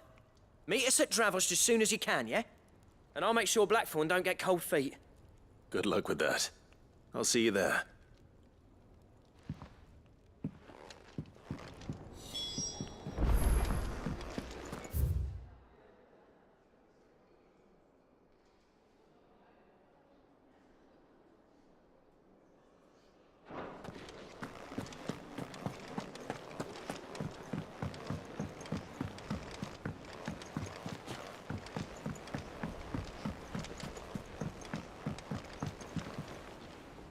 Sid, do you have a moment? By all means. It's my old master. Seems there's no escaping her. She found some way to send me a letter. And something else. Records from a Waluda prison. Seems they were keeping a lot of bearers there. How did she come by such a thing? Finding bearers always was her strong point. And it seems the cells of Balmung Dark are full of them. Foreign captives, the masterless. Bearers no one would miss. And even better for her, bearers with no one to look after them. When ether started lapping at the walls, the jailers fled. Leaving the bearers to be liberated by whoever happened to come along next. Sid, I'd like to believe that I've earned your trust by now. And while I'm well aware that you've forbidden Cursebreakers from traveling to Walud, I can't let those bearers die in their cells. I'd rather risk shipwreck on the Shadow Coast than leave them to starve. We'll be needing the Enterprise if we're going to navigate the Narrow. Does that mean... I'm making an exception, but we travel together. And we stay no longer than we have to. Ash is an inhospitable place at the best of times. We save as many as we can, and we leave. Thank you, Sid. There was a name in the prison register. A name from my past. Chadwick. Another of my former master's protégés. A gifted soldier, and the closest thing I had to family. The thought of him held captive in that place. He must be very important to you. He was. Is. Then we find him. The entrance to the prison lies in the shadow of Ravenwit Walls, just beyond the portcullis. We should head there as quickly as we can. I only pray there are still bearers alive to save. As do I, Doris.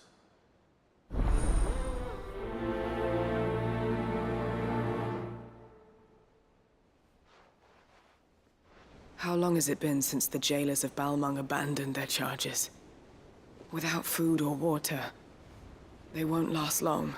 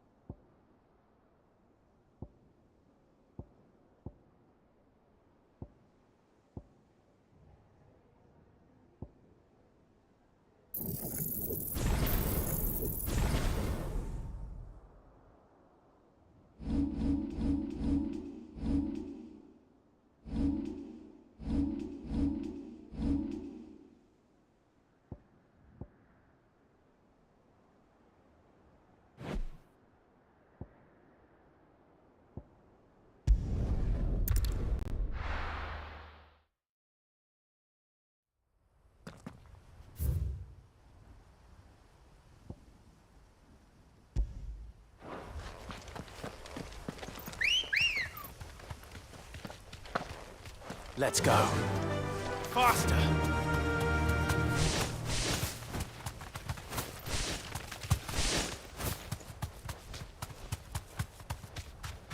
Doris is waiting for me near Balmung Dark.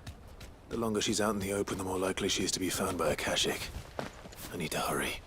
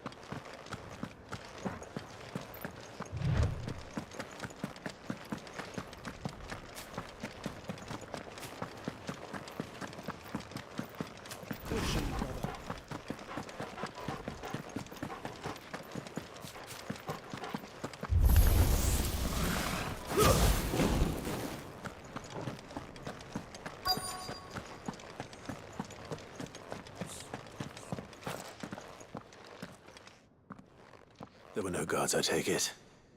None manning the gates, no. It's a different story inside, though. The corridors are crawling with Akashic. Most likely guards left behind when the wardens ran. If Chadwick was being held here, I worry that he may already be. Don't give up hope just yet, but let's move quickly. Let me check the ground floor. The ether stick is there. Then I'll search the upper level. Good luck, Sid. Stay safe.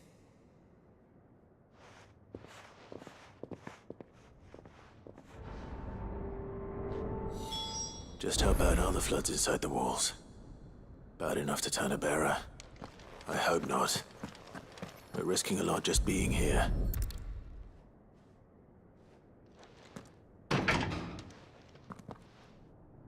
Locked up tight.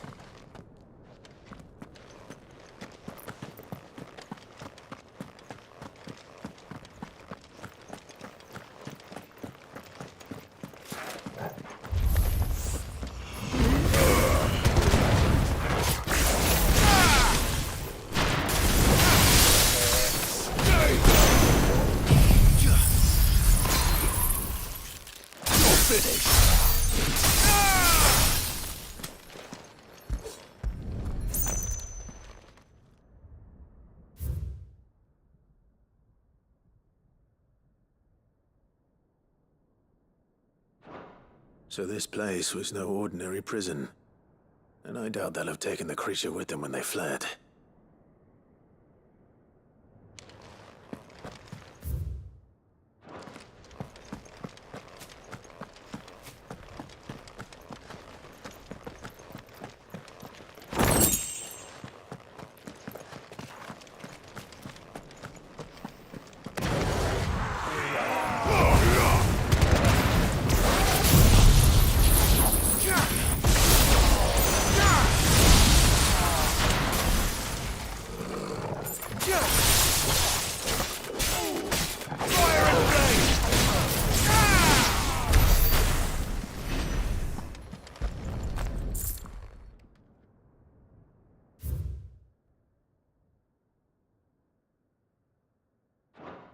Minimal loss of Waluda lives. And what happens when they run out of bearers? Even the Imperials take better care of their branded than that.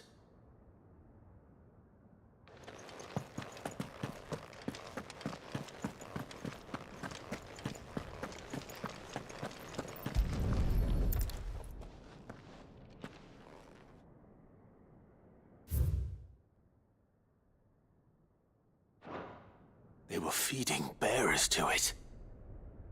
This is even worse than I'd feared. Nothing but Akashic down here. Hopefully things are looking better upstairs. I should go and see how Doris is getting on.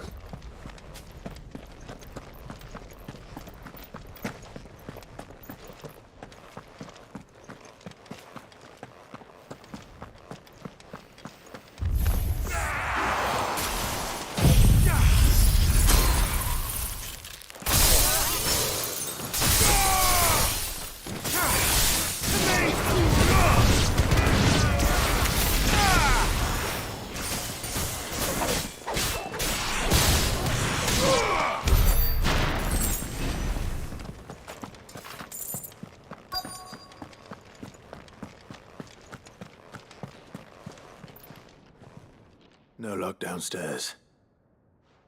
But I did find out that this place was more than just a prison. Something far more sinister was happening here. I know. I've been reading some of these documents and... it can't be true, can it? Bearers die every day in service of their masters, but this is so much worse. Pitting bearers against a wild beast armed with nothing but their wits? And all in order to bring about more death. And not just those who could fight, but the elderly, children even. And those who wouldn't or couldn't were disposed of. Whatever that means. I'm afraid it means they were fed to the monstrosity they kept here. Then we're too late. And I was a fool to bring you here. Don't say that. Did you find anything else? A key. But it doesn't fit any of the locks on this floor. Perhaps it will fit one of the doors downstairs. There's a corridor I haven't searched yet.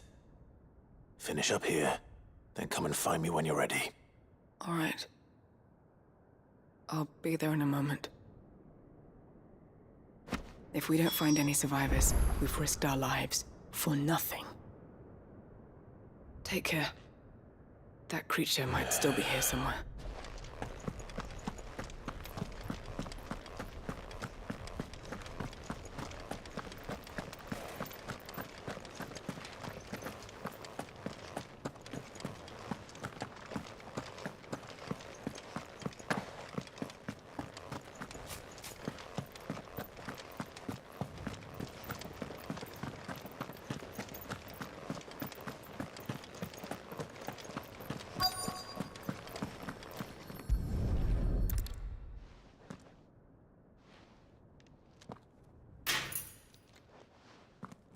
Let's see what we can find down here.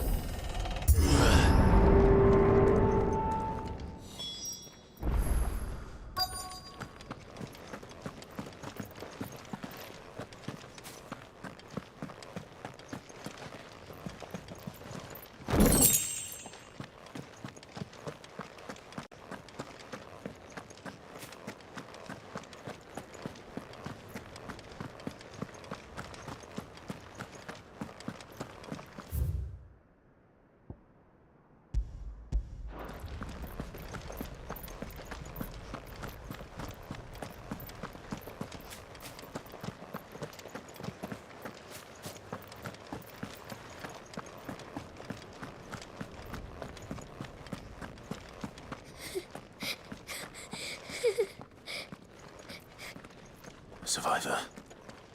And she sounds close.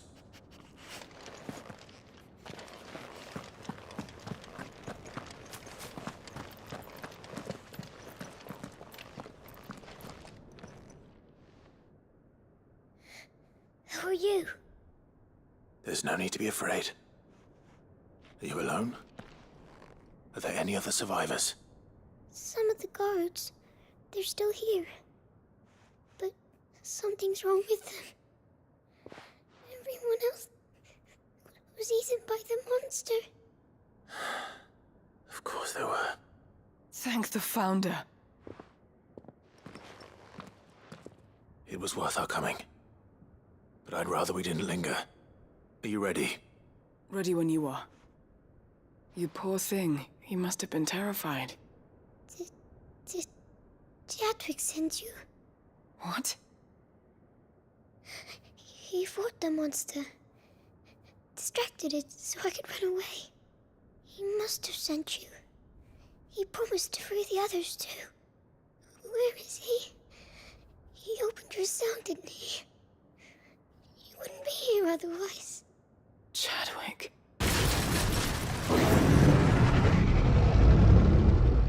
Was that? Monster's back! Chadwick, help! We have to get out of here. Doris, keep the girl safe. All right. You put that bearer-eating bastard in the ground.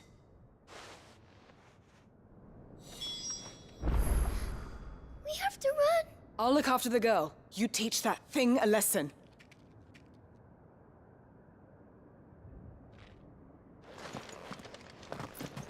It's out there waiting for me. I can't let it live. Not if it's got a taste for bearers.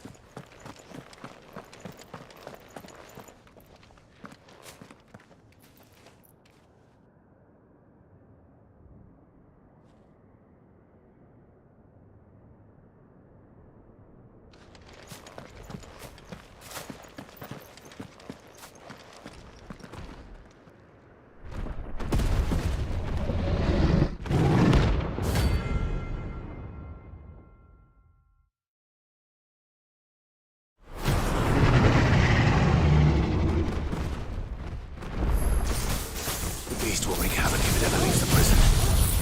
I can't let that happen.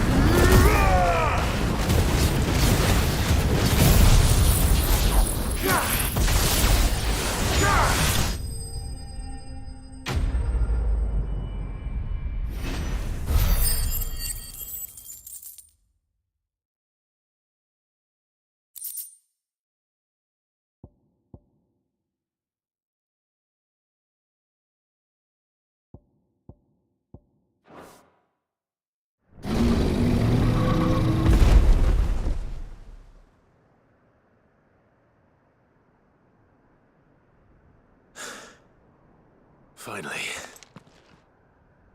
Sid, are you hurt? I'm fine. I think.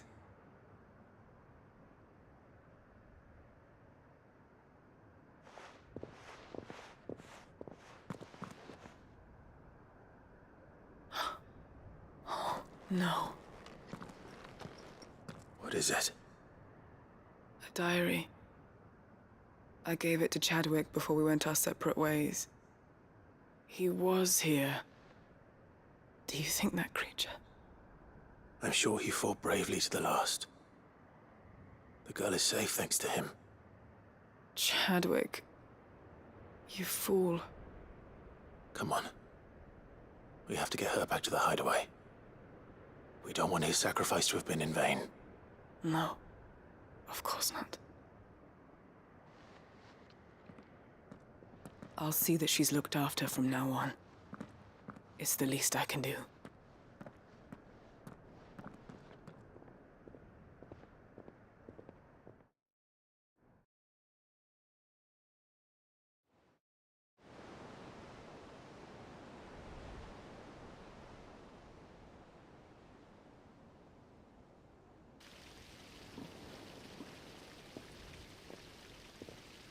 From what I hear, you've barely left the girl's side in days. I hope she's recovering from her ordeal. She is. Slowly but surely. She's far tougher than she looks. I thank the flames we found her. If we hadn't... I know. But we did. I'm sorry we weren't able to save Chadwick. There's no need to apologize. Without your help, I would never have found out what happened to him. How he fought to the bitter end to save her. To save Haida Marie. That's the man I remember. The man I thought of as a brother. I wish I could have met him. I'd like to hear more about your past. If you don't mind, that is.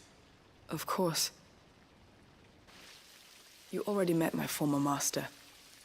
She trained Chadwick and I to do two things. Kill and obey. We were supposed to be sold to the highest bidder when the time came. But no bid was ever high enough to convince her to part with us. For years, we were her daggers in the shadows. But we could never quite shake our doubts about the things she made us do. And then, one day, we just couldn't do them anymore. So we escaped. But staying together was out of the question. They would have found us too easily. After so many years of training, the pull to serve was always strong. It scared me to think he might have taken another master, become a dagger in someone else's hand. But even in captivity, the battles he fought were his own. And he died not as someone's tool, but as a hero. Haida Marie is proof of that. Bearers can cast off their shackles. And the Cursebreakers will show them how.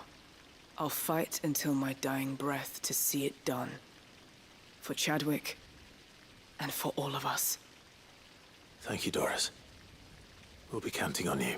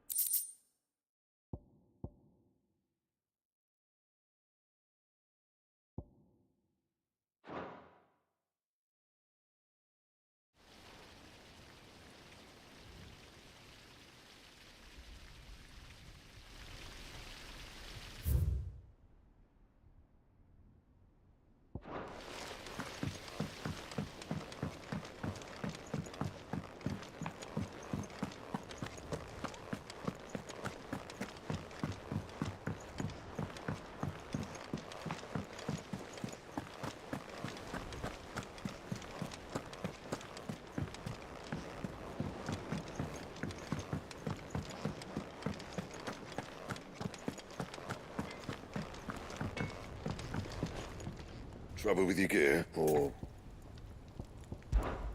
So, what'll it be?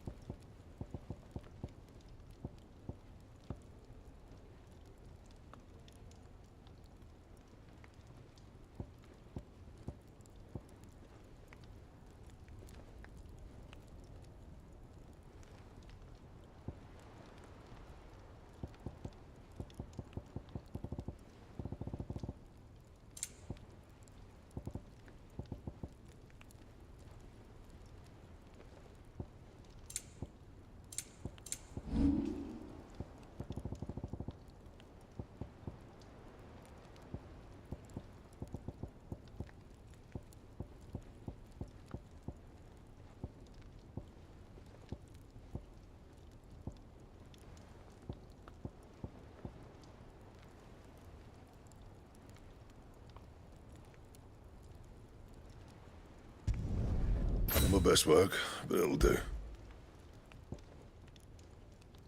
And?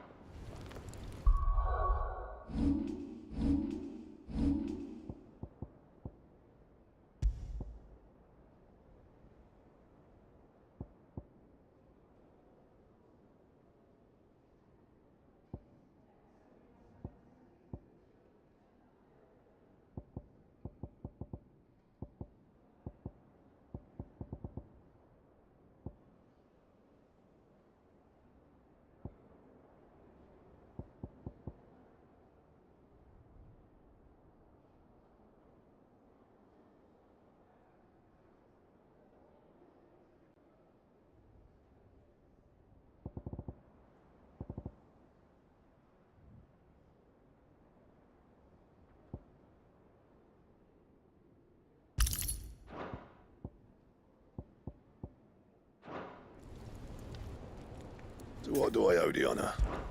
Look, I said I'll go, and I will, but that doesn't make this a good idea. Zoltan will have turned the old of Dravost against me. They won't be welcoming us with open arms. I'll keep the forge up.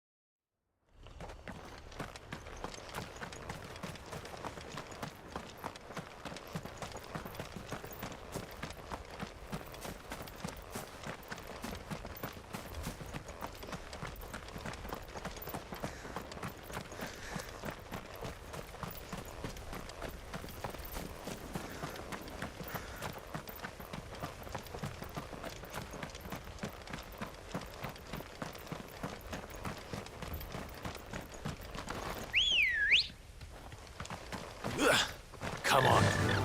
Fly, Ambrosia.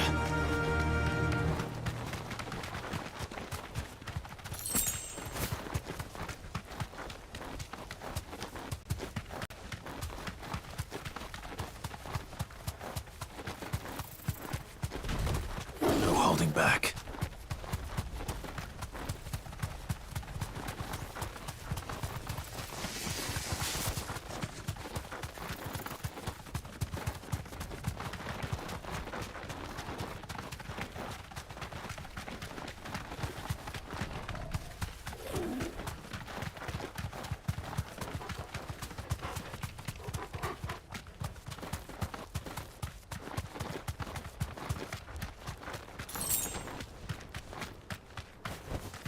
You deserve a rest.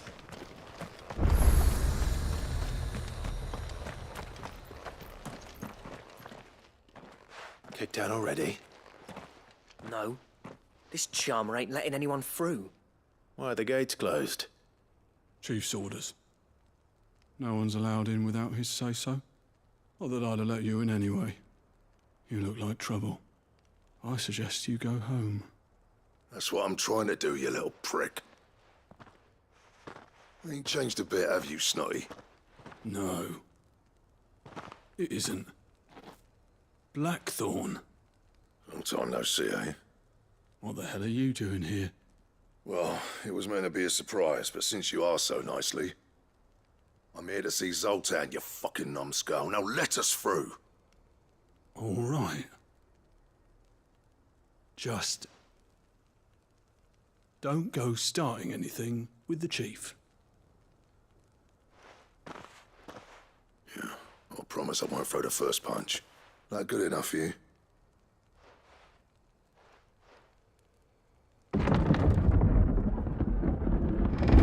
Go on then.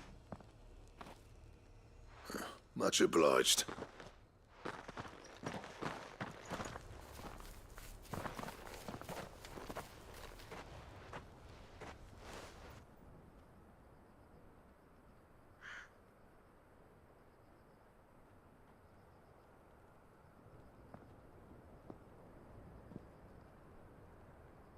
So this is Dravoged. Not much going on, is there? It's a smithing town. When I was a lad, you'd have to shout to be heard over the sound of hammer on anvil.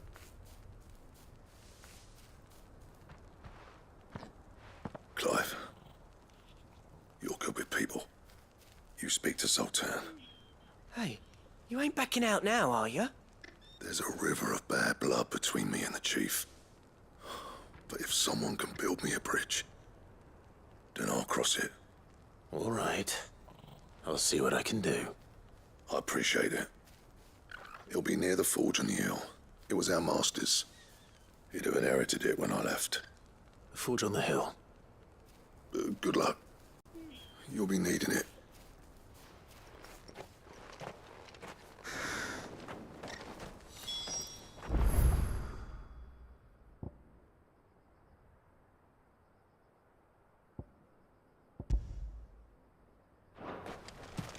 But if we can't fire the forges, how are we going to earn our keep?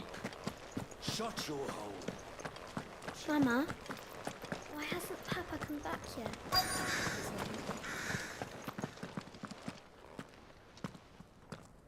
Hotter! Hotter, damn it! Those miserable flames wouldn't melt butter, let alone iron.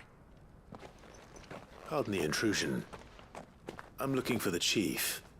That'd be me. It's a pleasure to meet you. I'll bet it is.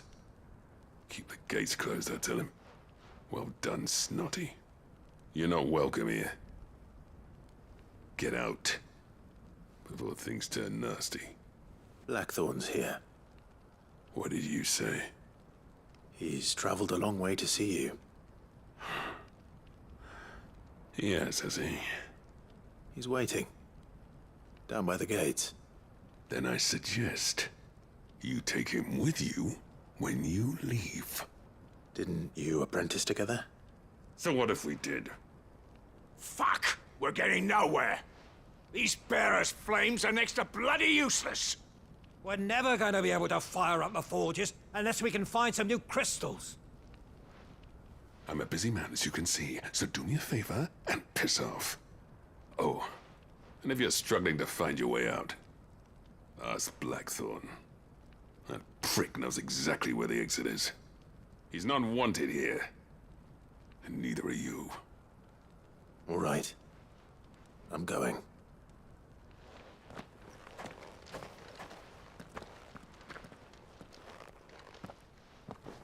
Please, Chief, you've got to do something. If this keeps up, we'll be ruined.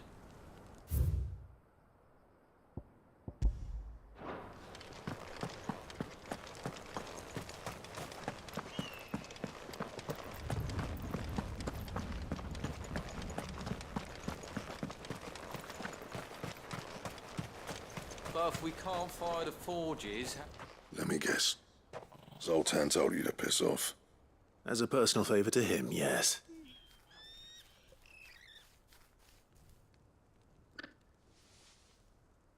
Well, at least he didn't beat about the bush. There'll be no talking him round. Not after what I did. Which is what exactly? If we're to help, we need to know. What turned the village against you? I left. Dravoged. Zoltan. The burden of leadership our dying master dropped in our laps. All of it. two kinds of smiths in this world, you see.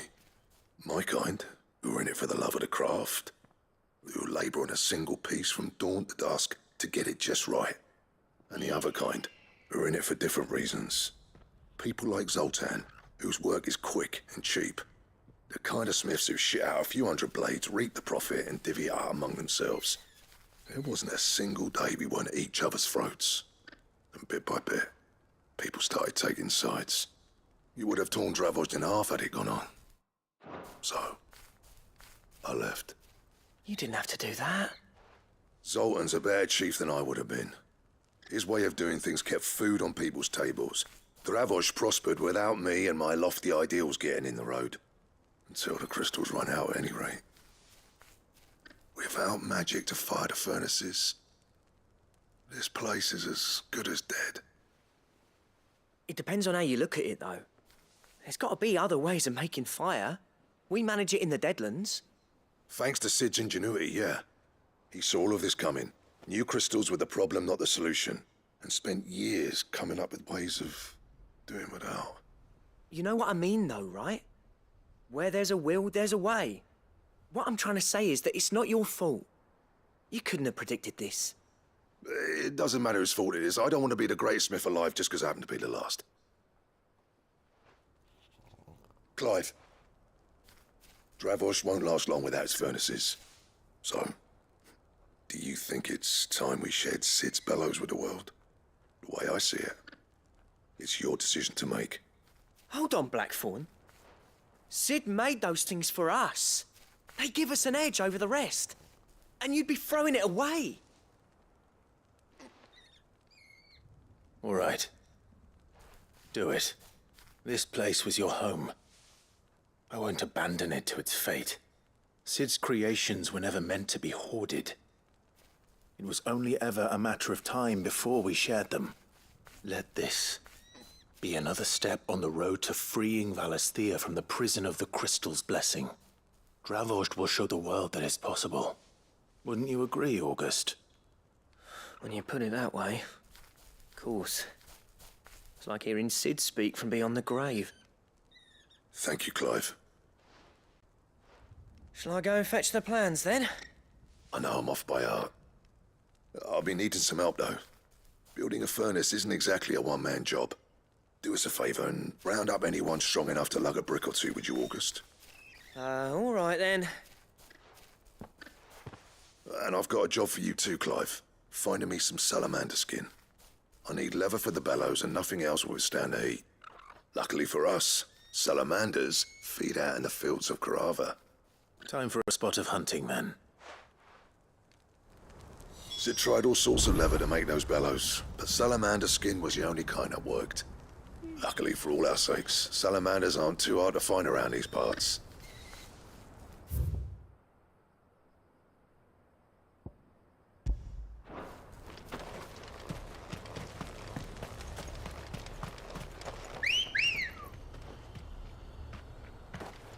Good girl.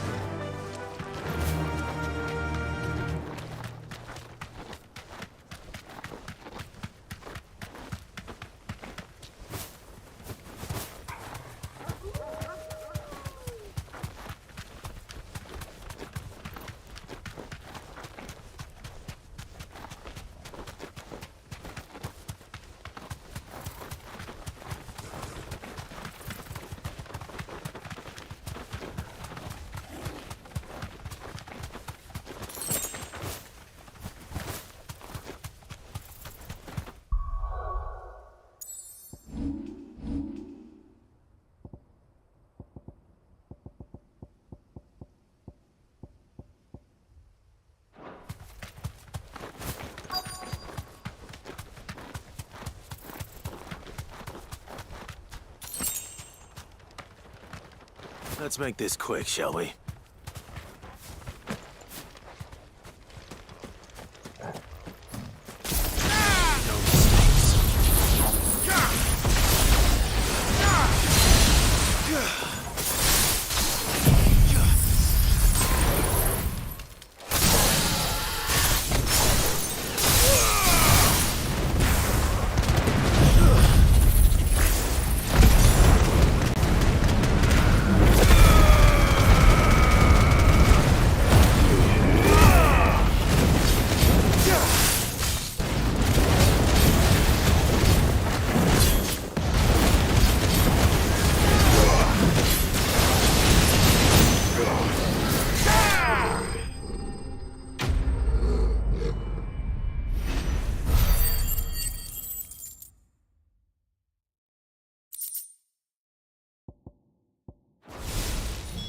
I dare say that would be enough for a decent set of bellows.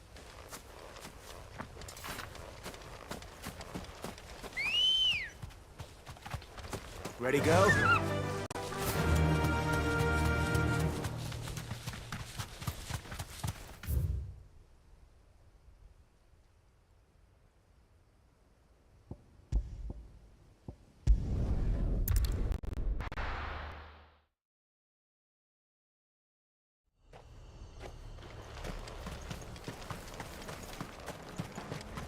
What's this all about then? Don't know. Any trouble finding the skin? Nothing I couldn't handle.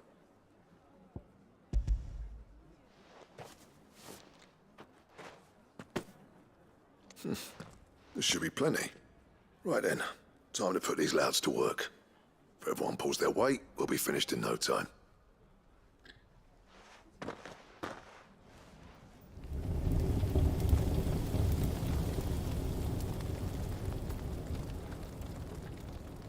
Well, I'll be damned. I honestly didn't think it'd work. But it's hot enough, all right. And without a single crystal in sight. You know what this means, don't you? I do, yeah. Dravost is saved.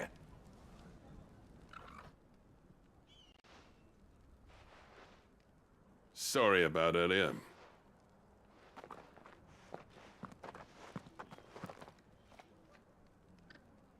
I take back everything I said. That thing you built us is an honest-to-God's marvel. You saved our village. It's Blackthorn you should be thanking. He oversaw the construction. Give this to him, would you? What is it? Pet Cole's cinders. After he left, I spent years trying to eke the most out of our forges.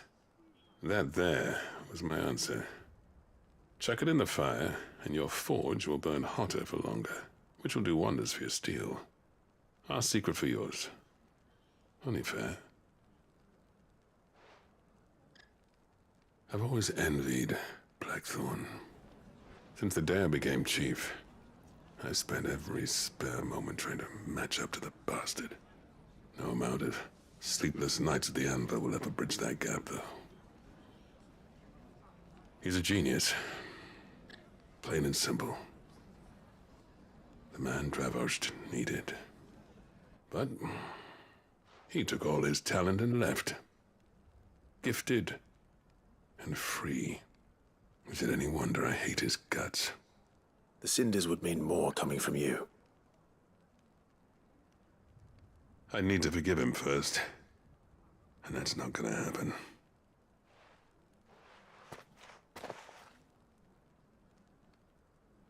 Well, you know what they say. Oriflamme weren't built in a day and all that. These things take time. Especially when they involve two geezers who hold grudges tighter than their hammers. But what matters is, Blackthorn's got that twinkle back in his eye. And I'd call that a job well done. So would I. I reckon he's going to be at it a while yet, though, so why don't you head off without us? I'll see that the old git gets home safe and sound. See that you both do. I'll save the cinders till then. All right. It'll be a nice little surprise for him. He's still explaining the ins and outs of the new forge, so I doubt we'll be going anywhere for a bit. No sense you waiting around anyway.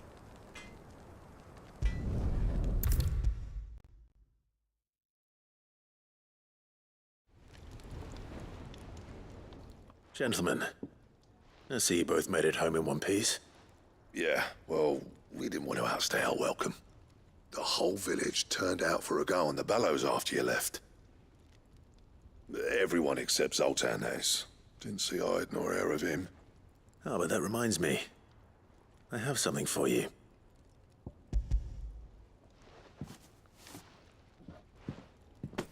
Pick cinder?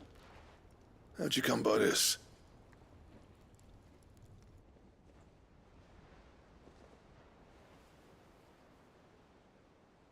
And you're sure he wanted me to have it? I'm sure. He didn't say so, but I think he wants to forgive you. Huh. Imagine that. Yeah. You know I could never leave this place, don't you? Every time you put on mail, you and the Cursebreakers are trusting me with your lives. There's no greater honor for a smith than that. I'm not about to go crawling back to Zoltan for forgiveness, but I will make good use of his cinder. And if that helps save even a single life, then he'll have my gratitude. What was it you said he called me? Huh? A genius? And he spent sleepless night trying to copy me, did he? Sounds like I better get to work. I've got a reputation to uphold. It's good to see you back on form, Blackthorn.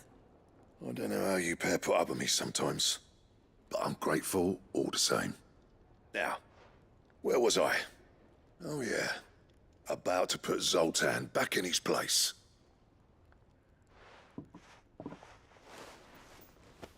Ain't got the art to tell him how similar they are. Stubborn bastards. A little healthy competition should be good for him. You're not wrong. Still, it's a shame him and Zoltan couldn't let bygones be bygones. No use grumbling about it now, though. Blackthorn's happy. Or as near to happy as he gets. And that's good enough for me.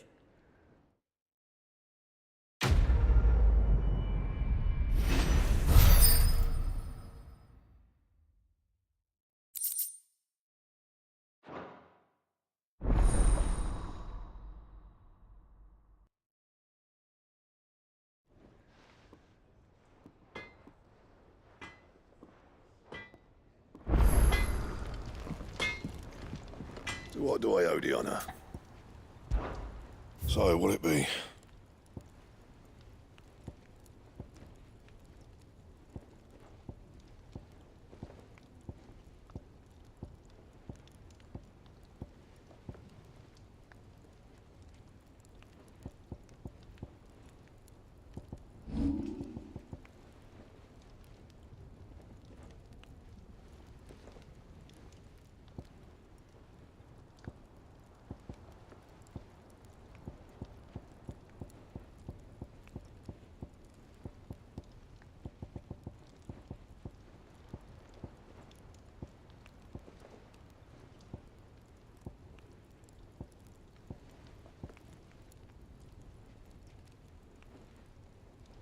That it?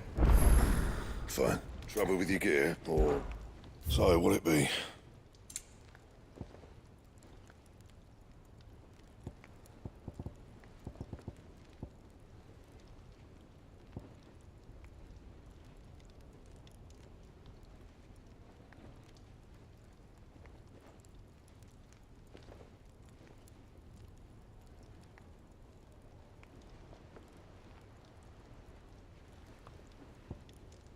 That it? Fine. So what do I owe the honor? What do you want?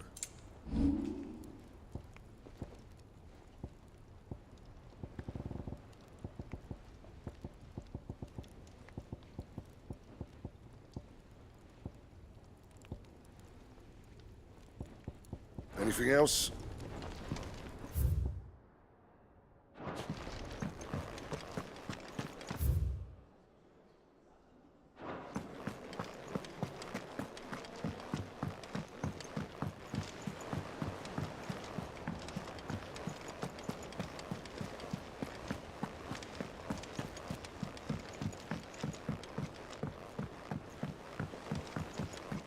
Twinside's hundreds of leagues away.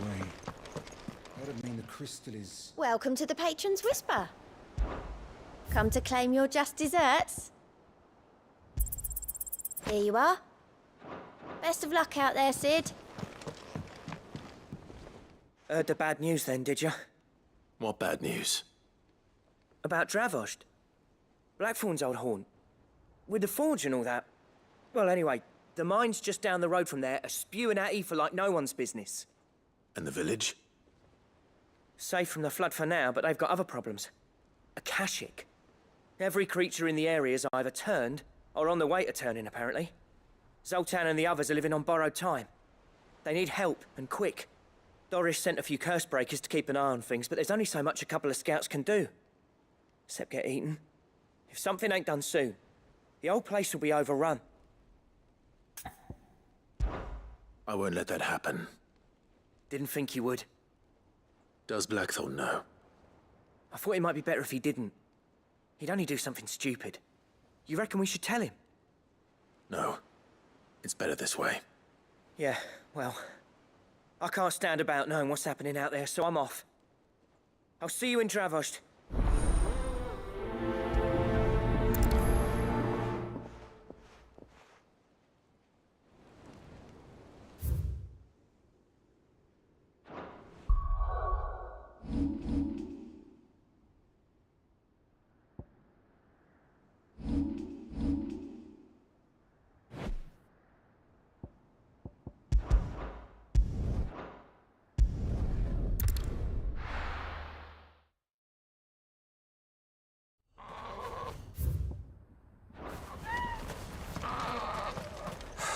So Dravost is still standing. For now, at least. If you can swing a hammer.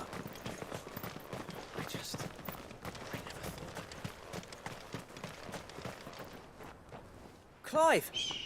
You're here! And the Akashic? Mostly off to the north still. But I spoke to Doris's scouts and it turns out things are worse than I thought.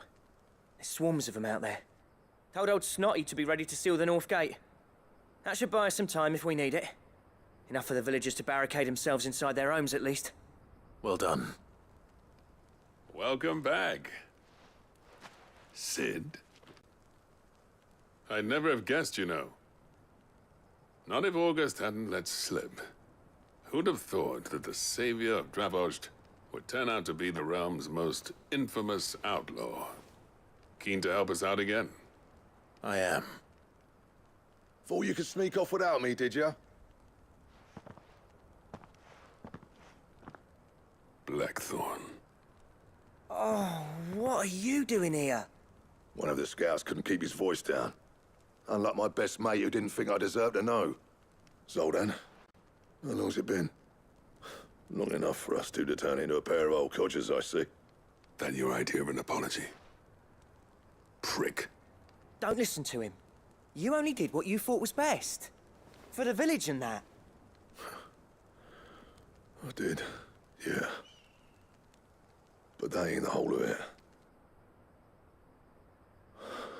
Vulcan, our master, didn't leave the chiefdom to the two of us. He left it to me. The best blacksmith in Dravost, barring himself, of course. Bloody stupid tradition, in my opinion. If someone's got talent, you should let them practice their craft, not ask them to settle petty feuds and barter for grain. Our master wasted half his life that way. I wasn't about to let that happen to me. So you wasted half of mine instead? You're what Dravost needed. Under me and my precious ideals, this place wouldn't have lasted a year. So I left to devote myself to the work and spare you lot the consequences. I may be a selfish prick, but I only did what I felt I had to. What you had to do was your duty! Even if it meant we all starved? Enough. This is no time for bickering. You can finish beating each other up once Dravost is safe. Fine. I've said my piece anyway. Yeah. So have I. Sorry, Clive. I shouldn't have stuck my nose in. We're short enough on time as it is. Still, give us a mo, would you? I need to get my head straight before any of them Akashic try to bite it off.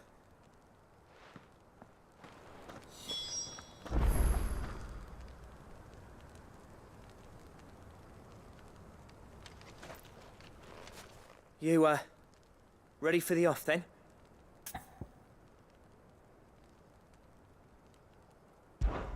We can't afford to waste any more time. Right you are. Might be worth having one last word with the scouts, though. Don't want any nasty surprises, do we? Oh, and Blackthorn, you and Zoltan might be better off staying inside the... Akashic on the move. How close are they? Within sight of the walls, and there are more coming up from the mines. What was I saying about nasty surprises? They'll wash right over us if we stay out in the open. We're pulling back behind the gates. Good idea. Get yourselves inside, but keep your weapons handy. Understood.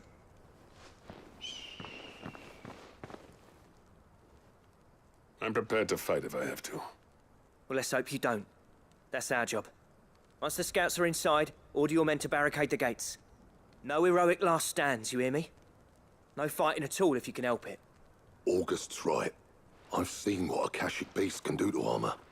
The people here are tough and willing, but they ain't equipped to face what's coming. I'm going out there. Start work on the gate as soon as I left. I'll give you as much time as I can. And if they kill you? You evacuate. But it won't come to that. I promise. You'd better be right. Take good care of Dravoj till I get back. Leave it to me. And give those things what for, yeah?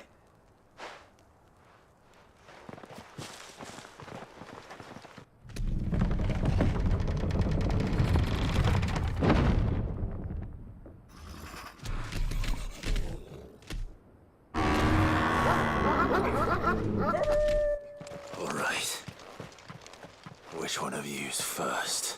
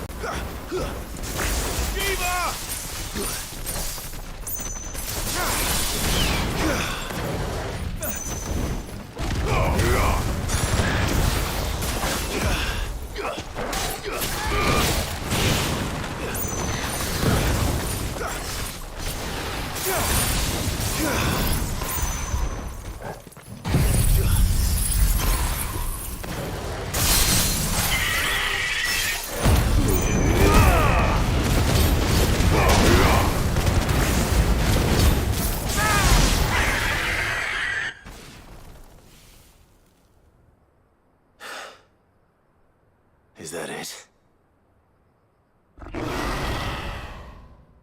Apparently not. You're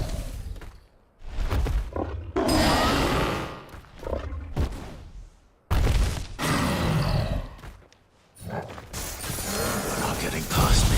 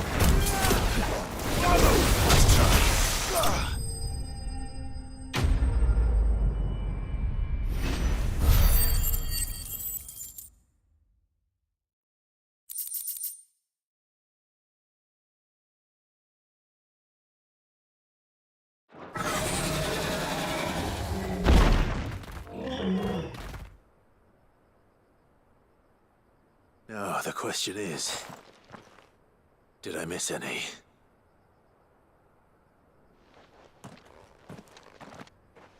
Man alive! You're still in one piece! I slew as many as I could. As many as I could, he says. The old bleeding lot, more like it. Well, almost. Only almost. Yeah, one or two did try to sneak over the wall. But we got the bastards, don't you worry. Good.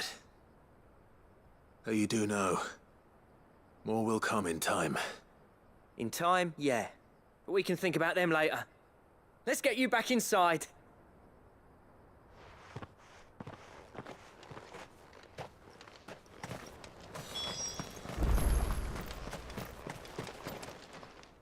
Sid!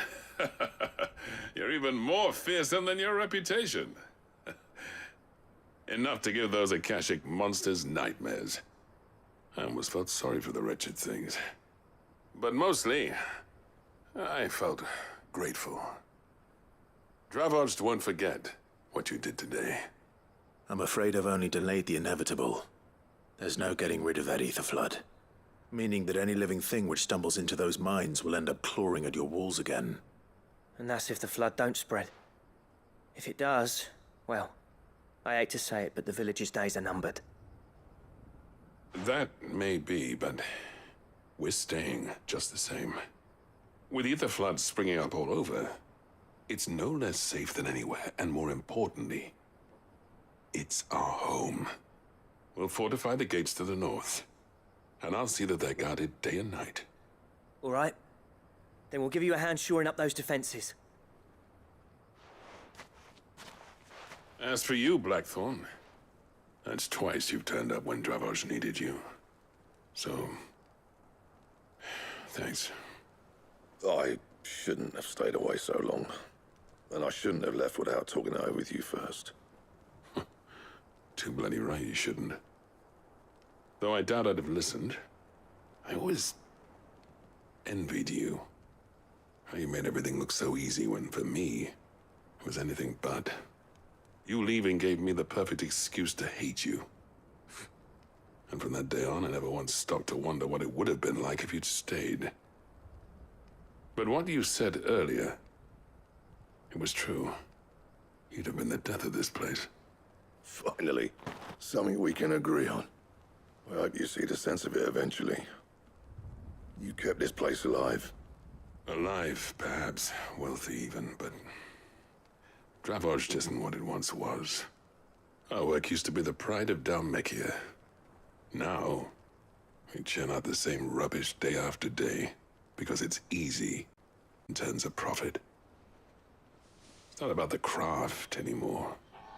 I wouldn't send my sons to war wearing the shit most of our smiths are making.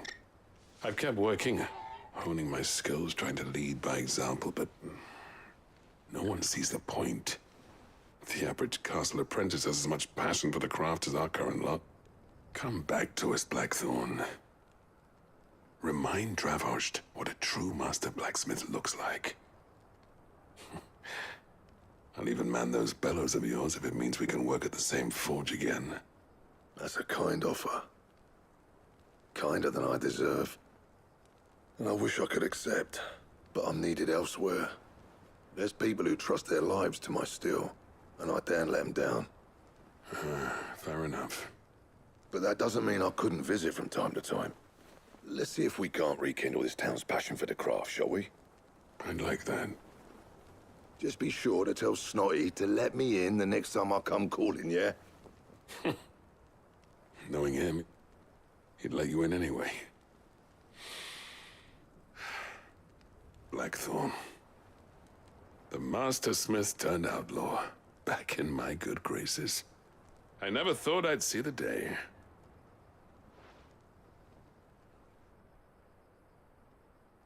I'd say that went pretty well, wouldn't you? Even better than I'd hoped. Sid, I've got something for you.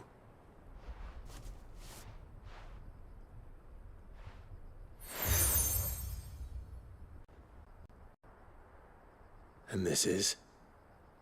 A token of our lasting gratitude. But I'm of a mind to make you a far grander gift. Designs for a certain sword have been passed down from chief to chief for generations. Now hold on, Zoltan. There's a reason no one's made that blade in centuries. There's not been a craftsman equal to the task. I'll admit your cinders make impressive steel, and I've learned to own an edge Odin will be proud of. But the engravings on that thing are enough to make a jeweler cry. And they're not just for show, either. Have you forgotten what brought you back to Dravozd in the first place? A certain ring? I knew I'd never surpass you with a hammer and tongs. So I turned my hand to a different kind of metalwork. Between the two of us, I'd say we're the equal of any master craftsman ever to have graced a forge.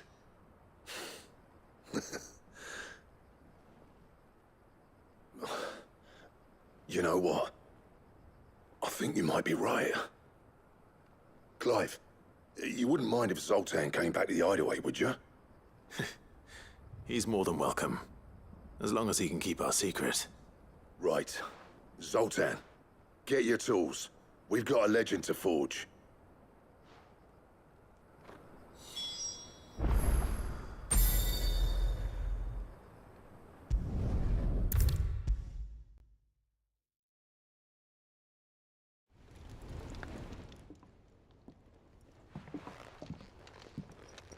Ah, the man himself. We were just about to make a start on that sword I promised you. It's funny, but none of this would have been possible without your help. You remember Camille? We'll be using his leatherwork for the grip. The steel, meanwhile, will be tempered in a fire, burning the cinders you charmed out of old Zoltan here. And that whetstone from the Outer Isles? That'll be what gives the blade its edge. And the final flourish will be my talented colleagues' engraving. A team effort led by the greatest blacksmith alive. Now, save that talk till the thing's finished, yeah? Right. I'm ready if you are. To the bellows it is, then.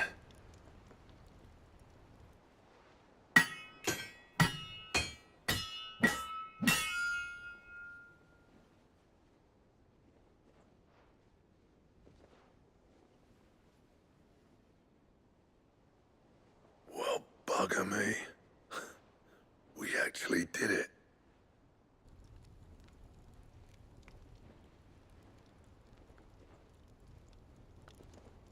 The sword to end all swords. Ragnarok. It's quite something. I, trust you'll take good care of it. Thank you. Both of you. So, does this make you pair the greatest craftsmen alive, then? This? Nah. This was just following the footsteps of the greats of old. It'll take more than that to earn us our place in history. But we're up for the challenge. Here. A list of materials. Zoltan and I got talking on the long road back from Dravozd. We reckon with those items there, we could craft something even better than the Ragnarok. Something worthy of a legendary outlaw like yourself. That's a weapon I'd like to see. You leave this list with me. I was hoping you'd say that. One legend at a time, eh, lads? Before you start on the next, who fancies raising a cup to friendship reforged? Good idea. No more drinking to forget my past. It's about time I had something to celebrate. Then tap the kegs! Vulcan's boys are on their way!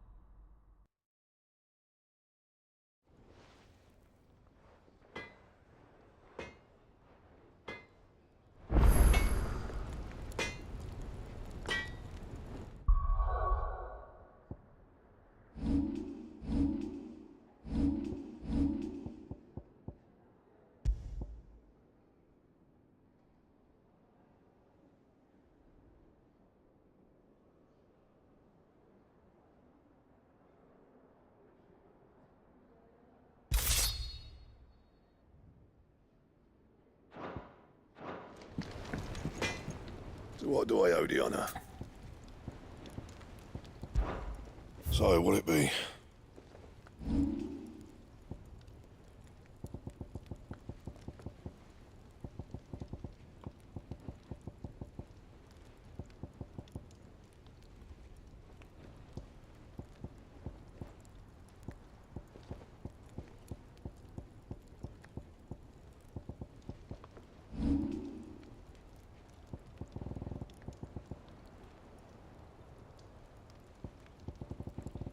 That it?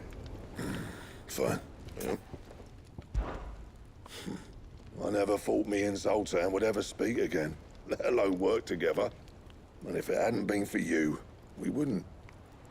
You've been a good friend of me, Clive. The best. See that sword of yours stays oiled.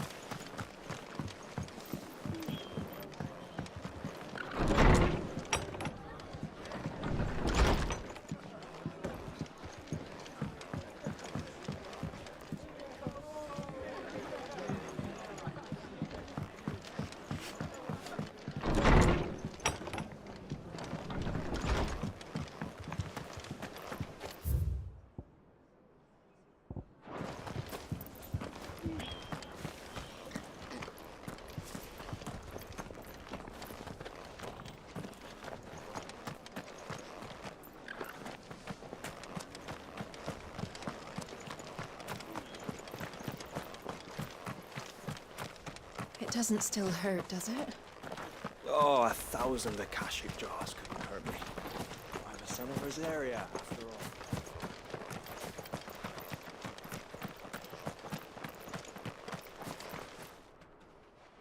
Can I help you with summit? You wouldn't happen to sell silver chocobo feathers, would you? I deal in fruit, not fancies. But if it's fancies you're after, I suggest you try Rhiannon's ride. Was a silver chocobo seen there? Oh, yes. If you believe the ravings of a madman. It wouldn't be the first time. A silver chocobo sighted in the hills near Rhiannon's Ride. It sounds almost too good to be true.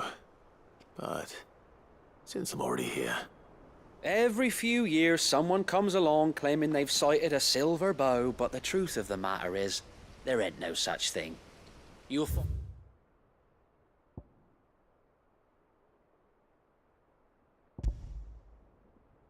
nothing but bloodflies and bandits on Rhiannon's Ride. Mark my words.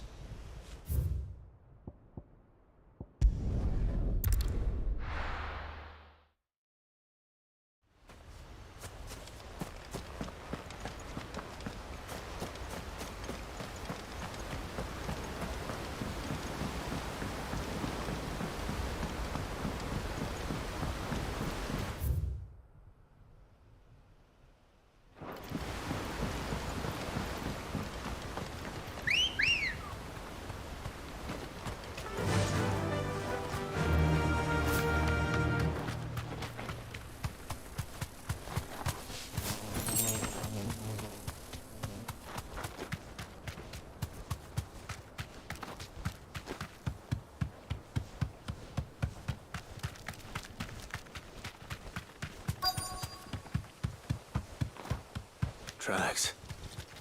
They're not left by bandits for a change.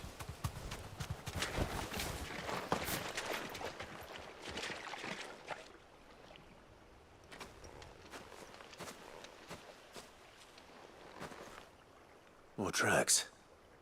And these look fresh. The chocobo was here. And recently. Perhaps it still is.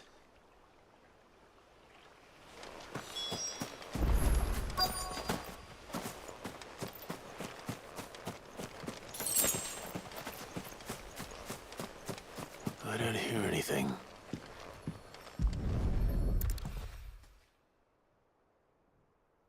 Well, I'll be damned.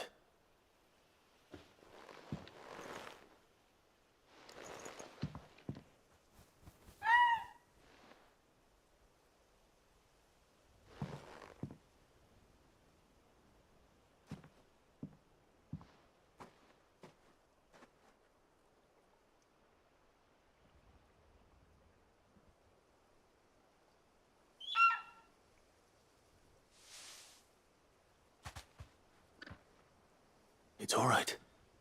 I'm not going to hurt you. Just borrowing a feather for my friend.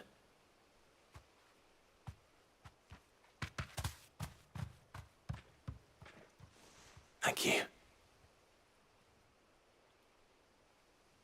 Let's get this back to Gad before they change their minds.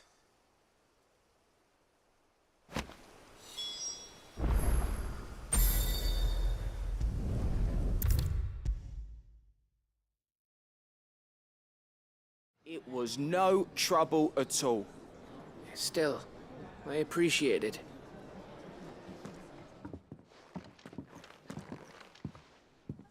Clive, you're back. How'd you get on? Any luck? Any luck, you say?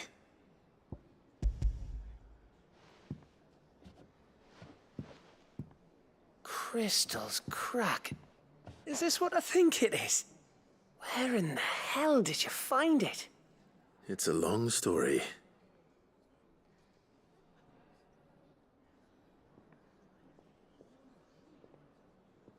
Right there on the road to Eastpool. Who'd have thought it? Everything up there's been abandoned for years. The empty cabin made for the perfect shelter. Though I fear my presence may have forced the poor creatures to look elsewhere. Don't blame yourself, Clive. The Blight's right on Eastpool's doorstep. They'd have had to move on before long, even if you hadn't have turned up. They'll find a new home. Trust me. After all, that's what us endangered animals do. Anyway, what matters is, you managed to nick us one of their quills before they could run off. And now all that's left is to fix it to the carving. I didn't know you could carve. Reckon there's a lot you don't know about me. Like the fact I'm as good with a whittling knife as I am with a sword. And that bone Ember gave me's a dream to work with. What did you say it was from again? An Avis? But it weren't your Avis, Sid. I slew one of my own at last. So all those long nights in the pit finally bore fruit. I'm proud of you, Ember. Don't speak too soon. I ain't done my trial yet. There we go.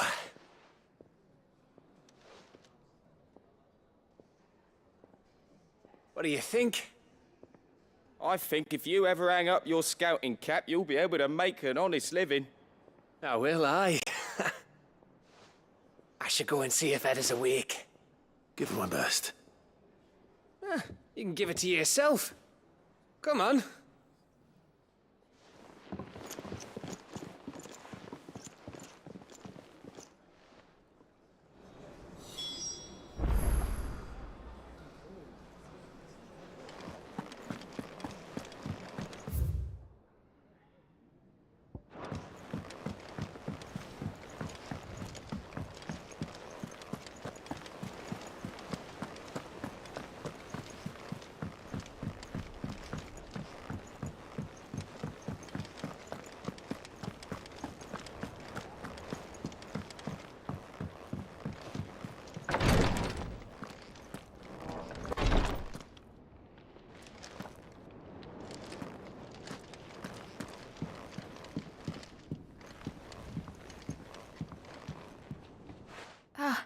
Me lords.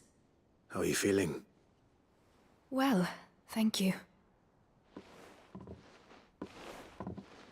Is something wrong? Wrong? No, nothing like that. What it is... Go on, please.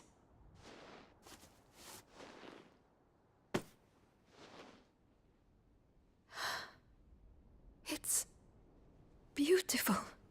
Did you make it? We did. It's from all of us here at the Hideaway. Your new family, like. It's a good luck charm. We may come up north when a bairn's on the way. I mean a baby. To let him know that they're part of the family too. Oh, I hope you like it. I don't know what to say. I thank you, my lords, for everything. If there's anything you need, just let us know. I will. Clive, fancy a swift off? I'm thirsty. I could be convinced.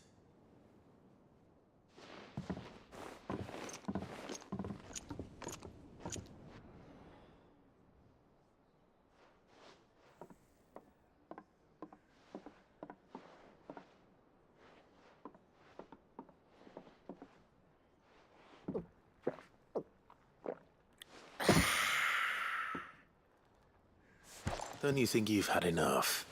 No, we're celebrating. I'm gonna be a father. I think Edda might have something to say about that. You know what I mean. Bit of light in these dark times.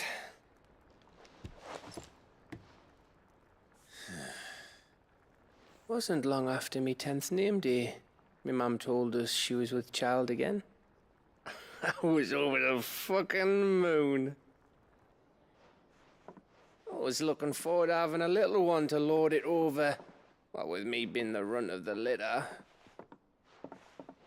Thought I'd finally have a chance to prove to the world that I could be a big brother. Imperials came the day she went into labour. Had myself a baby sister. And then I didn't. Me whole family gone in a blink, while I hid in the cellar like the spineless little arsehole I was. Great brother I turned out to be.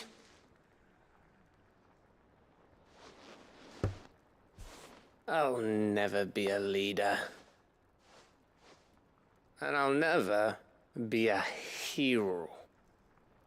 I'm just a daft little dog who comes running when his master calls. I'll never be like you, or Sid, or Jill, or even Torgal. Have you finished? Maybe.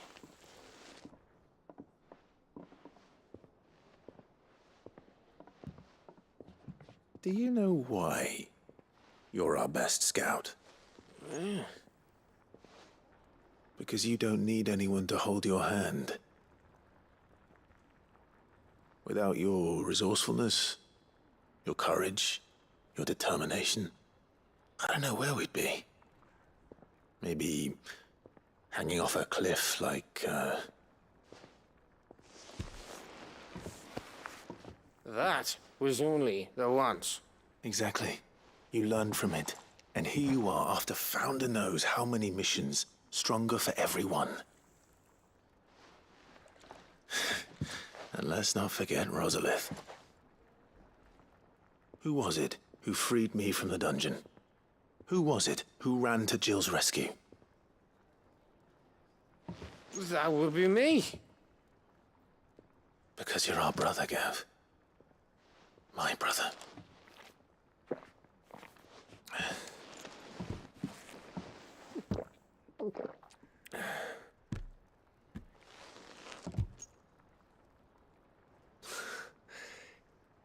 Your brother.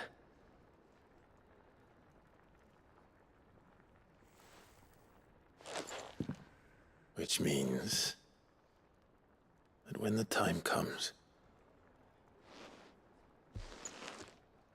I get your room. And your sword.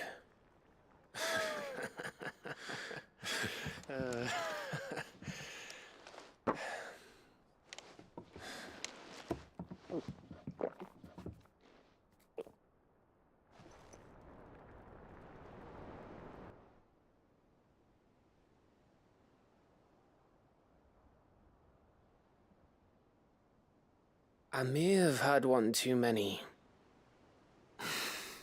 You may have had 10 too many.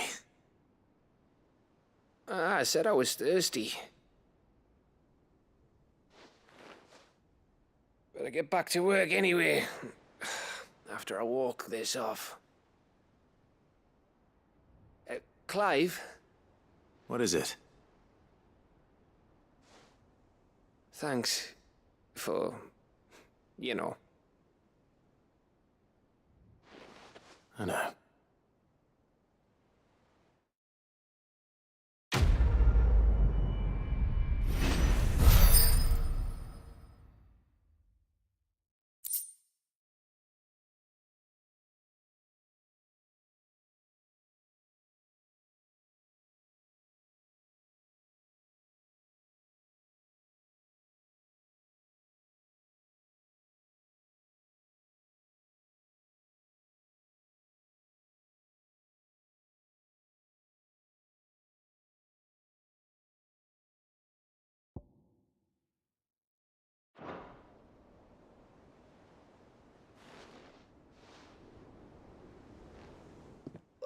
One of these days. One of these days, I swear, it's gonna be me who drinks you under the table. If by under the table you mean retching on my boots half the night, I reckon one of those days was yesterday. Ha ha, you think you're so funny. But just wait till we crack open the bottle I left in your chambers. That stuff's strong enough to burn the horns off a behemoth. Sounds like I'll be needing some new boots.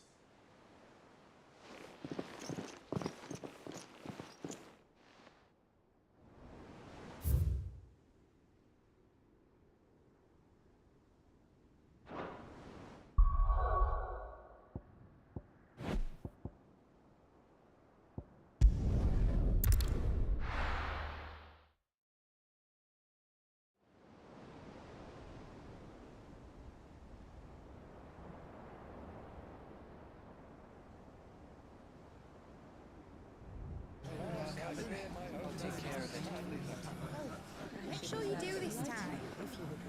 Oh, and while you're at it...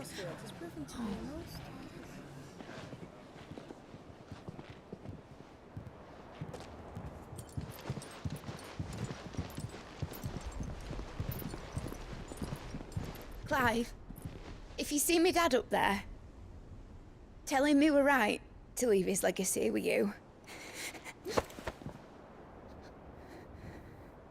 Tell him he'll be in the front row. There's no way he'd miss this.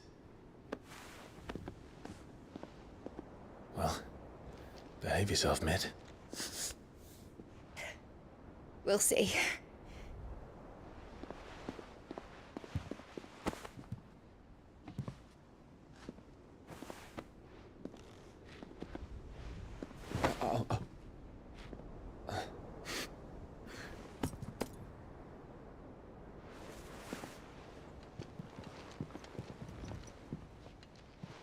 So, you're in charge now, Gav. And what does Tyre have to say about that? Come back before she finds out, eh?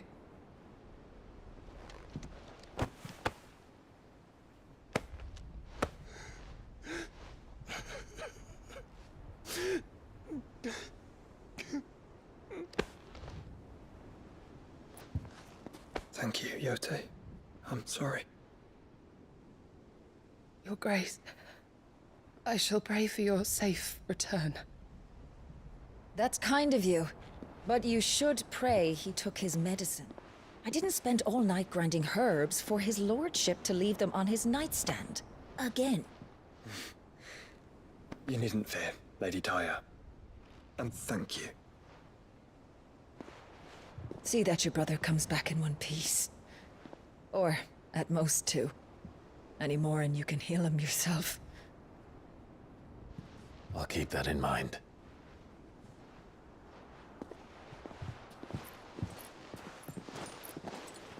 Well, there's nothing to say that hasn't already been said.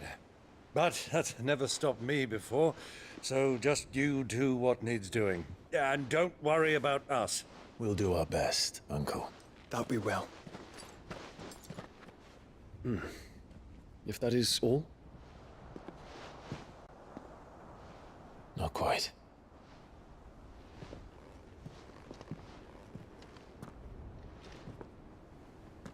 Jill. It's time, isn't it? It is. Take care of him. And you. You take care of her too, boy.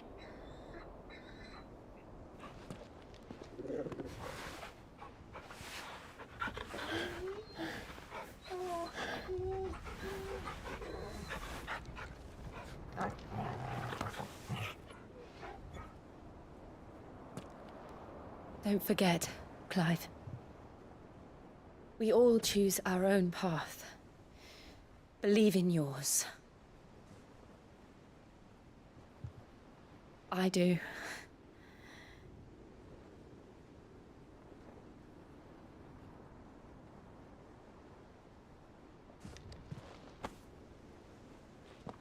I'll be back.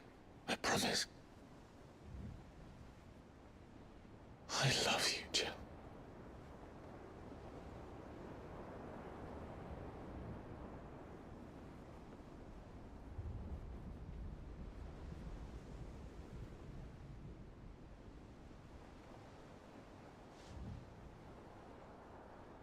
I know.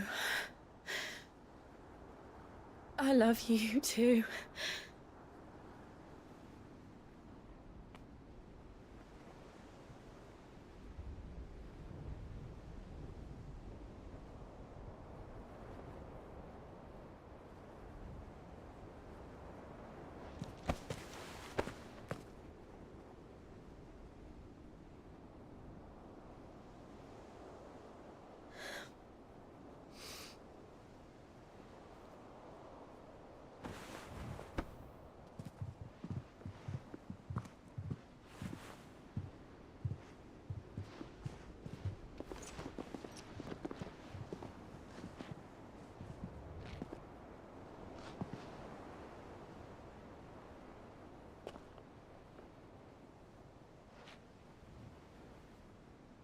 Now, we have a god to kill.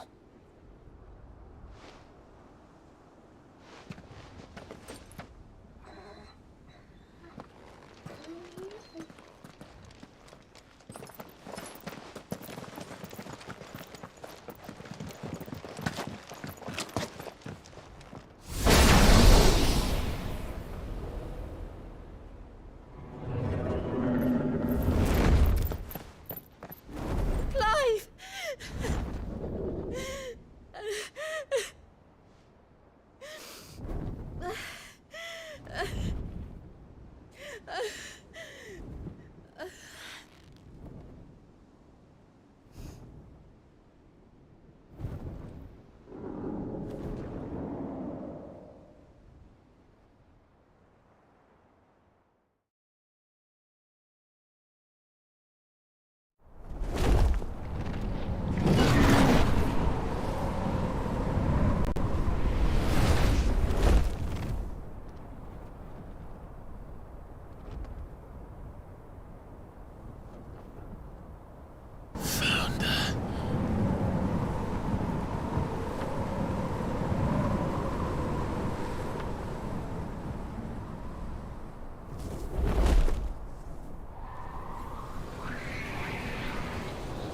Here they come!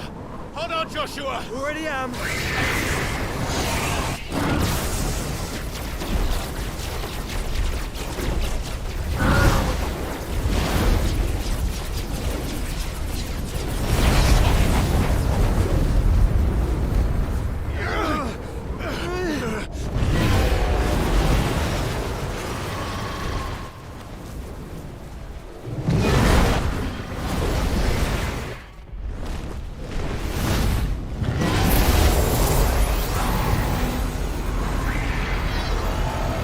Going to make us a way in.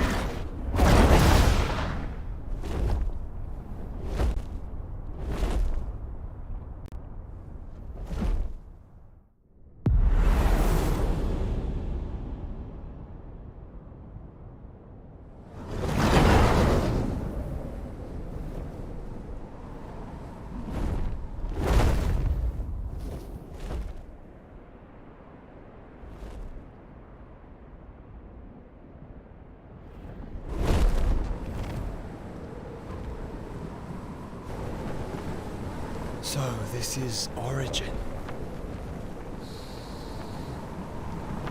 A far cry from heaven.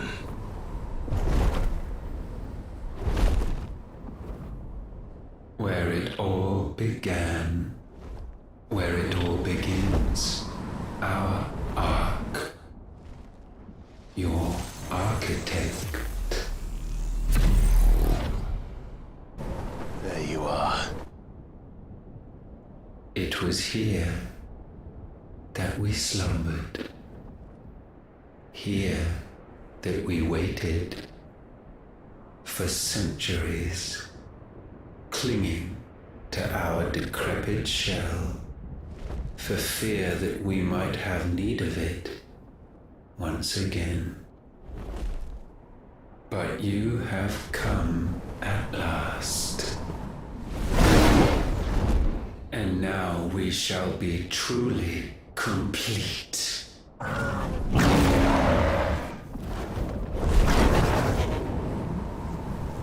Well? There's 3 of us, and 1 of him. Let's make it count.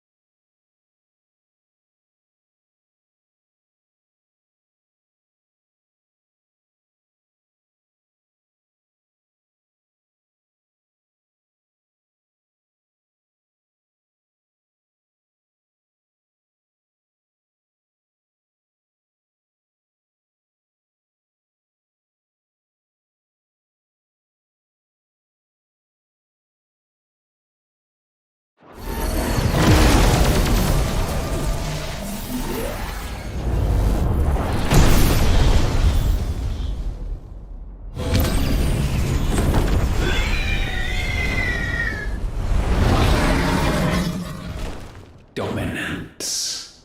We will show you what it means to suffer.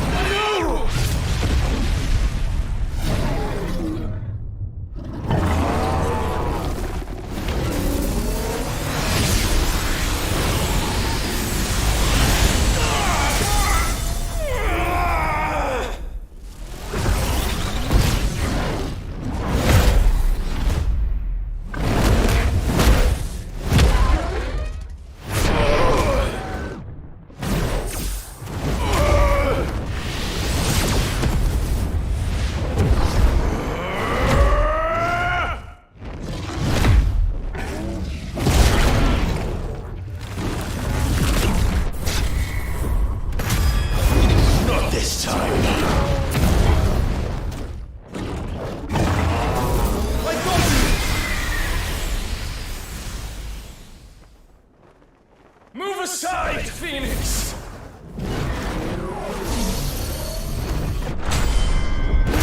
You will answer for what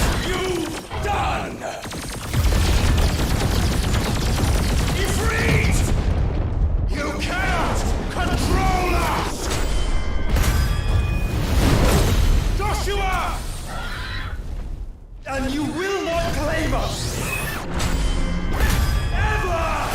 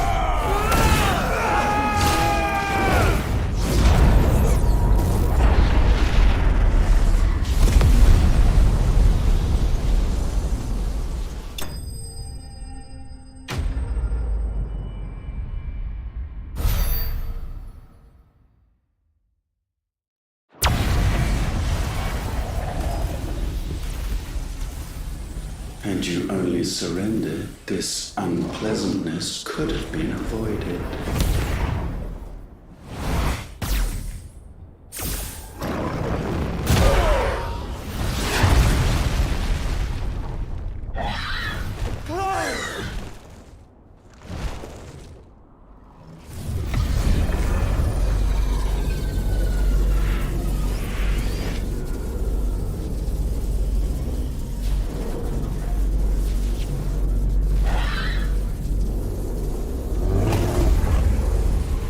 We have you.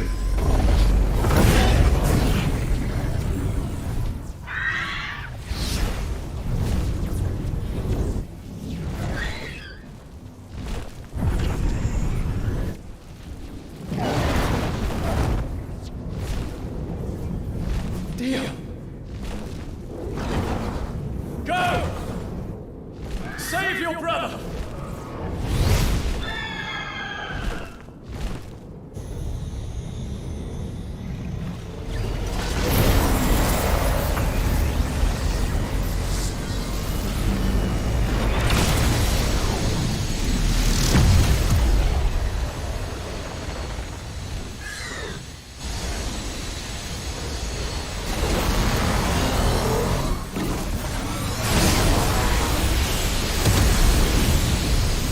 I ask not for acceptance.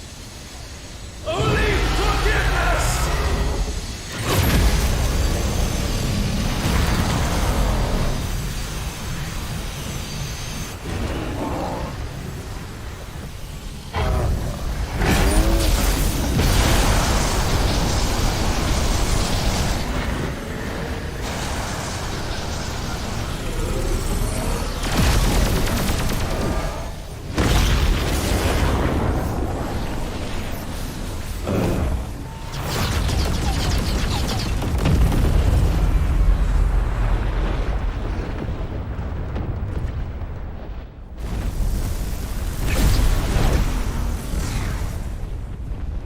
Now, Father, it is done.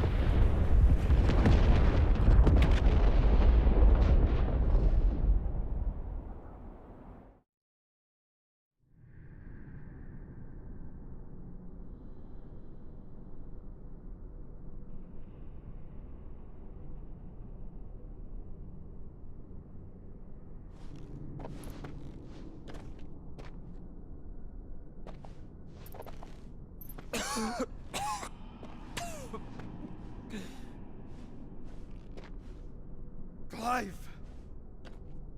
Clive!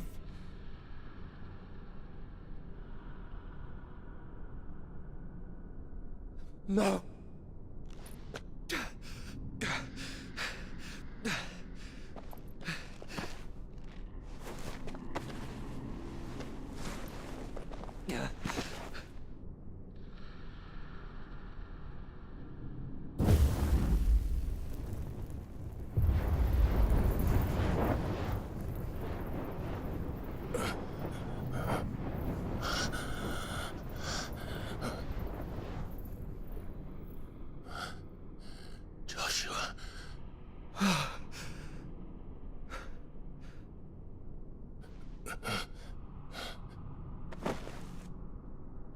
founder.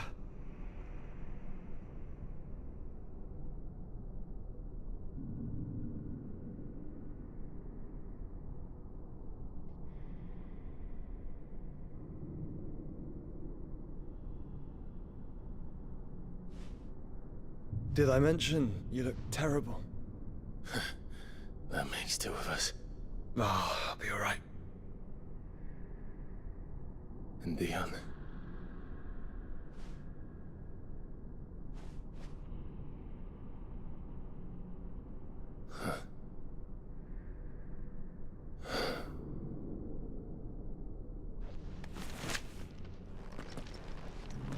Take my hand. I told you, I'll be...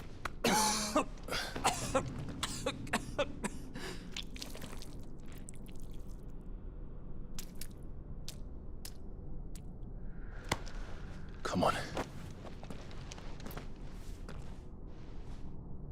Thank you.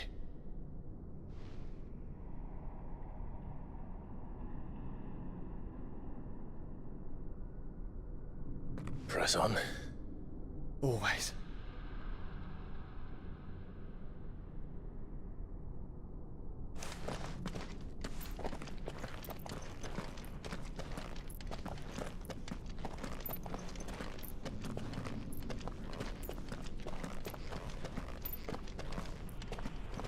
I'm sorry about Dion. Don't be. Please. He did what he had to do. And it's time we did the same.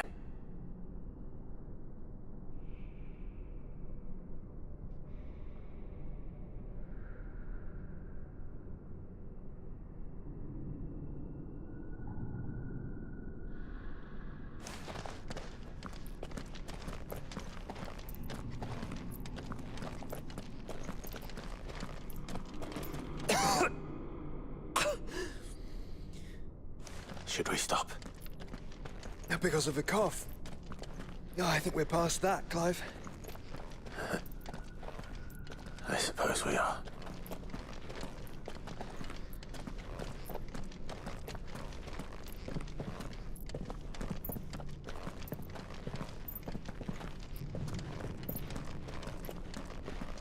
That light, so cold. So empty. We're close, aren't we? It seems that way. But I don't want to think what could be waiting for us in there.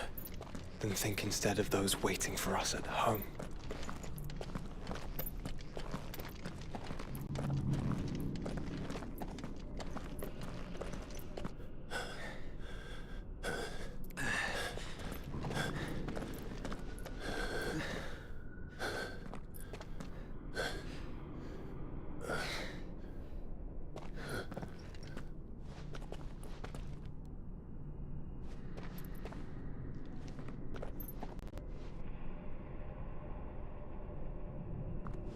Clive.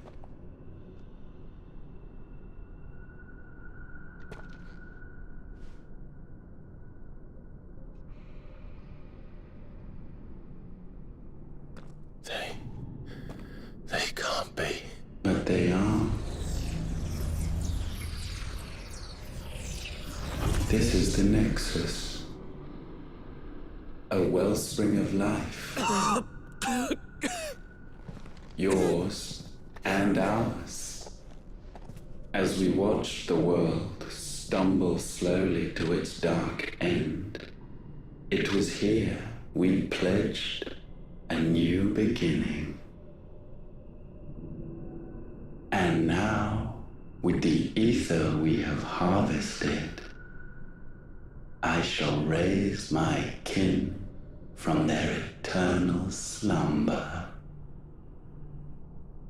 that together we may usher in a new age of reason.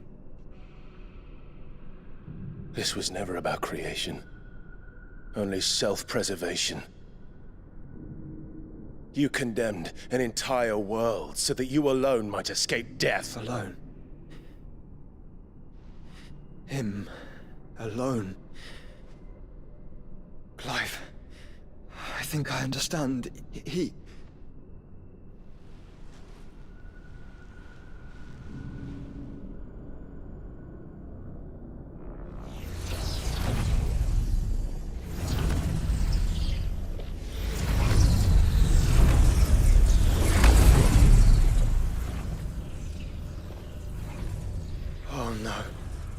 They sacrificed their flesh to become beating hearts of crystal that pumped the land's lifeblood from the depths of the earth unto this very chamber.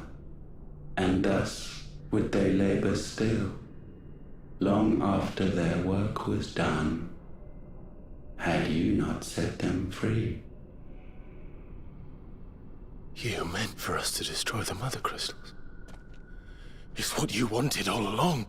You have our gratitude, Mythos. In this you have served us well. You have both served us well.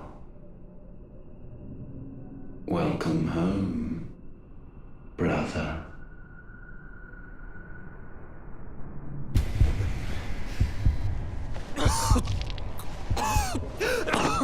Joshua.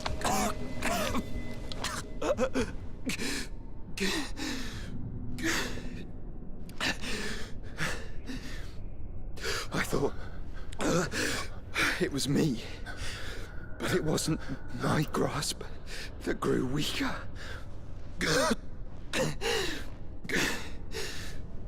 It was theirs that grew stronger.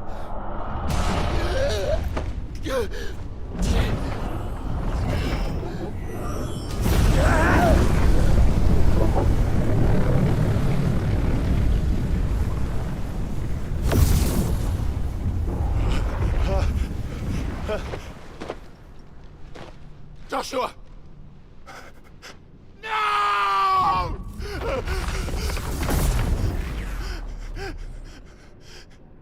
And now we can become one.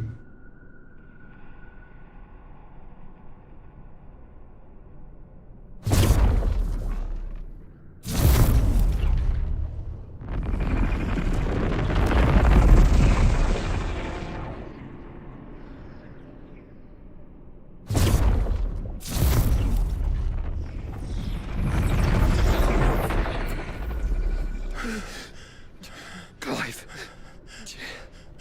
Don't speak. The one possessed of the destructive flames of Ifrit and the healing flames of the Phoenix. This, I once believed, would be Ultima's true form. But I was wrong. I see it now. Why you will never become Ultima's vessel. I don't care. Just hold on. Listen to me, Clive. You remember the murals? People once knew that Ultima was their god. That he created them. And they worshipped him, prayed to him, looked to him for guidance. In vain. In vain. For he did not listen, did not acknowledge our will, and so we strayed from his path to forge one of our own. So absorbed was he in his own desires, so driven by his own will alone, that he shunned the one thing that could have made him truly powerful. Faith. The same faith people now place in you. Faith that you will fulfill their dream, Sid's dream, of creating a better world for us. Faith that you will follow in Father's footsteps and save those who need saving most. Faith that you will answer Jill's plea to save yourself.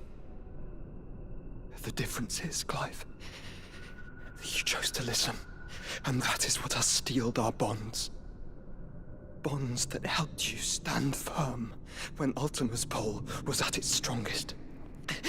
His power may be absolute,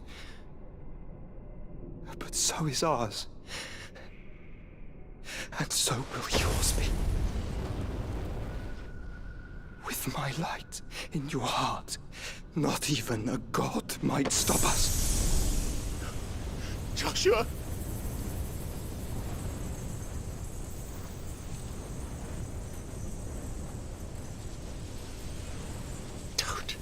Don't do it, you'll... Enough, Clive. My My body is too far gone. If the wound does not take me, the curse will.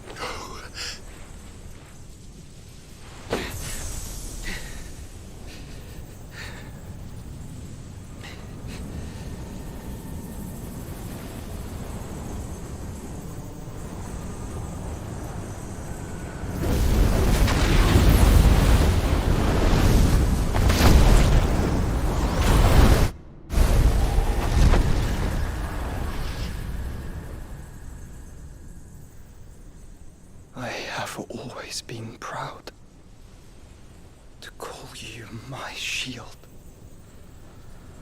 But now, it is the world that needs you. Thank you, Clive, for being my brother.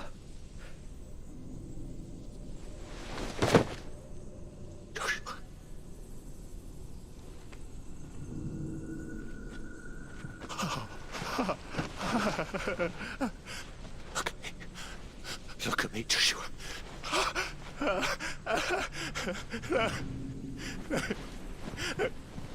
Open your eyes!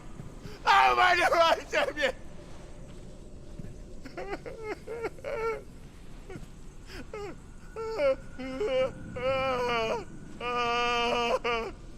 Why? Why did you do this? Joshua!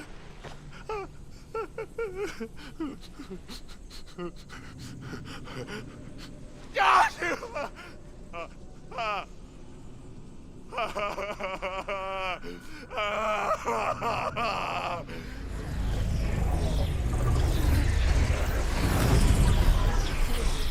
And thus does the final piece fall into place. The incantation primed, but one task remains.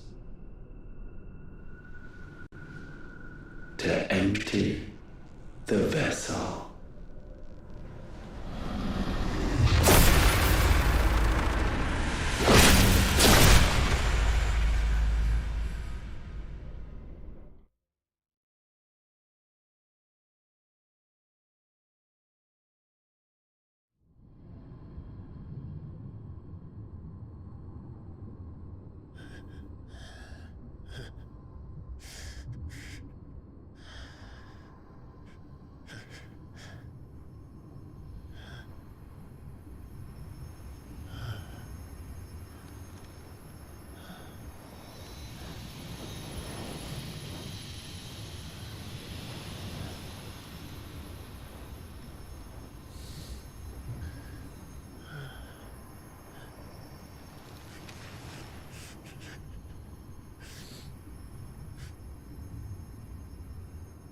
Still here.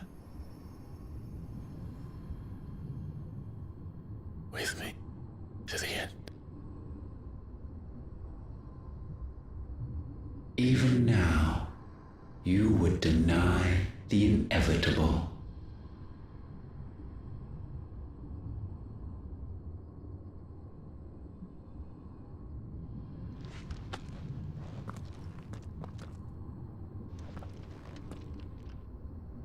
As we always have. And always will.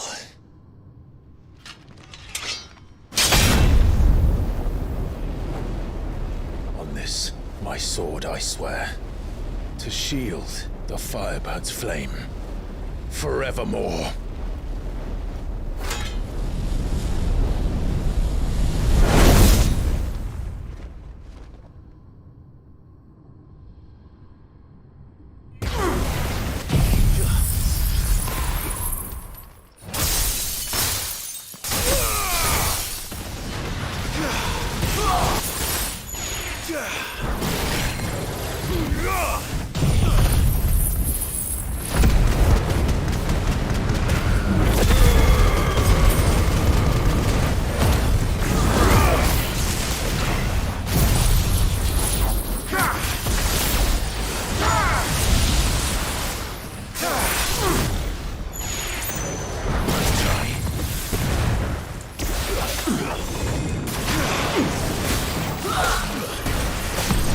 You know nothing of magic.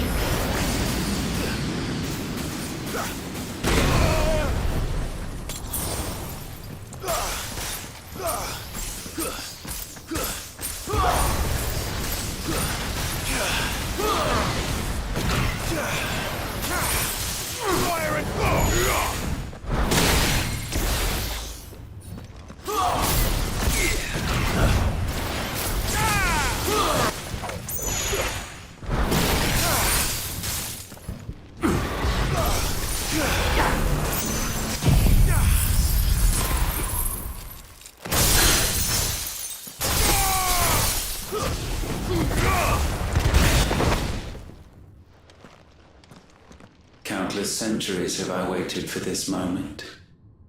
This moment in which I might revel in my creation, only to find it profaned, and so it must be cleansed.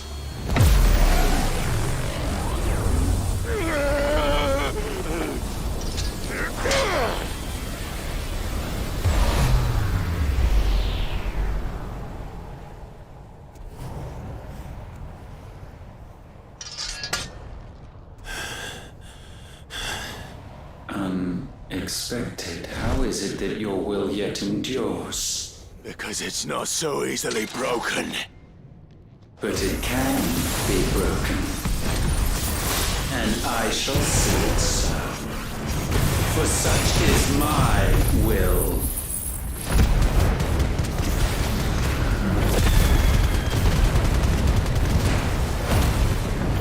Try it.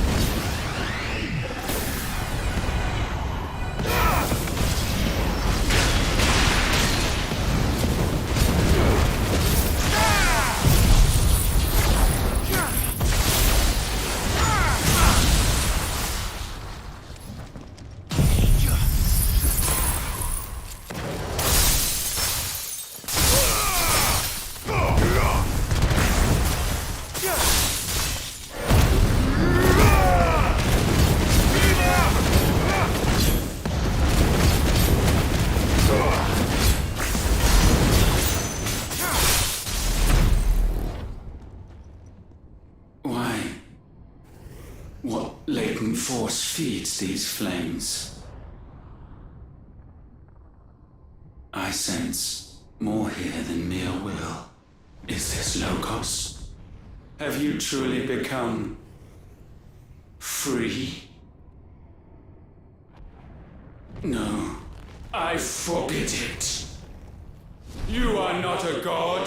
You are but flesh and bone. You are not one of us.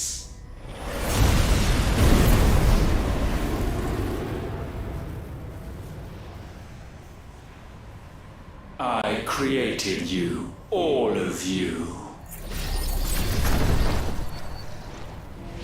And what is mine to destroy. Once, perhaps. But we are no longer yours. Our flames are our own, and they burn as one!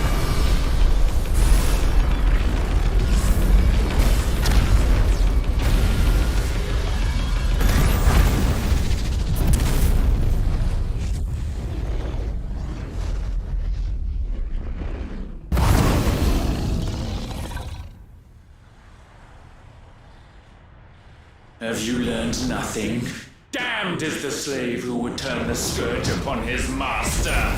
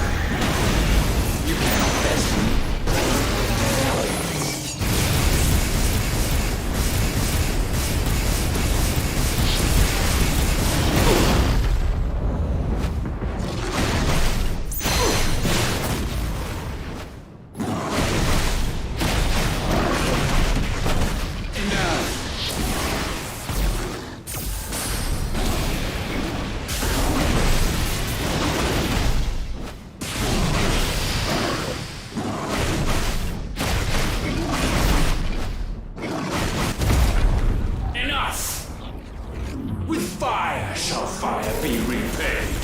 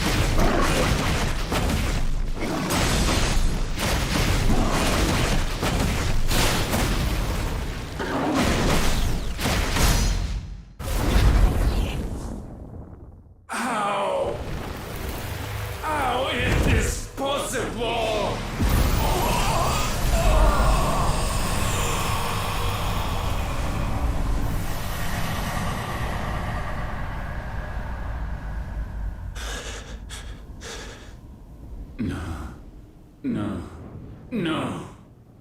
My will is inviolable. Something is wrong. You're afraid. You always have been. From the moment the Blight exposed what you were, weak, you conceived us to prove otherwise. But the results shook you to the core.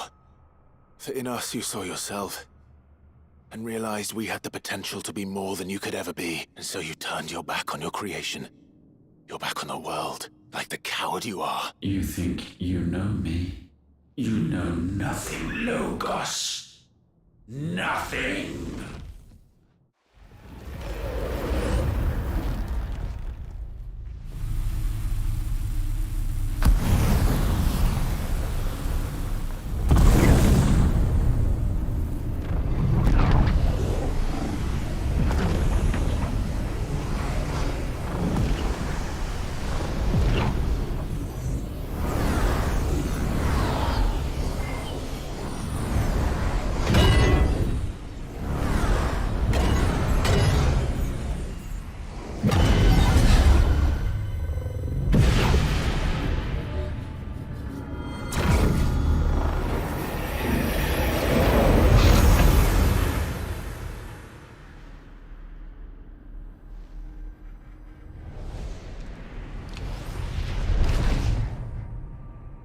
Bathed in light, I stand above you, my rebirth complete.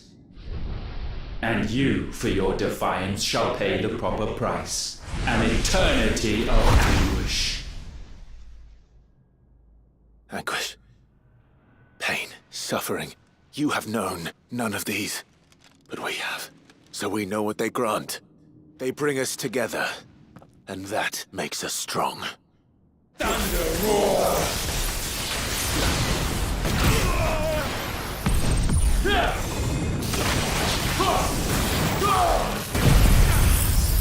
Guess we're ready.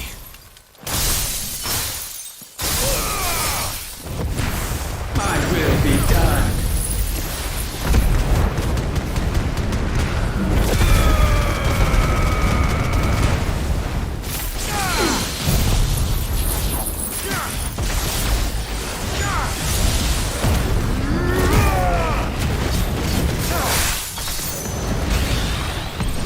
Let lightning strike! Wind fly!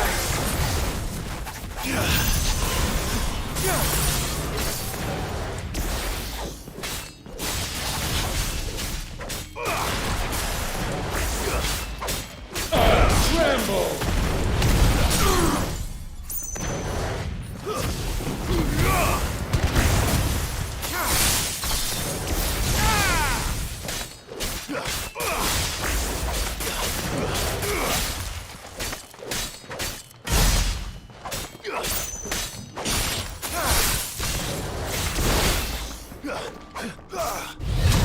Gale unrelenting.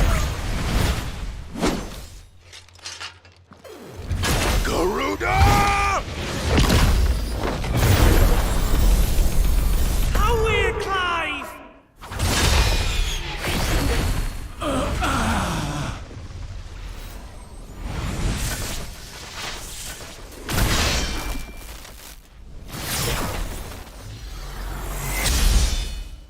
Weapon untamed.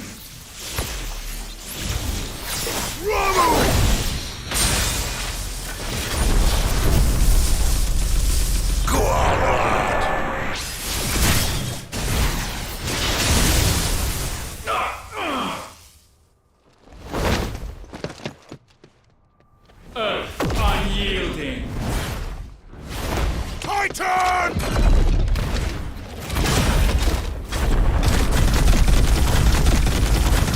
Give him hell, Clive!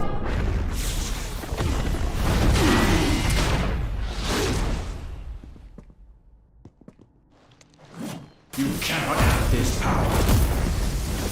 It is not yours to take.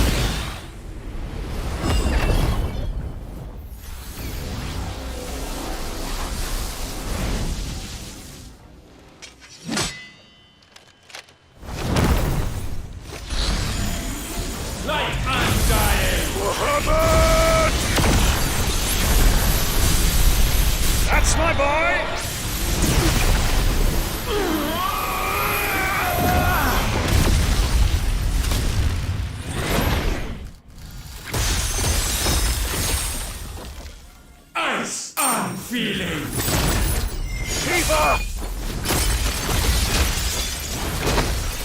Together!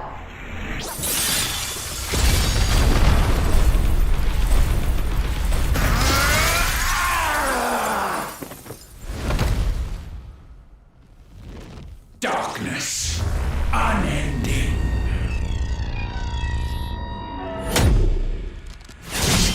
Odin.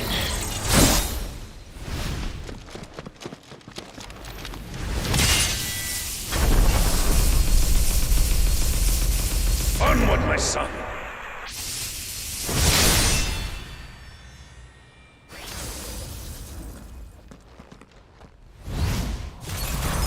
No, mine is the altar at which you pray. Mine are the eyes that look down upon you all. And yet still you cannot see. You are no better than us. We are one and the same. We are not the same.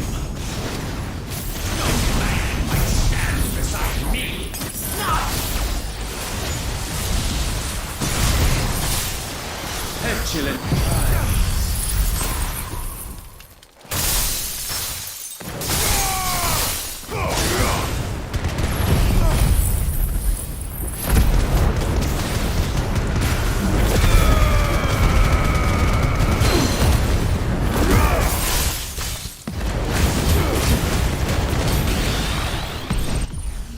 when all hope is burned away, naught will remain but ash.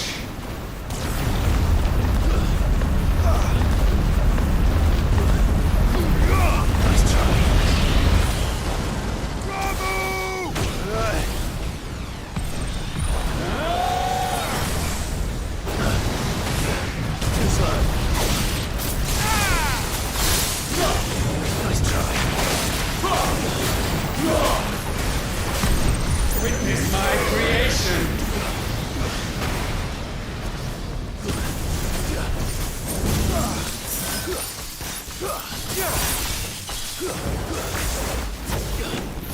There is no escape.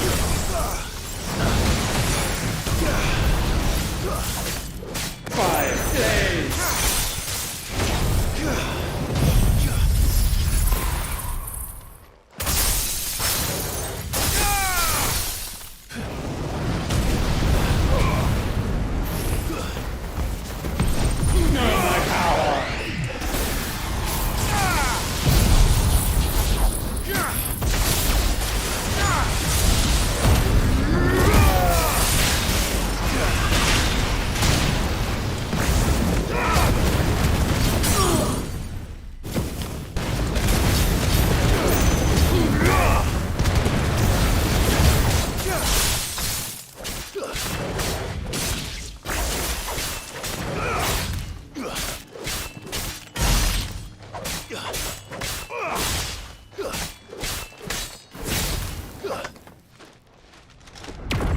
Flames unforgiving!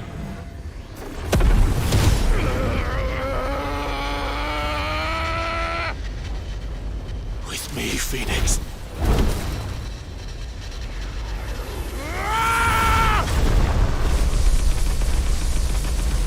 Forevermore.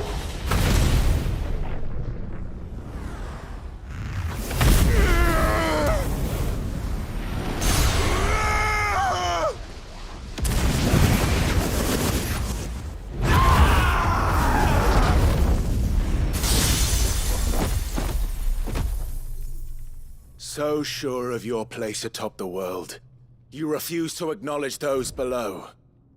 You chose to remain alone. And so you shunned the one thing that could have made you stronger.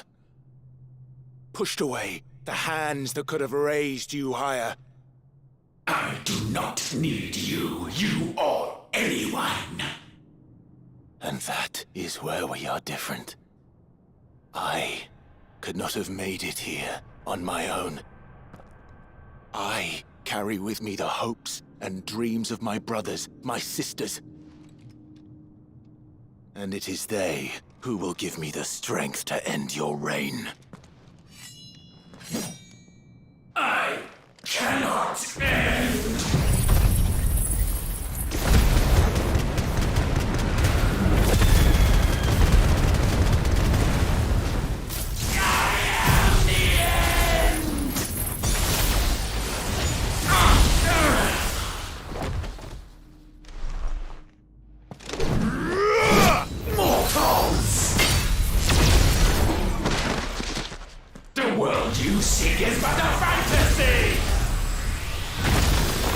The only fantasy here is yours.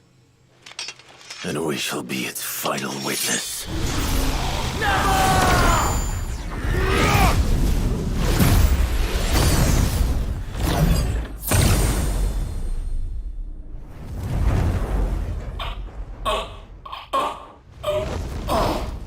I said... it's over!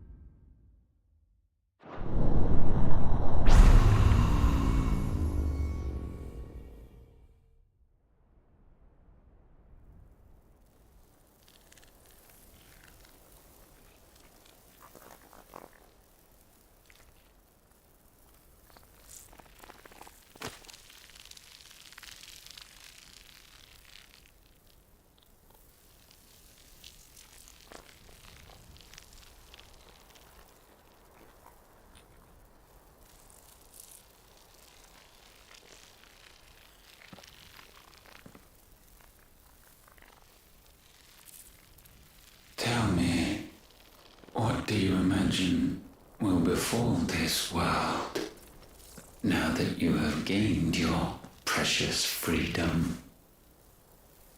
I honestly don't know. But I doubt it will be pretty. A sorry tale of sin and suffering, hardship and pain.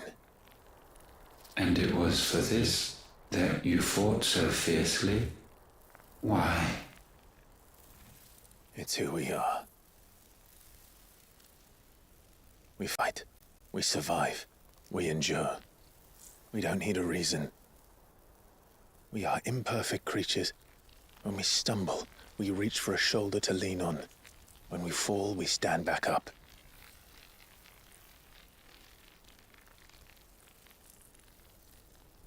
We see the horizon, ever out of reach, and still we march on.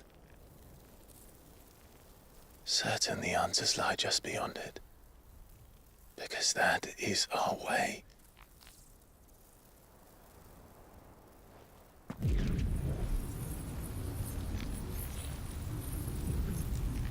My congratulations.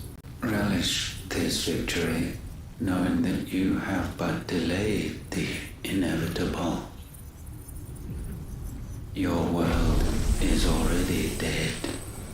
May you enjoy an eternity on its blackened husk.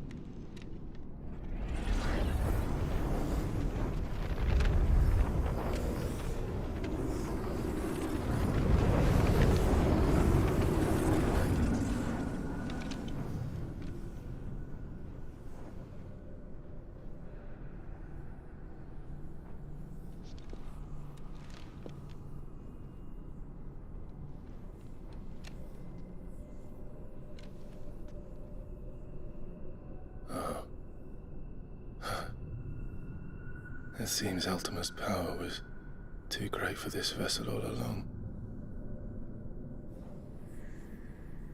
But while I have it, perhaps I can use it to set things right. And see Ultima's legacy. Bearers, dominance, crystals, magic, consigned to the flames.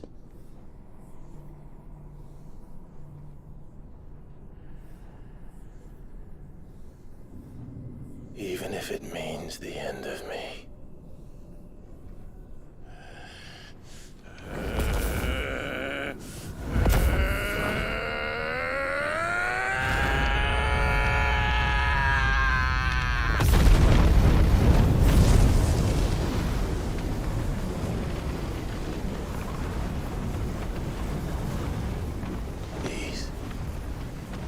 These are our terms.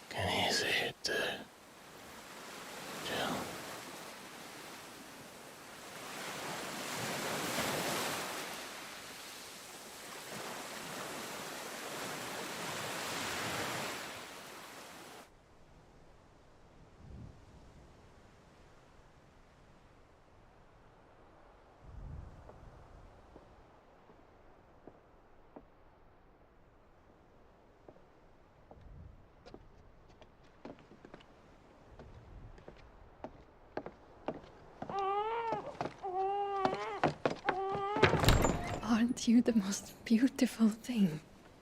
He is, isn't he? What are you gonna call him? Let me see, let me see. Oh, reet little one. Got a smile for your Uncle Gav? Not so loud, you burp. What? I was only... Shh, you're scaring him. It's all right. Oh.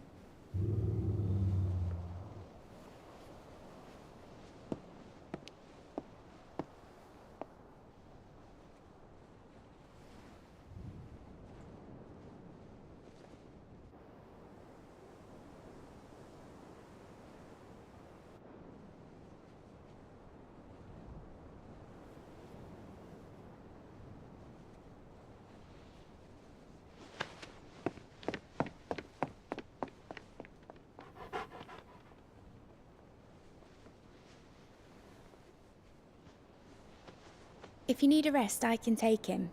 I'll hold you to that.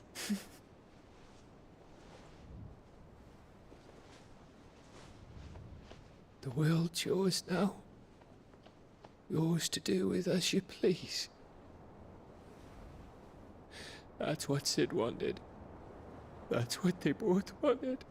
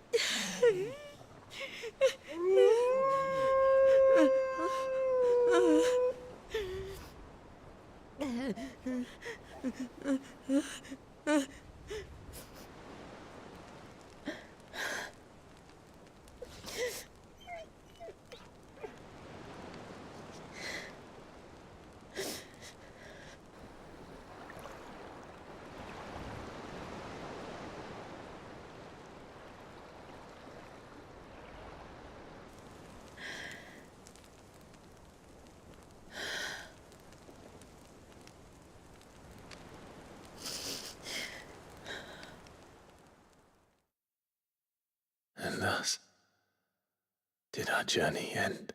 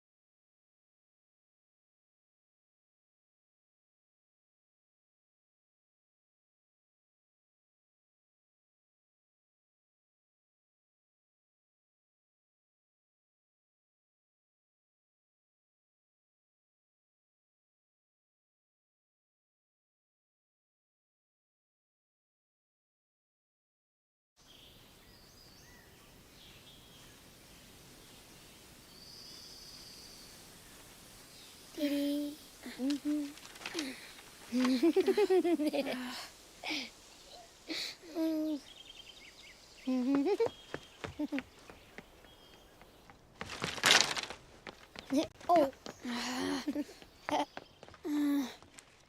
Every time. Will you light it? Yes, Mother.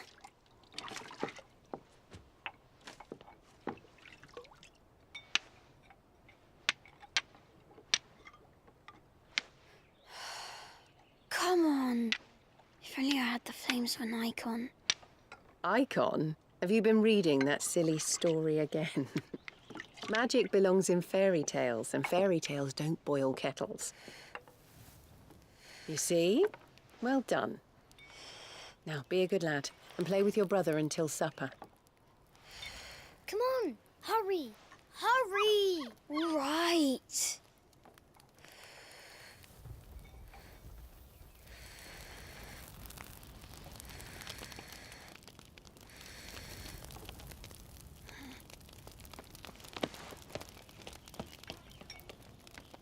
Right, let's play the Saint in the Secretary.